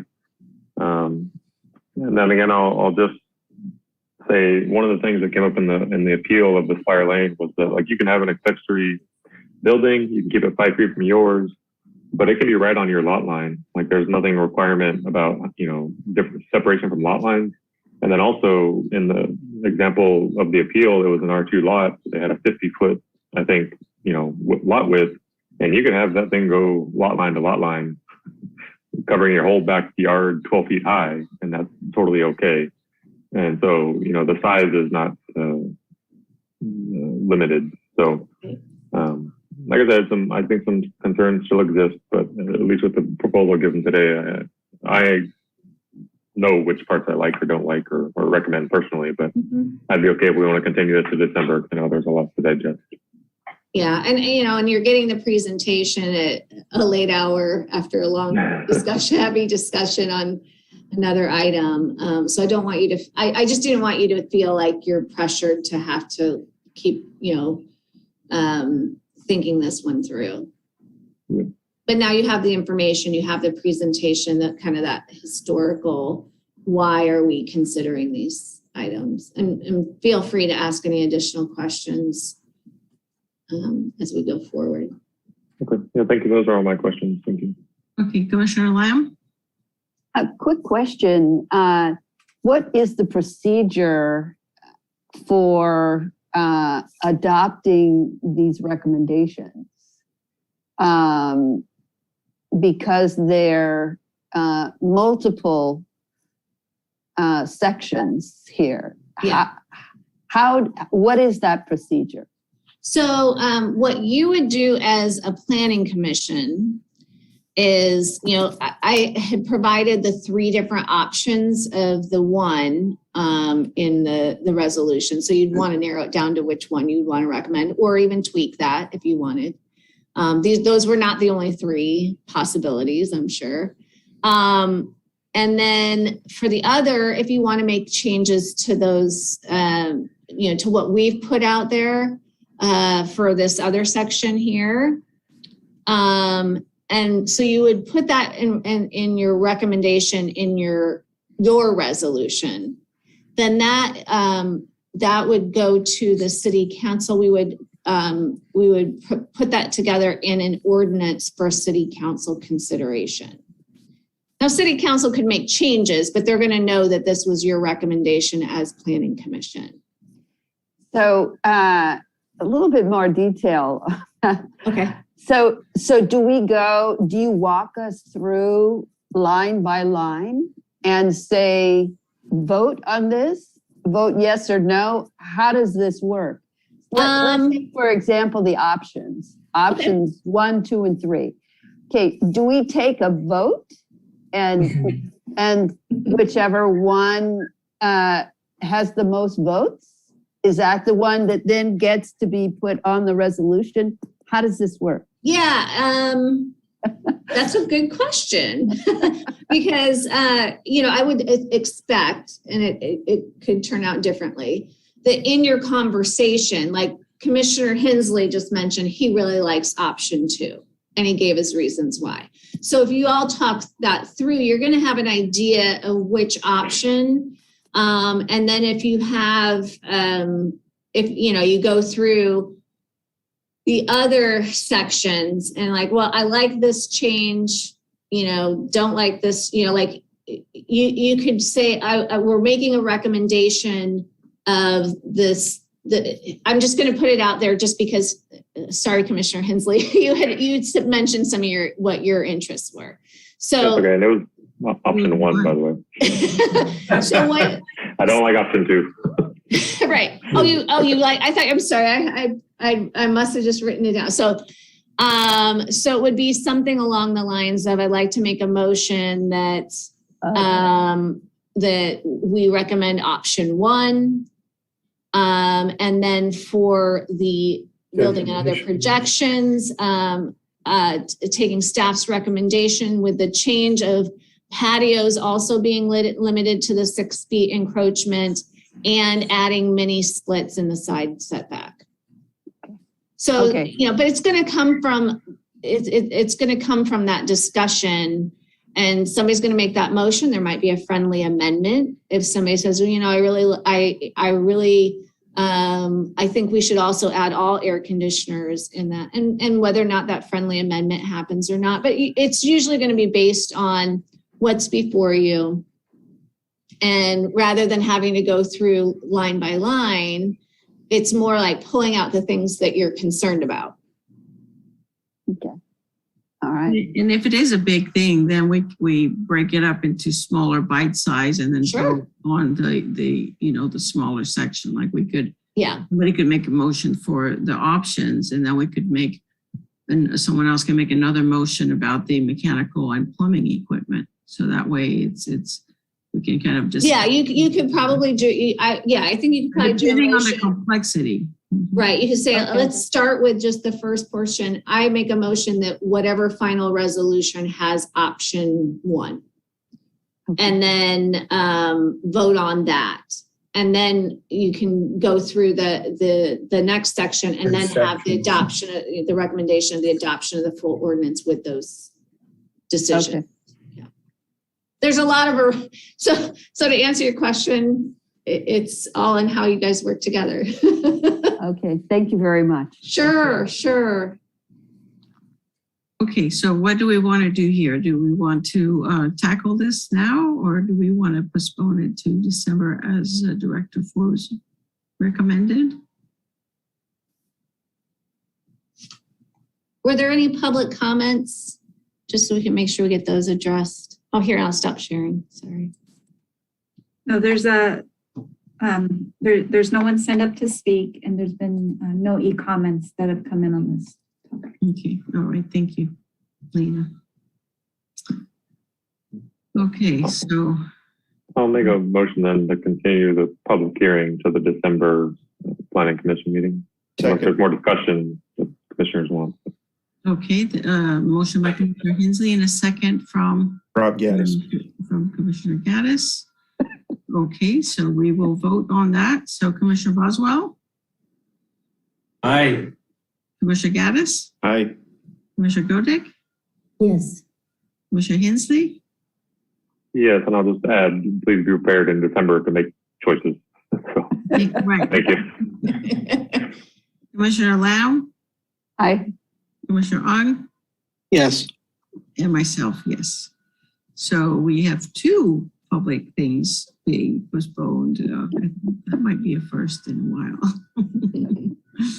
All right. Very good. Well, then let me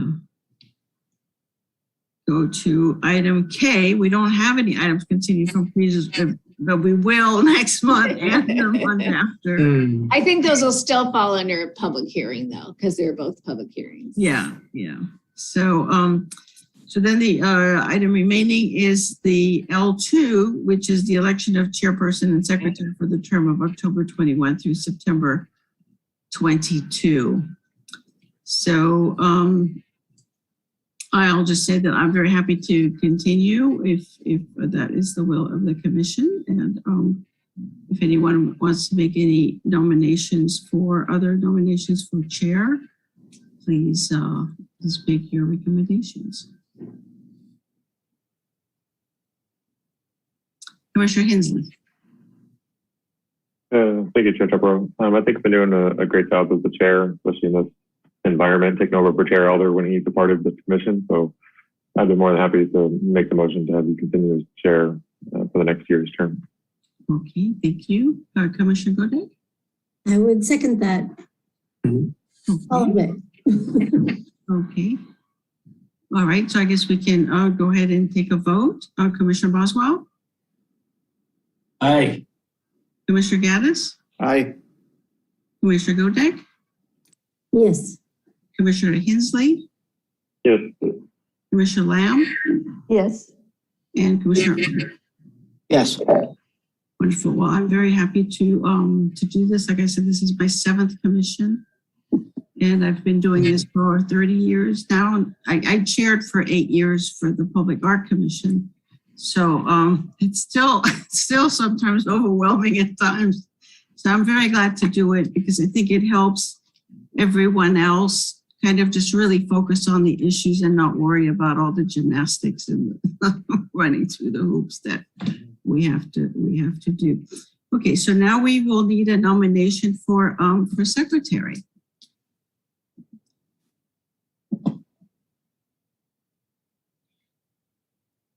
Commissioner Godek. I would like to nominate Commissioner Hensley.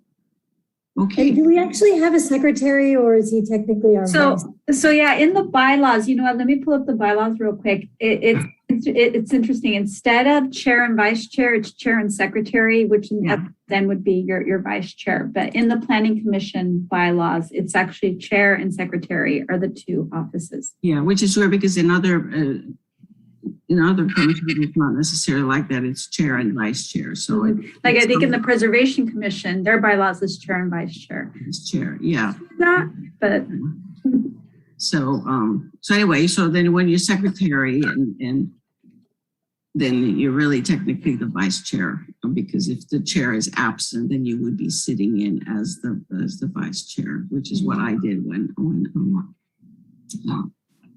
yeah. So Commissioner Gaddis. Now, who is the secretary now? I am. So we call her vice chair, but she's technically the secretary. But yet I signed the documents, chair, for the legal documents when things passes. Lena calls me in and I sign as chair, even though I was vice. Wait a minute. You're chair and secretary? No, she's secretary, but part of her duties as secretary is to fill in when there's not a chair. Right. Okay. So okay. Yeah. So that. Well, I'll second the nomination of Matt Hensley. Okay, fabulous. Very good. So we'll go ahead and vote on that. Commissioner Boswell. Aye. Commissioner Gaddis. Aye. Commissioner Godek. Yes. Commissioner Hensley. Yes. Commissioner Lamb. Aye. And Commissioner Ong. Yes. And myself. Yes. Very good. Well, that gets us through this particular item, and we will see if there's any items from staff. Yes, the one thing that I have is the recommendation that the Planning Commission, when you adjourn to 6 p.m. on November 18th, so that we have that extra time for the residential design guidelines item. Yeah, and I wanted to say on that, I remember some time ago, there was the vote about, actually, I think it was Commissioner Hensley who thinking about moving it permanently to 6 o'clock. So should we put that on the agenda for next month? That if people are interested in starting it at 6 o'clock, I think. On a regular basis. So on a regular basis. For those commissioners who are newer, last year, I think it was last year, Commissioner Hensley had recommended that we change the start time. I want to say it was 6 p.m. But at the time it was just uncertain. I think we weren't sure where COVID was going to go and how long we were going to have these kind of meetings. So it wasn't supported. And it doesn't have to be 6 p.m. It could be 6:30. But what we've found, especially in the last year since then, that a lot of times our meetings are going this late. And a lot of that, you know, it's not to say that ending at 11 p.m. is better than midnight, but it is better than midnight. So it's just something to consider if you want to have us agendize that. And that would be under that commission items and referrals to staff. Yeah, we've gone longer than midnight. Yes. Correct, of course. I think the latest I've gone is 1:45. Yeah, for sure. Yeah. So I think the reason it was originally 7 o'clock for since time immemorial was because, you know, people come off of work, they want to have a bite to eat, and so 7 o'clock.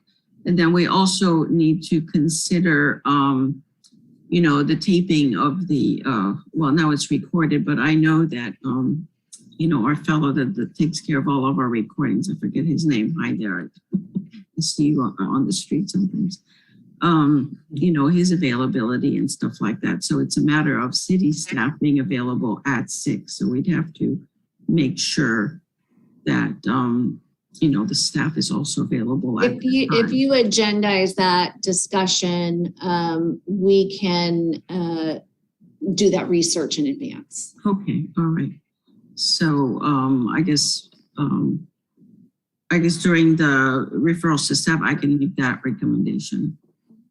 Yeah, okay. Anything else on items from staff?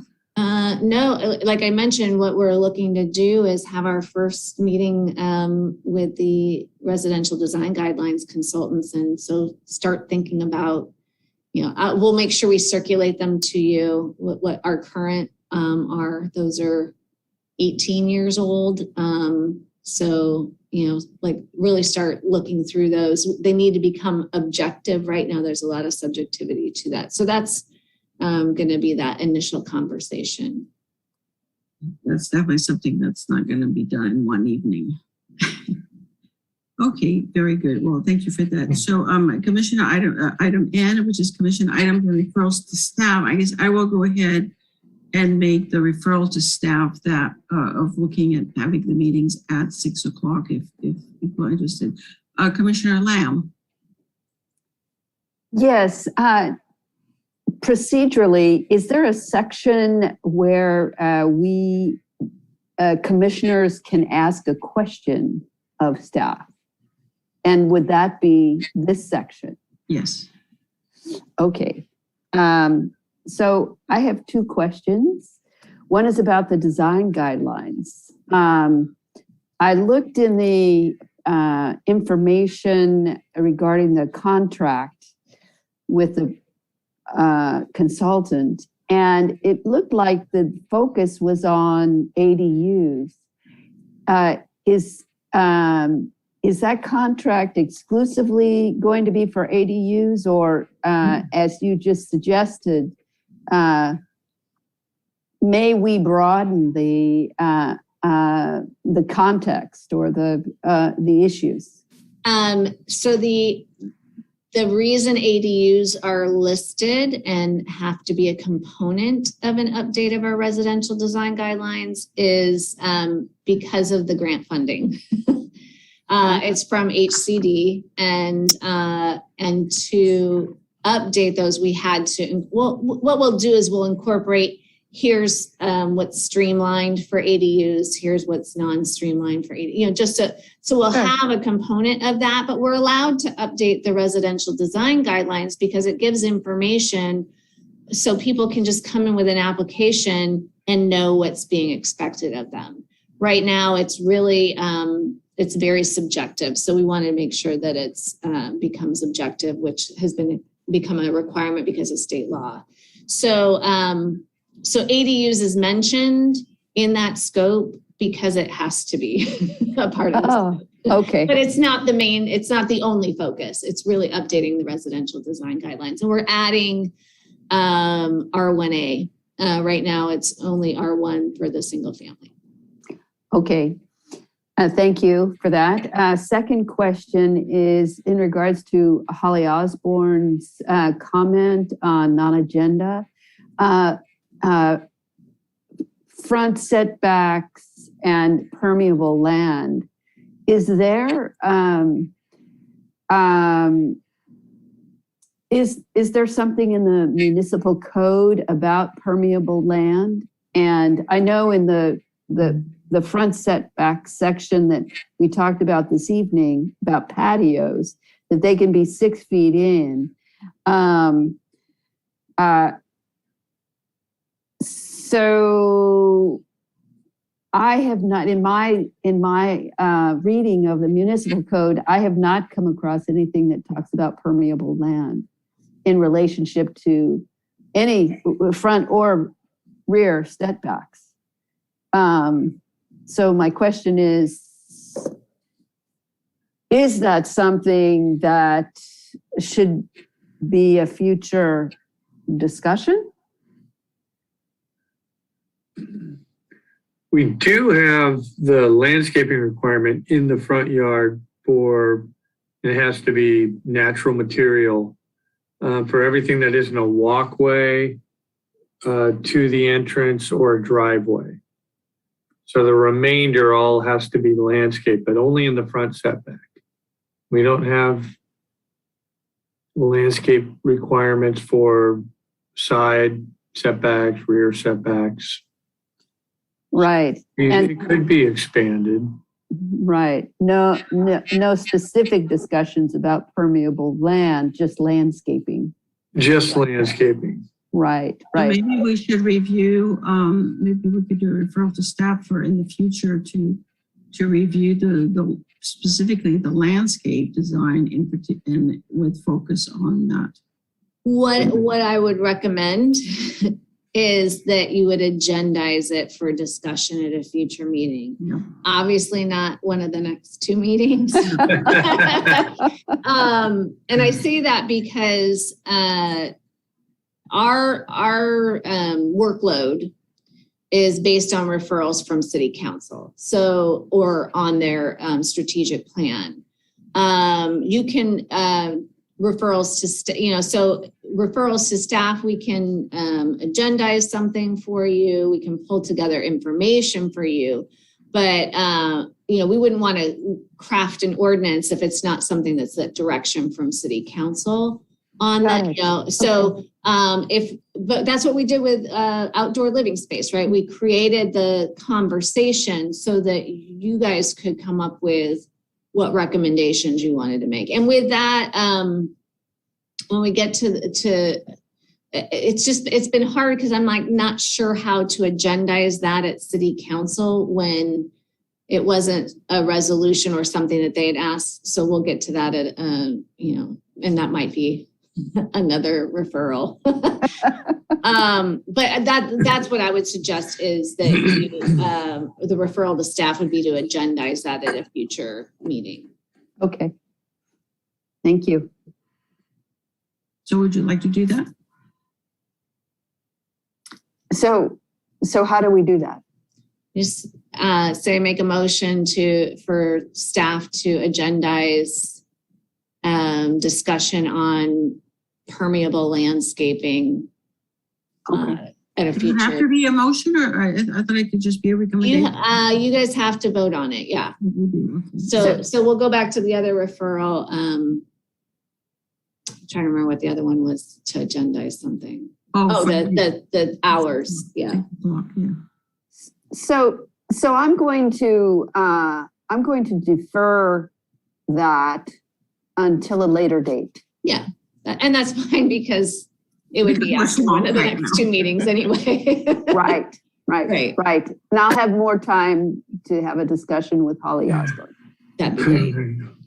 And let's not forget it next year. Yeah. Did you want to, Commissioner Topero or Chair Topero, would you like to do the motion to agendize discussion of the start time for the meetings? Yes, I will, because I know that Commissioner Hensley had brought it up, and we were kind of like, and now we have a whole new set of, other than Commissioner Ong, everyone is new to the commission from when it had originally come on. So I think it makes sense to put it back on the agenda with the new commissioners. So yes, I would like to make a motion to look at the option of 6 a.m. start with availability of staff. 6 p.m. 6 a.m. I'm sorry. I like that. Starting tomorrow. Let's get it done early. I'll second to 6 p.m. When I go to anyway. bed. And, Oh, dear. Chair Dober, if I may, you may want to clarify, it's actually to bring back the bylaws. That's where the start time of the commission is defined. Yes. So bring back the bylaws for Bring back discussion and the- possible action to modify the start time. So, do I have a second on that? Second. Commissioner Gaddis, okay. Commissioner Boswell, Aye. Commissioner Gaddis, Aye. Commissioner Godek, Yes. Commissioner Hensley, Yes. Commissioner Lamb. Commissioner Lamb, yes. I'm sorry, I'm muted. Aye. Okay. And Commissioner On. Yes. Okay, very good. And myself, yes. Okay, thank you so much. Okay, are there any other commission items, referrals to staff from any of the other commissioners? Oh, your Yes. hand is up. Yeah, thank you.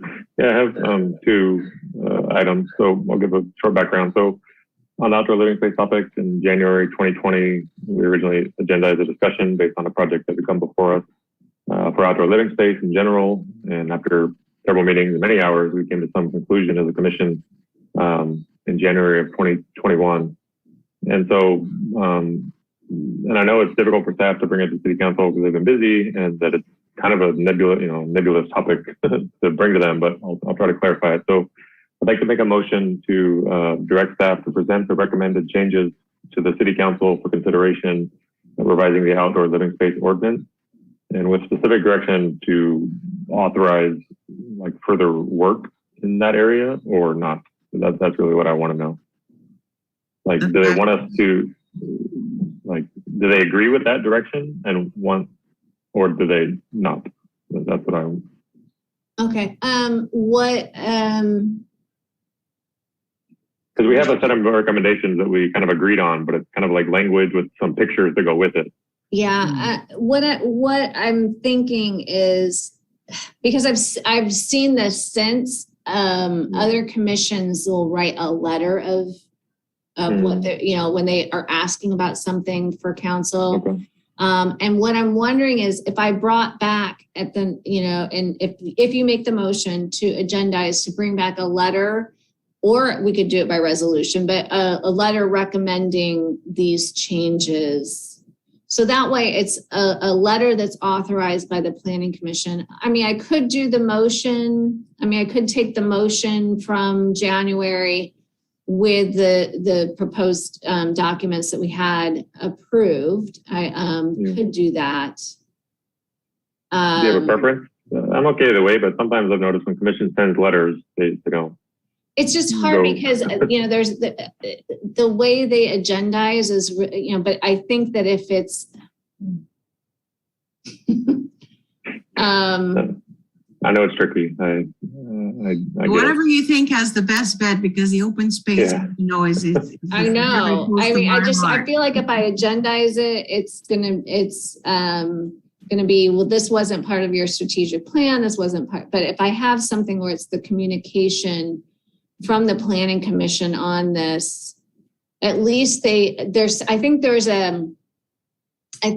something on their agenda that's communications, or there's something like a communications from commissions. And that way it gets on the agenda that way. And that's why I'd like to have it be a letter. And I can put that, if you want to agendize that letter with, and I'll include the attachments for the Planning Commission to approve it. I'll put that on the next agenda. Sure. I think November with the design guidelines and the other one are going to be too difficult. So maybe December. I no, because if it's no? just, unless you think that Okay. you're going to want it, and you guys might want a discussion on it, just because you have new. Yeah, because I think half the commissioners are new. Okay. So, they're not, and what the letter says, so yeah, then I'll change my motion then to make a motion to agendize a discussion on a Planning Commission draft letter prepared by the director to summarize the recommended changes for consideration to the outdoor living space ordinance to be discussed at the November Planning Commission meeting. And I'll second that because that's so close to my, I'm just really into open space here and getting more of it as much as we can. So, okay, so Great. Commissioner Boswell, Aye. Commissioner Gaddis, Aye. Commissioner Godek, Yes. Commissioner Hensley, Yes. Commissioner Lamb, Aye. Commissioner Ong, Yes. and myself, yes. That's great. And- Thanks for bringing that up. That's Yeah. awesome. No problem. I have one more quick one. It was from today's. In the discussion about the maximum period of extensions for the tentative track map in the municipal code 10-1.515, I'd like to get kind of an official interpretation of what that code means. So currently the code reads, any extension or extensions of a tentative map for approval or conditional approval shall not exceed a total of 3 years. And again, this applicant today was not looking for more than that, but I would just like to know before we run into the problem, what is the city's official interpretation? So the motion is to, I guess, request a city attorney's interpretation, I guess, or a city interpretation of municipal code 10-1.515 maximum period of extension. That sounds great. Can we have a second on that?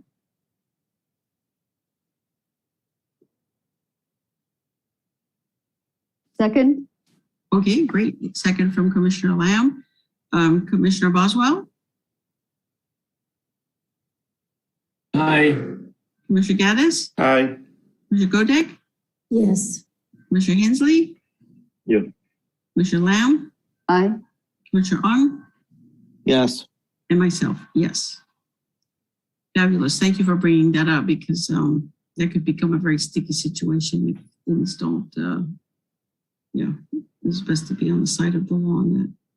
Okay, any other items for staff? Like referrals to staff? No?